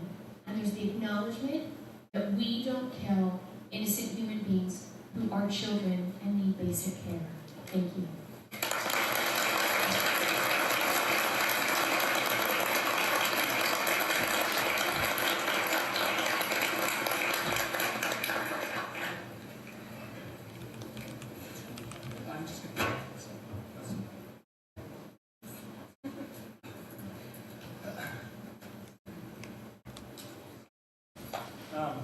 So I'm gonna just say a few things because some of the things that I said during cross-examination might sound a little bit bizarre. So I'll just run through them real quickly. So there's this claim that it's wrong to kill an innocent human.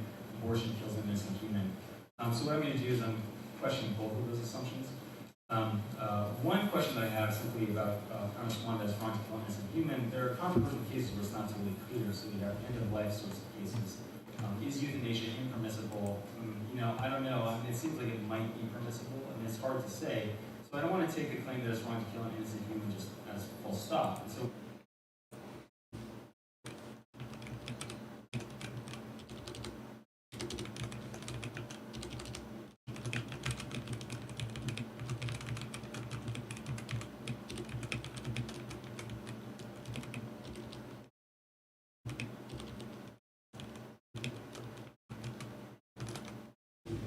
You think we glazer? one sort of question I might ask is what is it that makes it wrong to kill an innocent human? What is it about humanness that makes it wrong? And I doubt that mere species membership is enough to give someone the right to life. I don't think that that's the case. But let me run through a couple of different sorts of considerations about whether or not abortion kills an innocent human. So here we have a couple of twins, the Olsen twins. Alright, so here's the basic story. You have the zygote. After about 14 days, twinning is no longer possible. Up until 14 days, twinning is possible. And so let's take these two. We might ask, when did those two begin to exist? Now, it seems like there are a few options. One option is that one of them actually, I don't know. Okay, so like whichever one of them began to exist at conception, and then the other one sort of popped out of nowhere a little bit later. The other option would be the other one. It seems a little weird.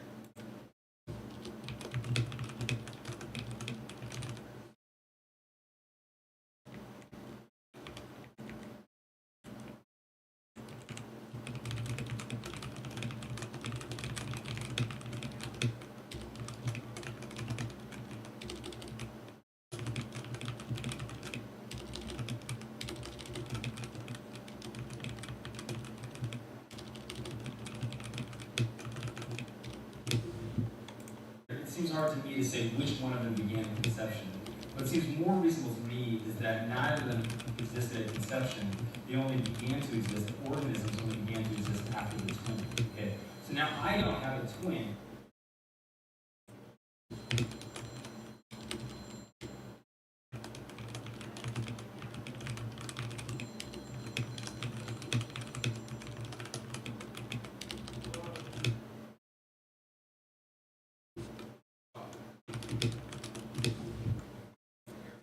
This question when I came into existence.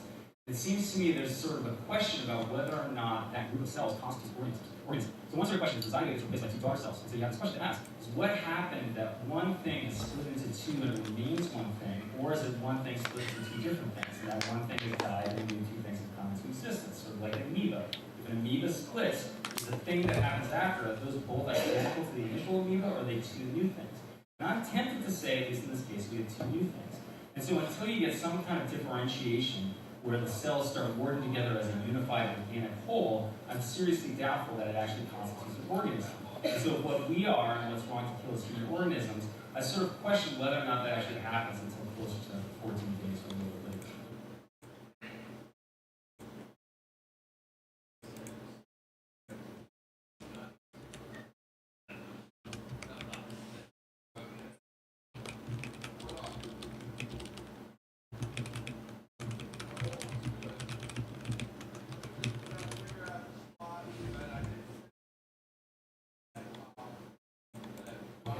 Right, so that's one sort of question about whether abortion kills an innocent human. I'm not going to make the claim that it doesn't kill an innocent human after 14 days. I'll stipulate it's an organism at that point. That sounds relatively plausible to me. I doubt it's an organism before that point.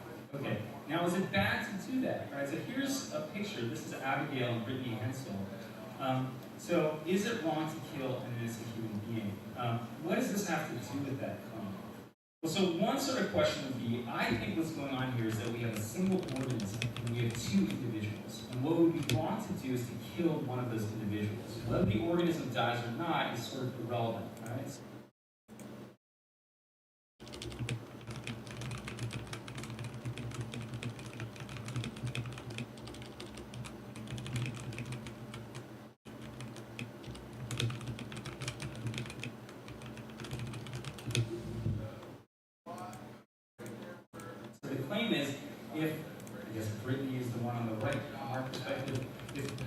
Somehow that brain were to die, we would say an individual has died even though no organism has died.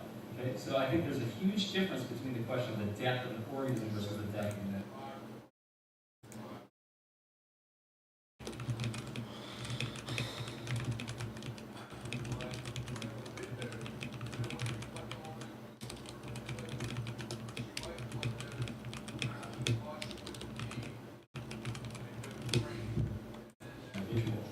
my suggestion here is that what's really wrong is killing the individual.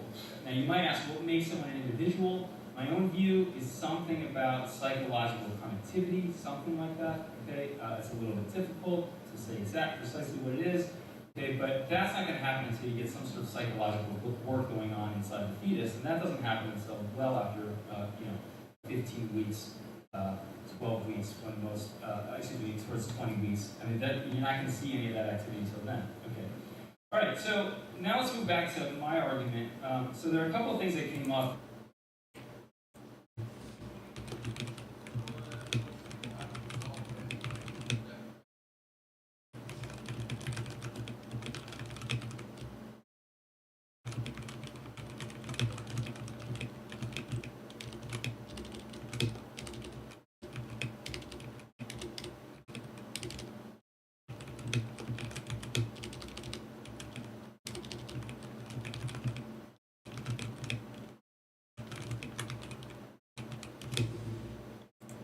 I'm sort of but I just want to make sure that the response is saying difference between the fallen ship and the unwanted pregnancy case. That I think yes, there are differences, but I think the difference is actually not too much.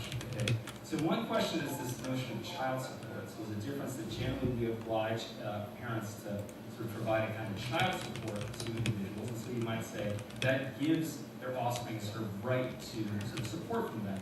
And so it does seem, fair enough that if for whatever reason I was to leave my partner, it seems like she could have a claim on some of my income to pay for my child. That seems right. Okay. So it seems permissible for the state to make it illegal for me not to support my child. That seems right. Okay. Now then the question is to change the case a little and imagine that my child now developed a disorder where he needed my bone marrow. Okay. Now I believe that this were to happen to me, I would give my son my bone marrow. Okay, but let's say I didn't really like my son that much. It doesn't even make sense because he's so awesome. Okay, but let's say I didn't like my son that much. And I decided that I didn't really want to give my son my bone marrow. Okay, so now here's this question. Would it be permissible for the state to force me to give my son my bone marrow? And again, I think the answer to that is no. Even though the son is my child, and the fact that I'm obliged to provide some sort of child support is not the same as saying that I'm obliged to provide a certain sort of bodily support. And I think in that case, you can see that I'm not obliged to provide bodily support, so it's permissible for me to refrain from giving people my bone marrow. Okay, likewise, I think it's permissible for women to refrain from giving fetuses for newborns. Okay.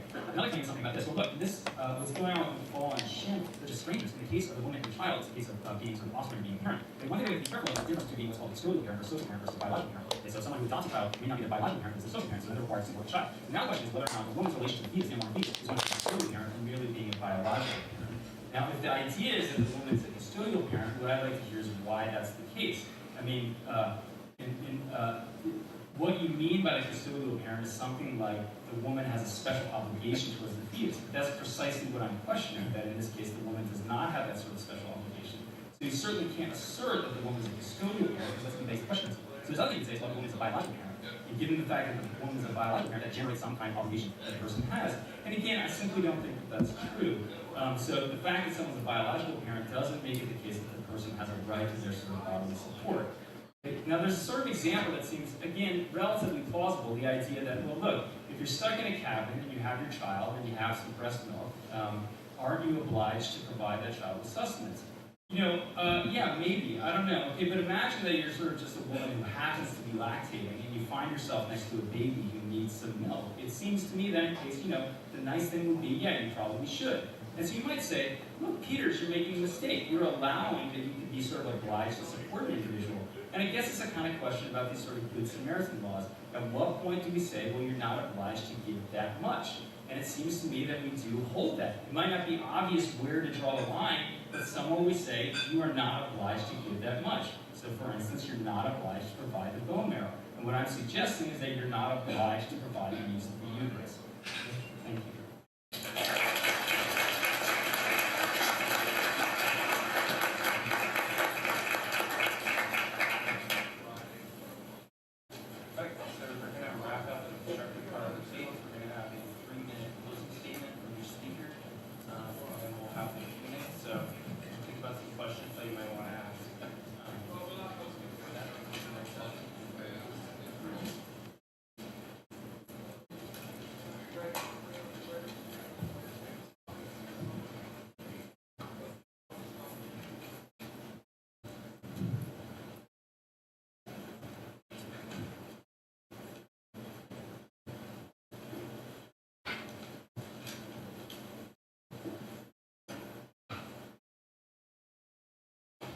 Several years ago, back in Canada, there was a woman by the name of Penny Boudreau who was in a relationship with a man, and she was often fighting with her 12-year-old daughter, Carissa. Penny was worried that the man she was in a relationship with would leave her if she kept fighting with her daughter. And so one night, Penny took her daughter out to the woods, and then she took her out of the car and started fighting with her physically to the point that she grabbed wire and wrapped it around her daughter's neck. And Carissa's last words to her mother, Penny, were, "Mommy, don't." And Penny killed her daughter. It was eventually found out that she did it with undercover officers getting a confession out of her.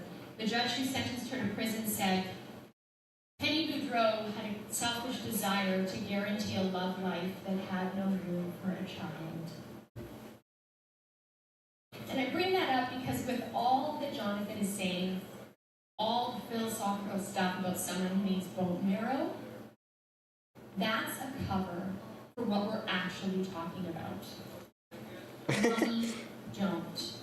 What I want us to think about in my last 2 minutes is Carissa Boudreau's second last word, mommy. What are mummies for? Why do we need a mummy? What do we expect of mummies? What do we expect of police officers? We expect people who are in positions of power and authority over those who are more vulnerable to rise to the occasion and care for those who are under attack. We're not talking about a stranger needing a part of my body or a bit of my bone marrow that isn't for them. We're talking about a vulnerable child who the only person in the entire world can care for them right now is their biological mother.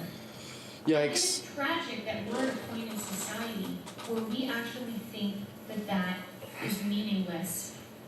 Jonathan's confusing things when he brings up twinning. As I tried to make the point with the flatworm, it's simply if you have one worm on the table, you cut it in half, you get 2 more worms. It doesn't mean prior to the cutting you didn't have 1 worm.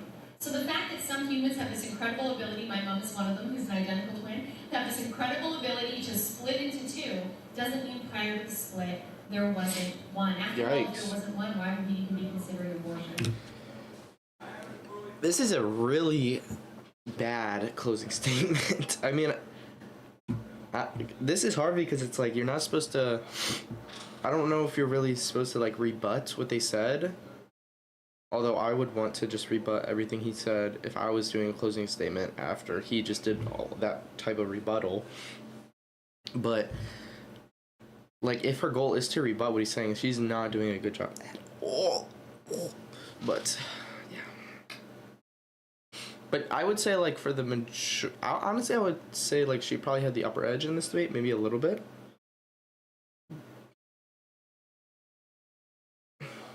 But he looked pretty good, too. I would say they both looked decent. They both had strong points. I might give her the edge a little bit. Don't we consider abortion because we know... Definitely at the beginning, she looked way stronger. And near the end, he has looked way stronger. There's someone else there. And so I'd like to close with where I began, which was talking about Nadej, who at 16 was abandoned by everyone she knew. She told me that she had a little boy. And so after she told me everything, I said, how did you do it? And to quote her directly, she said, I seeked help. And she talked about how she went to a pregnancy center, got to a home for pregnant women, and managed to carry through with that pregnancy. And so I hope that the message we all think about is what Nadej did, and Carissa Boudreau's final words, Mommy, don't.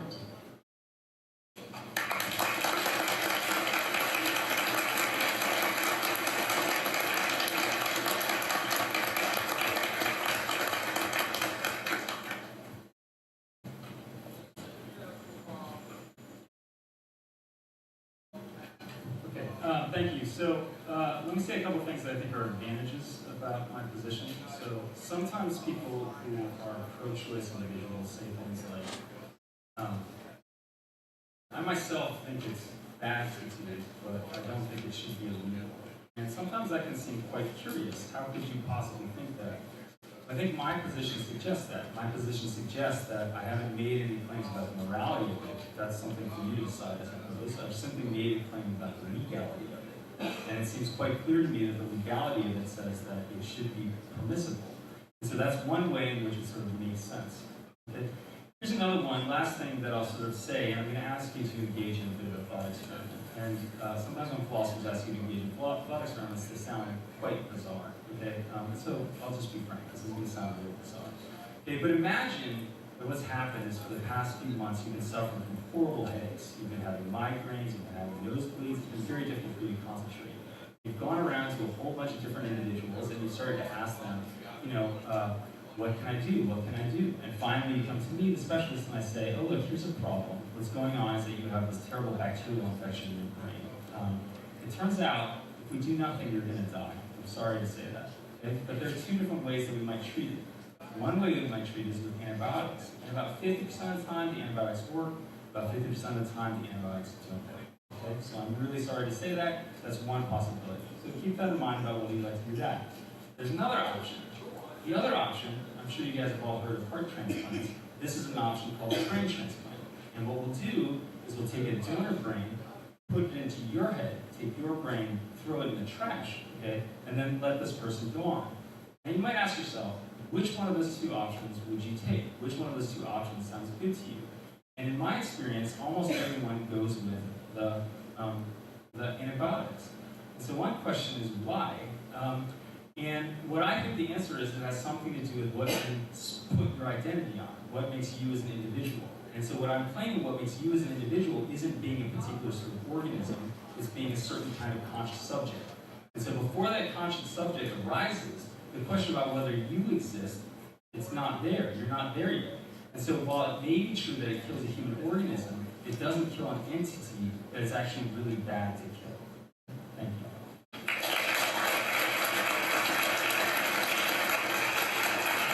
That was pretty good ending. Now time for what everyone's been waiting for, the Q&A section. So how this is going to work is that me and Justin are going to do some teamwork, and we'll use that we're going to raise their hands, and we're going to decide pick one person to ask a question, okay? And that question will be directed to either Stephanie or to Jonathan. And what we'll do is we will alternate so they both have opportunities, equal opportunity to ask questions. And we'll give whoever that question is directed to, give them about 2 minutes. It won't be too stringent around time, and then the other person will get about 1 minute to respond. We'll basically just keep going in about 20, 25 minutes. We'll see how many questions that we have for the day. I do have 2 rules about questions. The first one is that they have to be concise. I might look pretty timid, but if you go over 20 seconds, you're done. Please formulate the question in your head first. Ensure it's as concise and as directed as possible. The second rule is to be respectful of the speakers. And by that, I just mean that this Q&A period is not your opportunity to give a speech or an impassioned comment about the debate. We really want to be focused on inquiries, maybe asking the speakers what they meant by a certain example or a certain explanation, or how they would defend maybe a certain scenario. That's really what we're looking for. We're really not looking for attacks on the speakers. So we're going to start with the question for Stephanie. If you have a question, please raise your hand. Hi, thank you so much for coming. I found both of your arguments very compelling. I'm wondering about your friend Patricia, because based on your argument, she has a similar record to that of a child serial murderer. So don't you think having killed 3 beings with equivalent life essence to a toddler should be in jail? In terms of the gravity of what she has done, yes, it is worthy of jail. The situation is that we're in a culture, and she committed abortions at a time where it wasn't considered unlawful, where jail time is not a reality. And so, in terms of what should happen to women who have abortions, which I'm kind of sensing is the essence of your question, if I'm correct, the reality is if someone has not broken a law in the case of these women who had abortions, I don't think we can retroactively go back, given that the vast majority of women have actually had abortions. The question is, once abortion becomes illegal, what should the legal consequences be at that point if someone breaks the law? And I would say that I have to be consistent.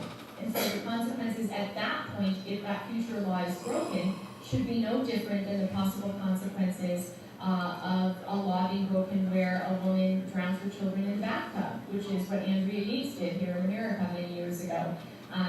If we think that jail time should be a possible consequence for Andrea Yates because she broke what is an established law, then yes, jail time should be a possible consequence for those who in the future break an established law, but it currently isn't the law of the land. Good question.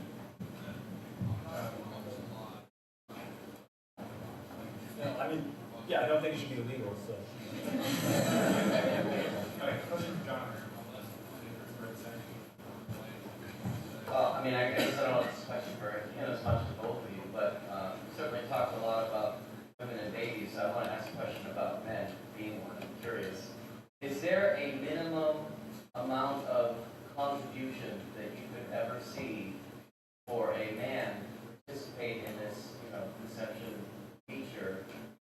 become a stakeholder at all in the decision that is going on for somebody to terminate a pregnancy? And if so, is that level something that would ever change on circumstances, or is it just like never? Yeah, so let me just see if I'm tracking you quickly. You're asking if there'd ever be a point in which the father of the unwanted, would have sort of an ability to decide whether or not an abortion. I just say decide as a stakeholder, like being like, you know, for like mediation or something. If that's possible. I'm sorry, like mediation between like the fetus and the mother? No. Let's say the mother is deciding whether or not to have an abortion. And you have the father who just states, and this is a real thing, where like the mother wants to have an abortion, the father doesn't.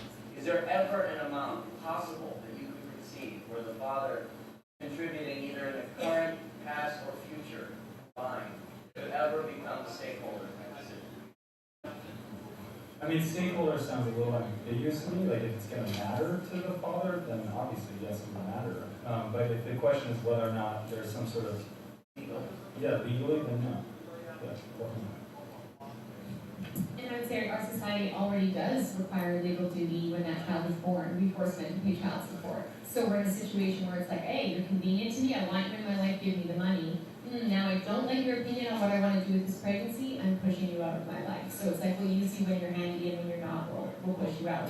So I think the reality is this isn't about a man's issue or a women's issue. This is about a human rights issue, and do humans have human rights?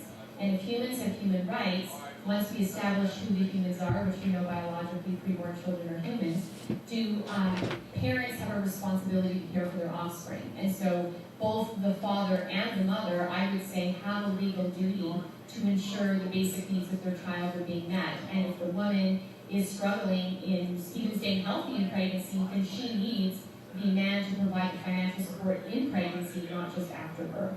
I have a directed question. Back there.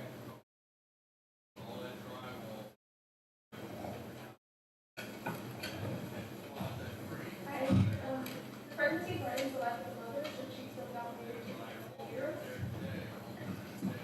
When a woman's life is in danger, there's a way of addressing the medical condition that doesn't directly and intentionally kill the innocent child, which would violate my second premise if I were to permit that.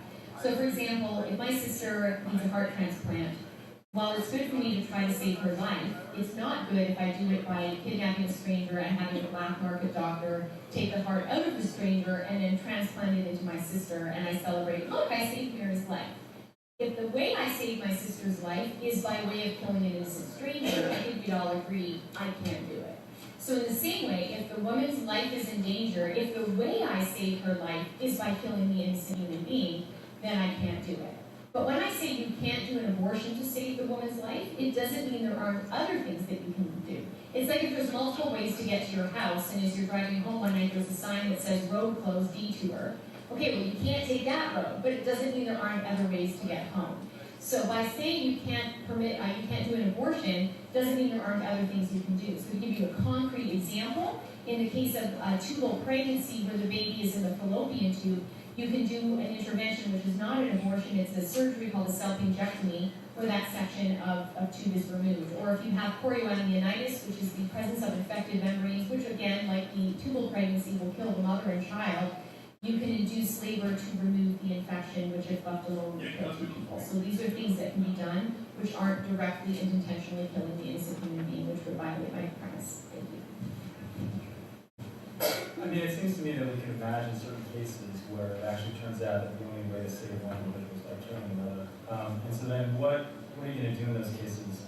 I mean, it's a very difficult question. I mean, is it, just war theory is very difficult, right? Is it ever permissible to do something such that you know that these individuals are going to die? I don't know, it's hard. But my own view is it seems like there are times when one can kill sort of in self-defense, and it's not that the person is necessarily an aggressor or something, but it turns out that you have to get the person to survive. It seems to me it's possible in such a situation to be moral.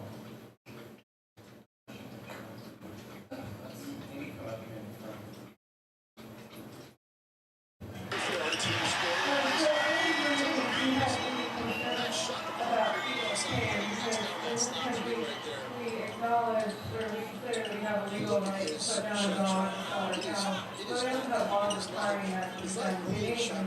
Yeah, we got basically evidence that shows that God rejected criminal diseases are capable of meaning that there are no requirements that pain medication Took out an extra pass. Brown for three. Good. Career lows so far this season for Jaylen Brown. Literally from that spot on the floor, he's 4 of 23 on the season. 17%. Early heat check. My goodness. Oh, he just said, take that with you. Take that shooting shot. for a three. Man. Sets up Holiday. Now it's Tatum over to Brown again. Oh, my.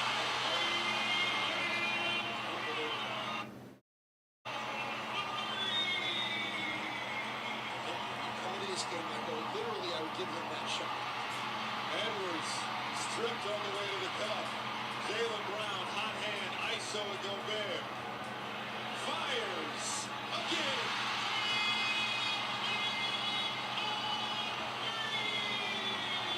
Seven of 27 from that part of the floor coming into this game, 25.9%. Unbelievable.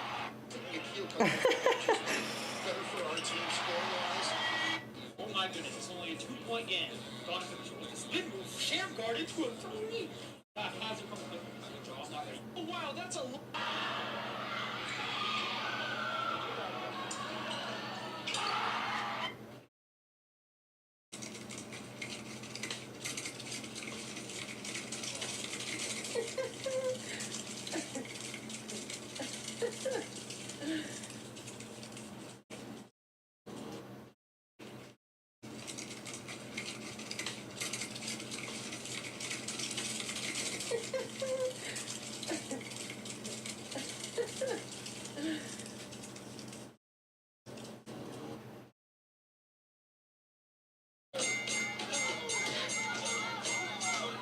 Oh my God, this has been a 12-minute round. Why does every fight have to go to the death? Oh my God, this has been a 12-minute round. Why does every fight have to go to the death?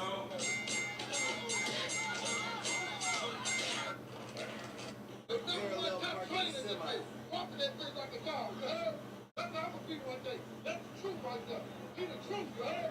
My nigga Marlo, you feel me? My nigga Marlo, get it on the deck. Oh! Don't play with him. That boy really curled up parking the semi. He the truth fighter, huh? You gonna be like that one day, huh? Huh? That's the truth, nigga, huh? Without being in that motherfucker. Huh? You hear anything? Stress or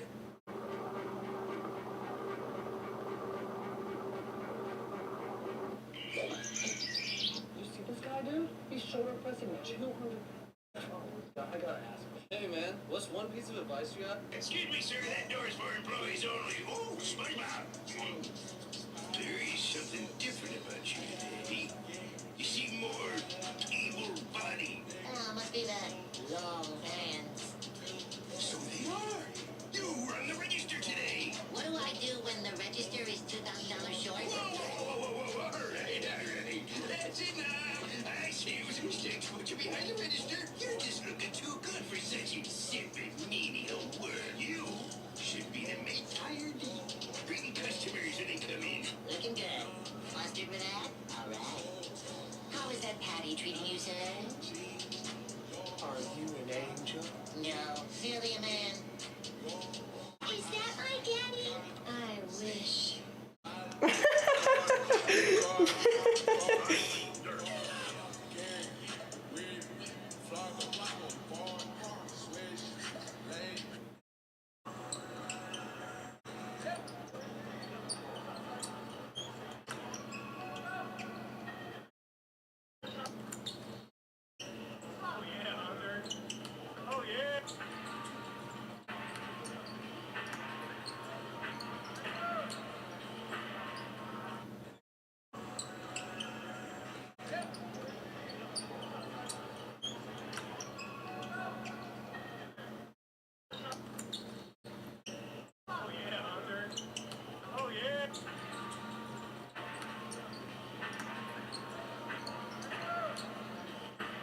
You're playing Guess the Podcast.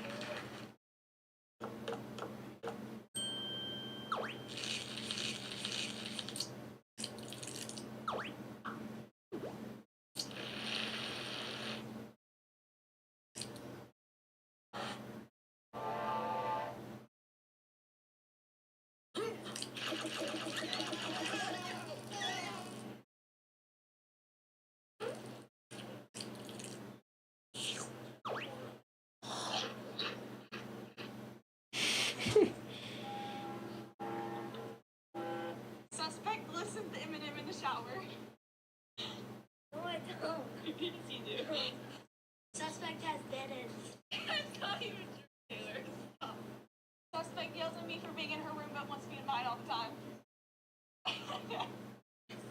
Suspect is as short as an elephant. Dude, mean. Suspect is in middle school, has ultimate brain rot. Suspect only eats chips and face so 24/7. Suspect likes to prank. Suspect likes to prank call people but doesn't understand when they get upset.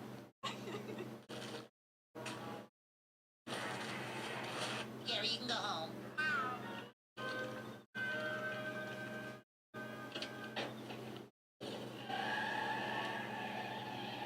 Was that his car? No. Gary, you can go home.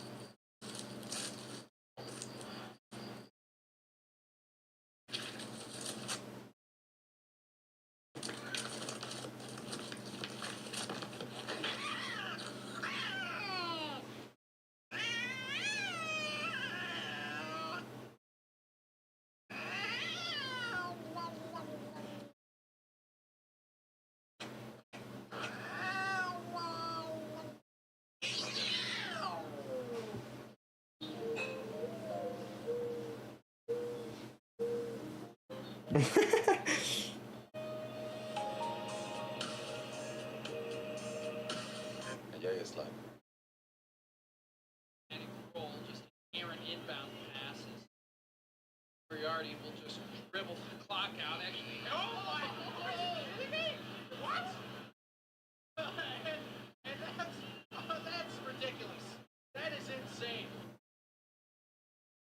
Roll just errant inbound passes.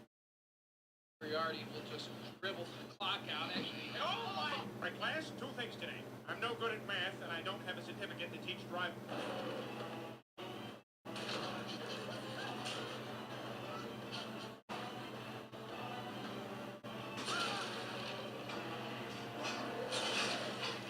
Barricade the door!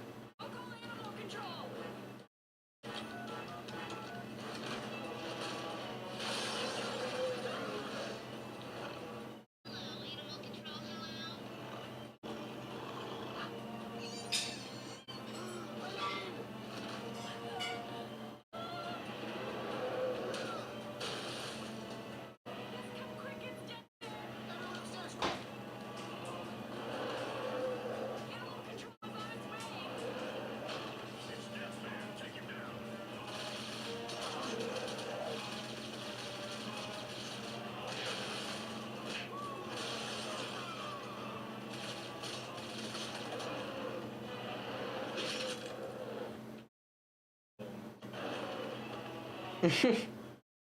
Bro.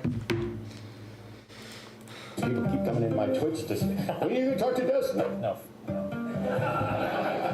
See, I would have never said it like that, so you guys go after him today.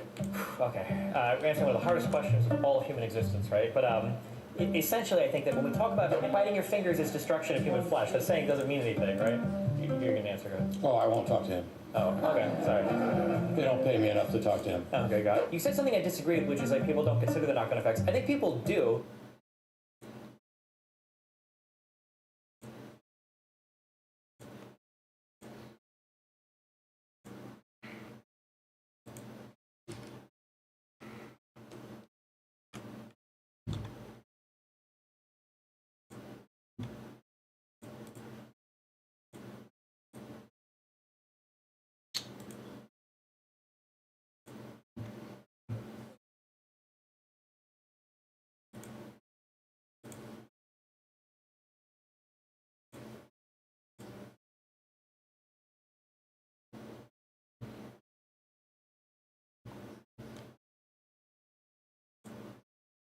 In order to terminate a pregnancy, which is into or the legality of that.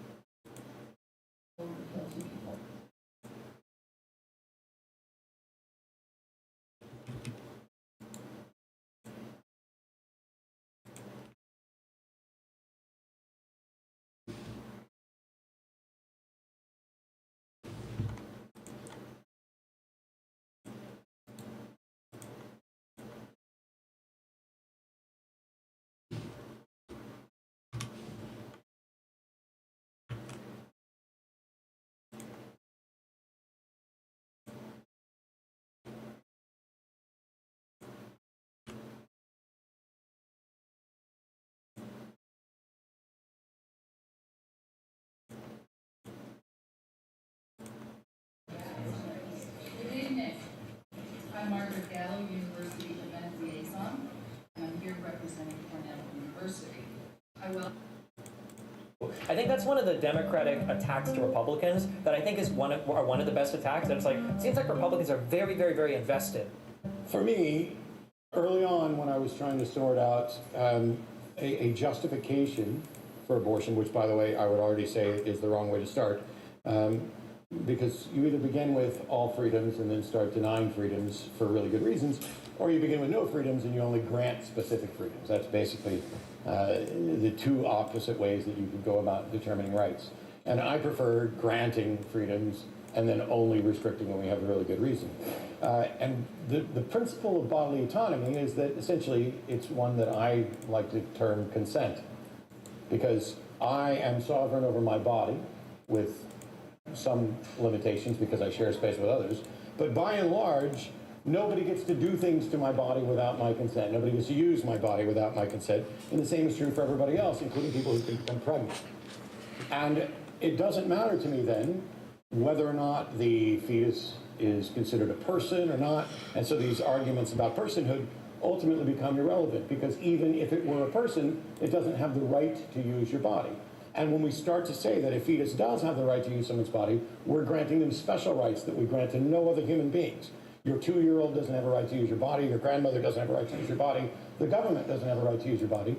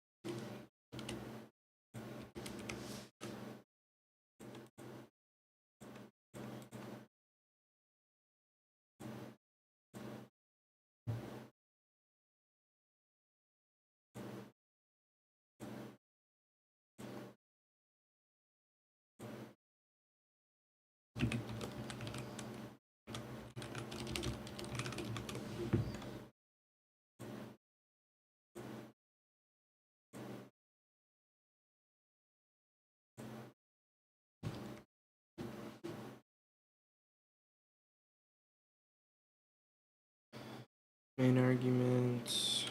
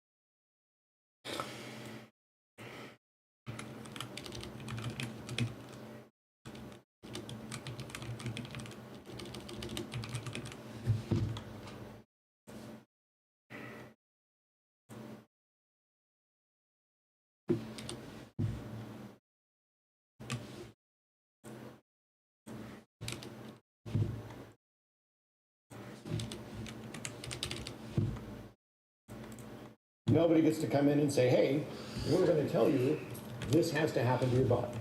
That, to me, was probably one of the easiest conclusions I came to with regard to abortion. The problem is, what's the goal? Because some people start with a goal of abortion, I've become convinced is healthcare, or it's a right, or it's essential. And so now I need to come up with an argument structured in such a way that protects this right. I didn't do that.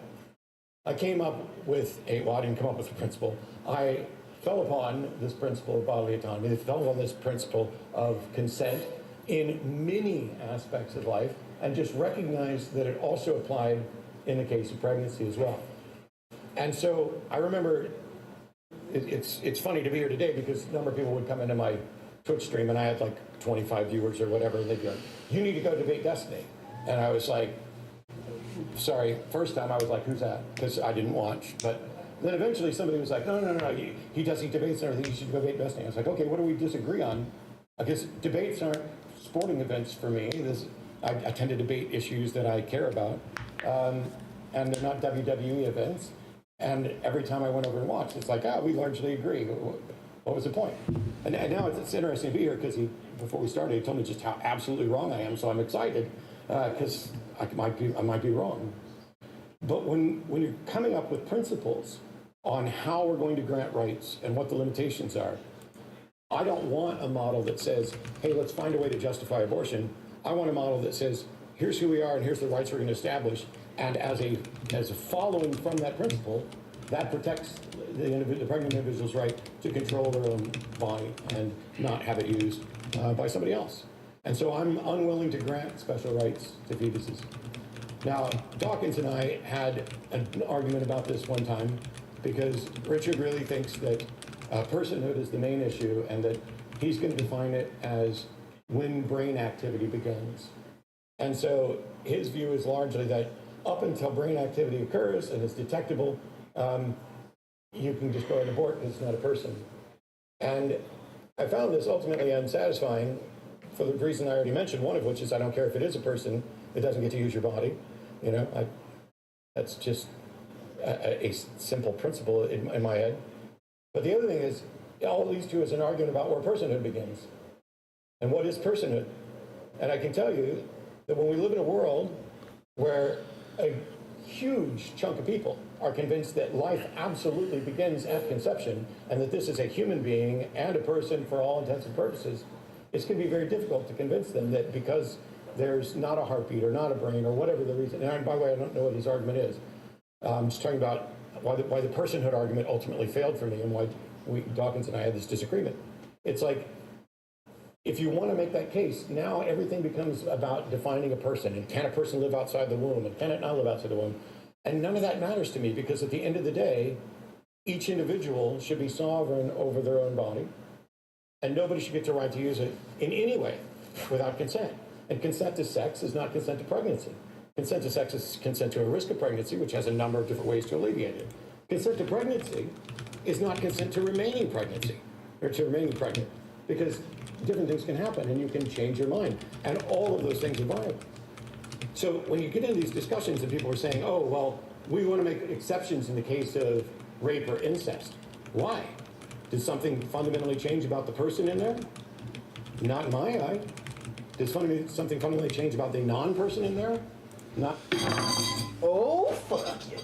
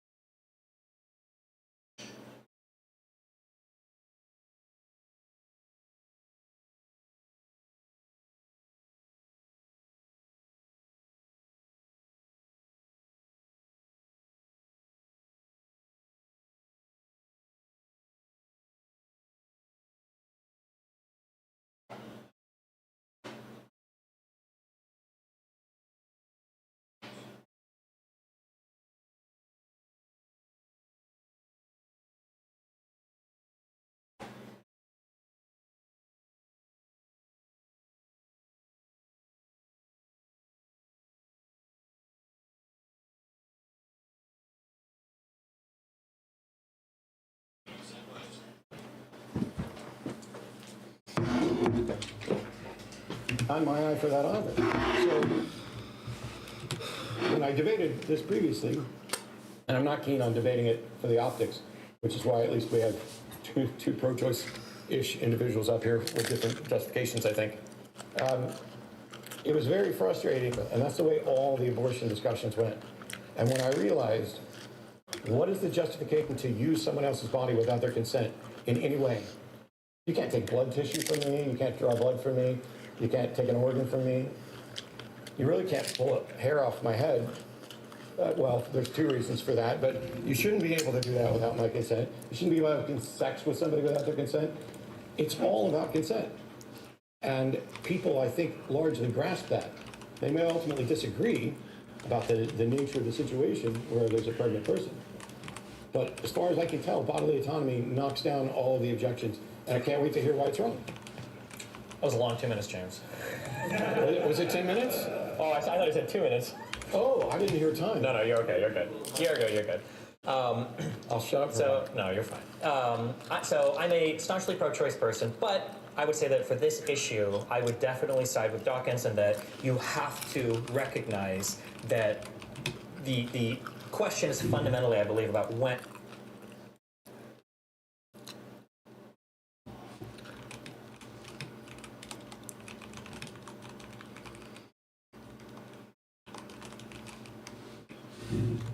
And the fetus becomes a person that's granted some level of rights.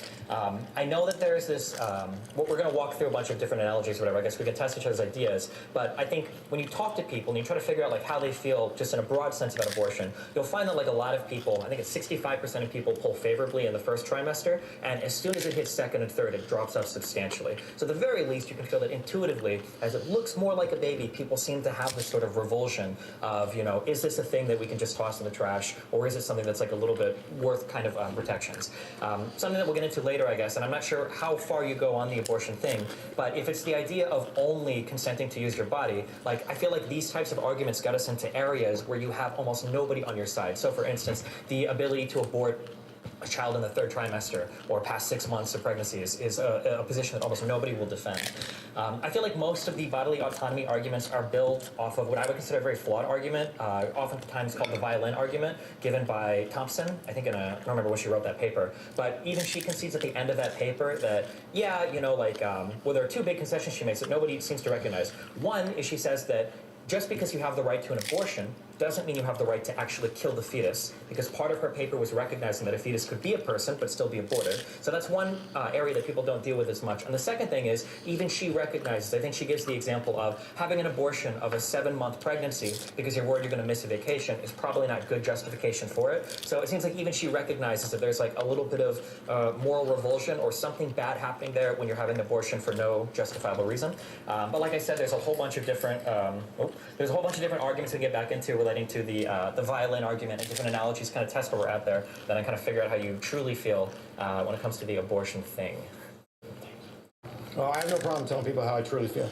I'm sorry, when I say that, I mean to say you're concealing it, but like... It's making fun. Okay, sure. Can I ask one question? Sure. Okay, I'm just going to have like a bunch of analogies, because I do agree this is a really hard area. Well, not for you because it's bodily autonomy, but for me it's very challenging, so let me ask some questions and try to navigate. So I'll give, for people that aren't aware of it, the classical violin apprenticeship, musicianship society has kidnapped a poor lady, stuck her in bed, and when she wakes up, she realizes that her kidneys are attached to the world's greatest violin player. And they tell her, listen, ma'am, you have to remain in bed for 9 weeks, otherwise the world's best violin player is going to die. And then the question is, does this lady have a right to unplug herself, or does she have a moral obligation to sit there and, basically use her kidneys to clean the blood of this world's greatest violin player, even though she didn't consent to being stuck in that situation? That's like the classic violin argument from Thompson's paper, right? Mm-hmm. And, you had a question. I didn't want to jump on it. No, well, I was going to ask, first I was going to agree that it's like, as a premise that I've laid out, you've agreed that this is like an okay summary of the situation. Yeah, basically that's Judith Jarvis Thompson's version of the violinist argument. And the issue actually goes beyond that. It's, if you wake up and find yourself attached to that violinist, do you have some moral duty or obligation to stay there? Yeah. Then there's the secondary question of, does society have a right to force you to stay there? Mm-hmm. And even if you consented, do you have a right to disconnect? And so my view is that consent can be withdrawn, although as soon as we start talking about consent being withdrawn, there may be complications with contract law and things like that. So, but that doesn't exist in this analogy. And so not only does the person who finds himself attached to the violinist have every right to withdraw, nobody has a right to force him to stay there, but they can voluntarily say, I'm going to go ahead and, I hate that you guys did this to me, but I'm going to suck it up because I'm going to value this situation. But when it comes to moral duty, like that would be moral virtue, I would say, to stay attached. But it's not a moral duty to stay attached, in my view. Okay, so I feel like there's a lot of intuition pumping with this analogy, and I'm going to ask a couple of questions around it to see if you still feel the same way. You might, but I'm just curious. Cool. So let's say that instead of the violinist argument, let's say that you wake up, and what you actually find is your 2-year-old child is attached to you, and your kidneys are filtering his blood. Do you think in that sense, when it's your child, if they need your kidneys to survive for, say, 6 weeks, does the parent still have a right to disconnect themselves and say, Yes. well, I don't consent to that? Yeah? Yeah. The fact that it's morally virtuous and that you might, and it doesn't make it a moral duty, the fact that you have a certain feeling towards one person as opposed to another, that is a different aspect of the person that's connected there, not of the moral situation. And so it's like a minute ago when you were doing your summary, sorry, it's on my coat, you talked about how I wrote it down because I want to make sure I didn't misrepresent it.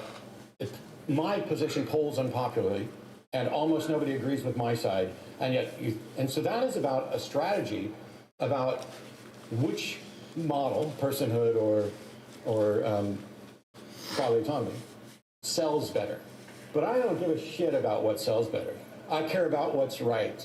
Once upon a time, none of them sold good. And I think that the value is in teaching people the right thing, convincing them that nobody has a right to use your body without your consent, and that, you can convince them for other reasons, and we're largely on the same side of this. Sorry, Yogi. At the end of the day, that most people don't currently find it convincing is an argument for everything that failed up till now. Sure, I agree.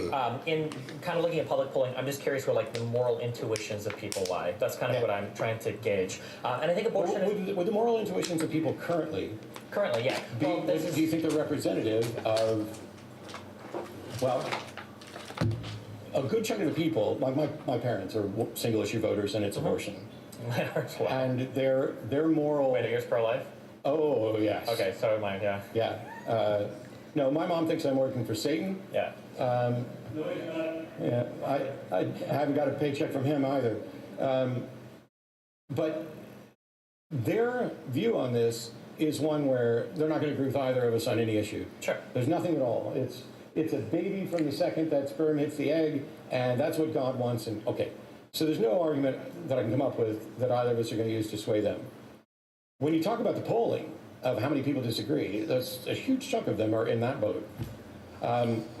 If there are people who are accepting of personhood arguments, I'm fine for strategically, as long as it's honest, because I agree with you. Prior to brain activity and everything else, I don't think there's a good argument to be made that it's a person and that you shouldn't grant it rights. All I'm saying is that if it were a person and we did grant it rights, it still wouldn't have this right. Sure, I guess so. Okay, we'll get to that. The only reason why I'm looking at that abortion moral intuition thing is because I've noticed something that I think Thomas actually brought this up when he was writing his Supreme Court opinion. It's interesting, or no, I think Alita brought this up. It's interesting that we've done things with gay marriage, we've done things with civil rights, we've done a lot of stuff where the people's opinions have kind of moved over time on it, but abortions seem like they're stuck. Even from Roe, even from Casey, the abortion opinion has been still hotly divided in the United States, and I don't see much movement there. So I'm just kind of curious, or rather, I would say that's a curiosity to me. I agree. At one point in time, we could have polled and found the majority of Americans in favor of slavery. It's not a good argument to maintain the institution of slavery, but it's an interesting thing to see how unwavering a lot of people's opinions are related to abortion. And then I kind of like to look at that. Where is what is the moral intuition that's kind of feeling this idea of what's right or wrong related to abortion? I agree, and on a side note, sorry, I'm incredibly frustrating watching a lot of things, but in particular elections where almost everyone is 51-49, 51-49, 51. How can this nation be so equally divided on things? And maybe it's the case that we've run up against the wall on where there can be nuanced positions, and now it's just boom, abortion, yes or no. Boom, pick your issue, yes or no, gay marriage, yes or no. And we're just stuck that we've hit this kind of 50-50. Well, that's another reason why I kind of like the personhood argument. I hate, okay, we're going to go back to the ethics, but getting into the pragmatic side, because I wanted to be the ethics of it. But like on the pragmatic side, I think the majority of Americans, I think, could come together on a federal protection for first trimester abortions. I think that could be a push. Third trimester and second trimester is insane, though. You lose so many people. Most Democrats won't back you up on like a second or third trimester abortion. So from a pragmatic, like political side, I feel like first trimester federal protection, maybe that's something you can push for. But anything past that, people are just going to look at you like you're crazy. And maybe we could educate them that that's not even really a real thing. That when we're talking about abortion rights, abortion isn't a right to kill anything. It's a right to terminate the pregnancy. And late-term terminations of pregnancy are often delivered in C-sections. And any time where there is an abortion that results in the final trimester in the death of a fetus, it is normally for extraordinary medical circumstances.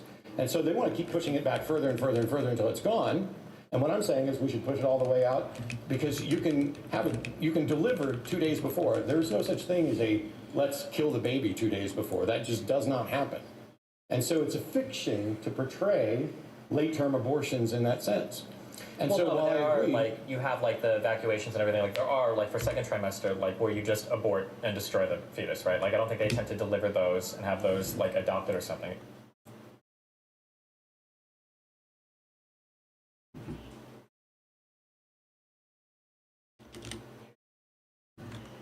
If you go in at 5 months for an abortion. well, specifically it applies to non-viable fetuses, which means that they couldn't survive on their own. Well, by the time it's viable, all of a sudden the termination of pregnancy takes on a different form that isn't abortion. Sure.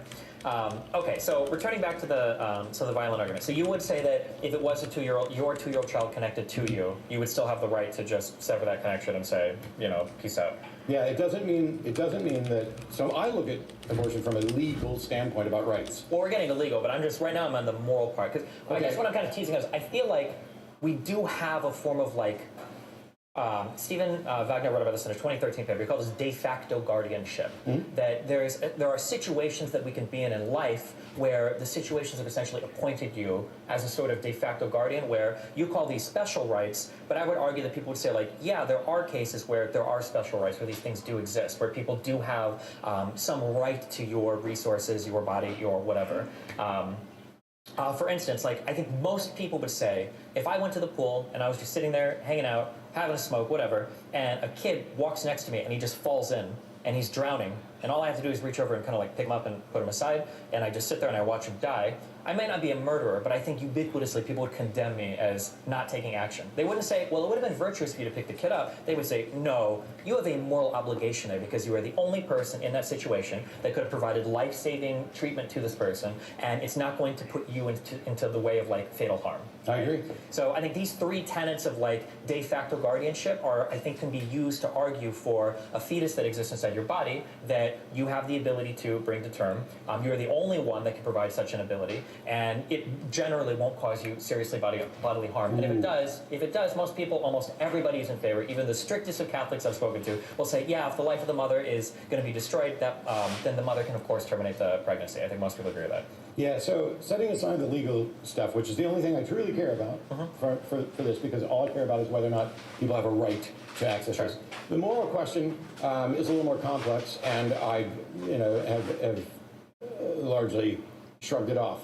I tend to draw a distinction between moral duty and moral virtue, and yes, if a kid falls into the pool next to you, I would argue that if there is no risk on your part at all, that you have a moral duty to make some minimal effort to save that kid. That's not the case with pregnancy, because pregnancy is not a minimal effort. Pregnancy fundamentally changes the person who's pregnant forever. Carrying a child to term changes their body forever, comes with considerable risk, has hormonal changes to their body, physical changes to their body. This is not the same as reaching over and picking up a kid. This is saying, I'm going to commit 9 months of my health, putting it at risk for this.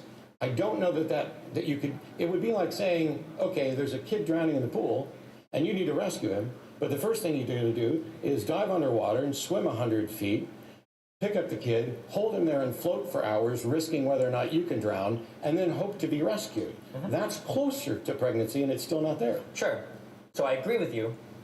But I wanted to look at this as the principle of, because I've noticed you use this argument a couple of times, that when people talk about the fetus, they actually give it more rights than a normal person. You're not just giving it normal human rights, you're giving it super rights to the right to somebody else's body. Yeah. But I would like to point out that I feel like there actually are times where people do have those like super rights, that there does exist this social moral obligation between certain people that are appointed to these de facto guardianships where they alone could save somebody's life with relatively minimal effort, and it wouldn't just be morally virtuous, it'd be like a moral obligation of them to do so. But moral obligation and right are two different categories. Right is the legal aspect that I was talking about.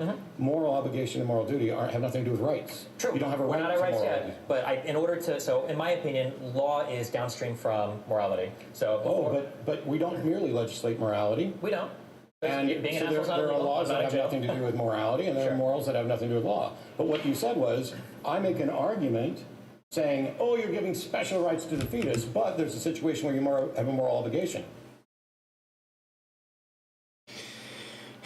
Gordon, if we're being honest here, and if we are, then Gordon.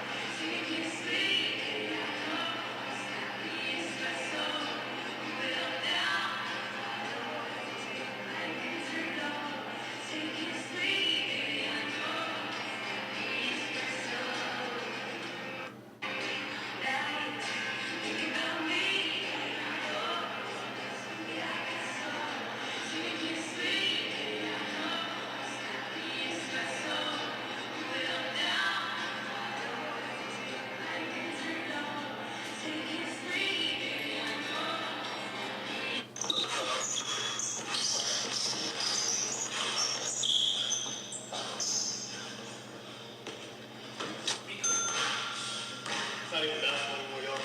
It's not even basketball anymore.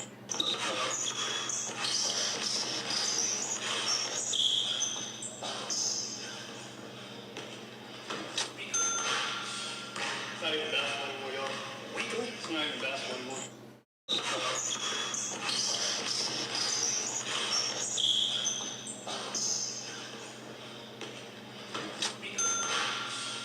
It's not even basketball anymore, y'all. It's not even basketball anymore.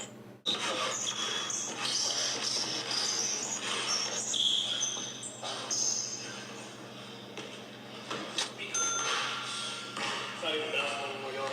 And I ins and out. Hey, I didn't know you guys work out here. Yeah, it's a weekly regimen. Come on, Cleveland, push it. Come on, push it. Come on, it's all you. Hey. Will you guys quiet down? I'm trying to concentrate on my cardio. Hey, I didn't know you guys work out here. Yeah, it's a weekly regimen. Come on, Cleveland, push it. Come on, push it. Come on, it's all you. Hey. Will you guys quiet down? I'm trying to concentrate on my cardio. Hey, I didn't...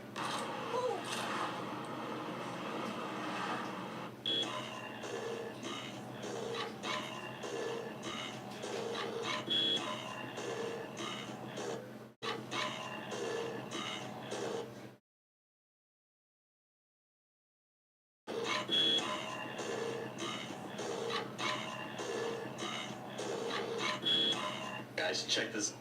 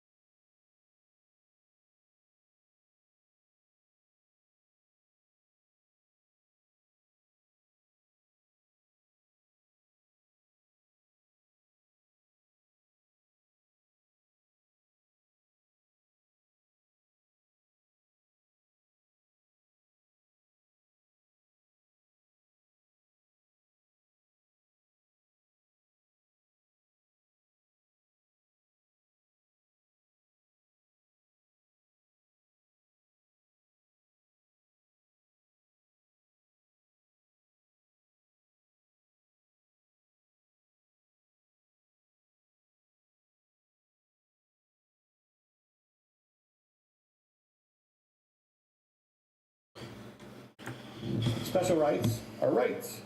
Moral obligation is separate from rights. Gotcha. I guess when I'm using rights, I'm only speaking in the ethical sense so far. Sorry. If I talk about like a right that you have as a person to be like, not killed by another person, I would argue that's like a type of moral right that you ought to not be murdered by another person. Sorry, I'll be clear there. This is why I've drawn a distinction. Sorry, this is why I've drawn a distinction between legal rights and moral virtues and duties. Sure, which is fair.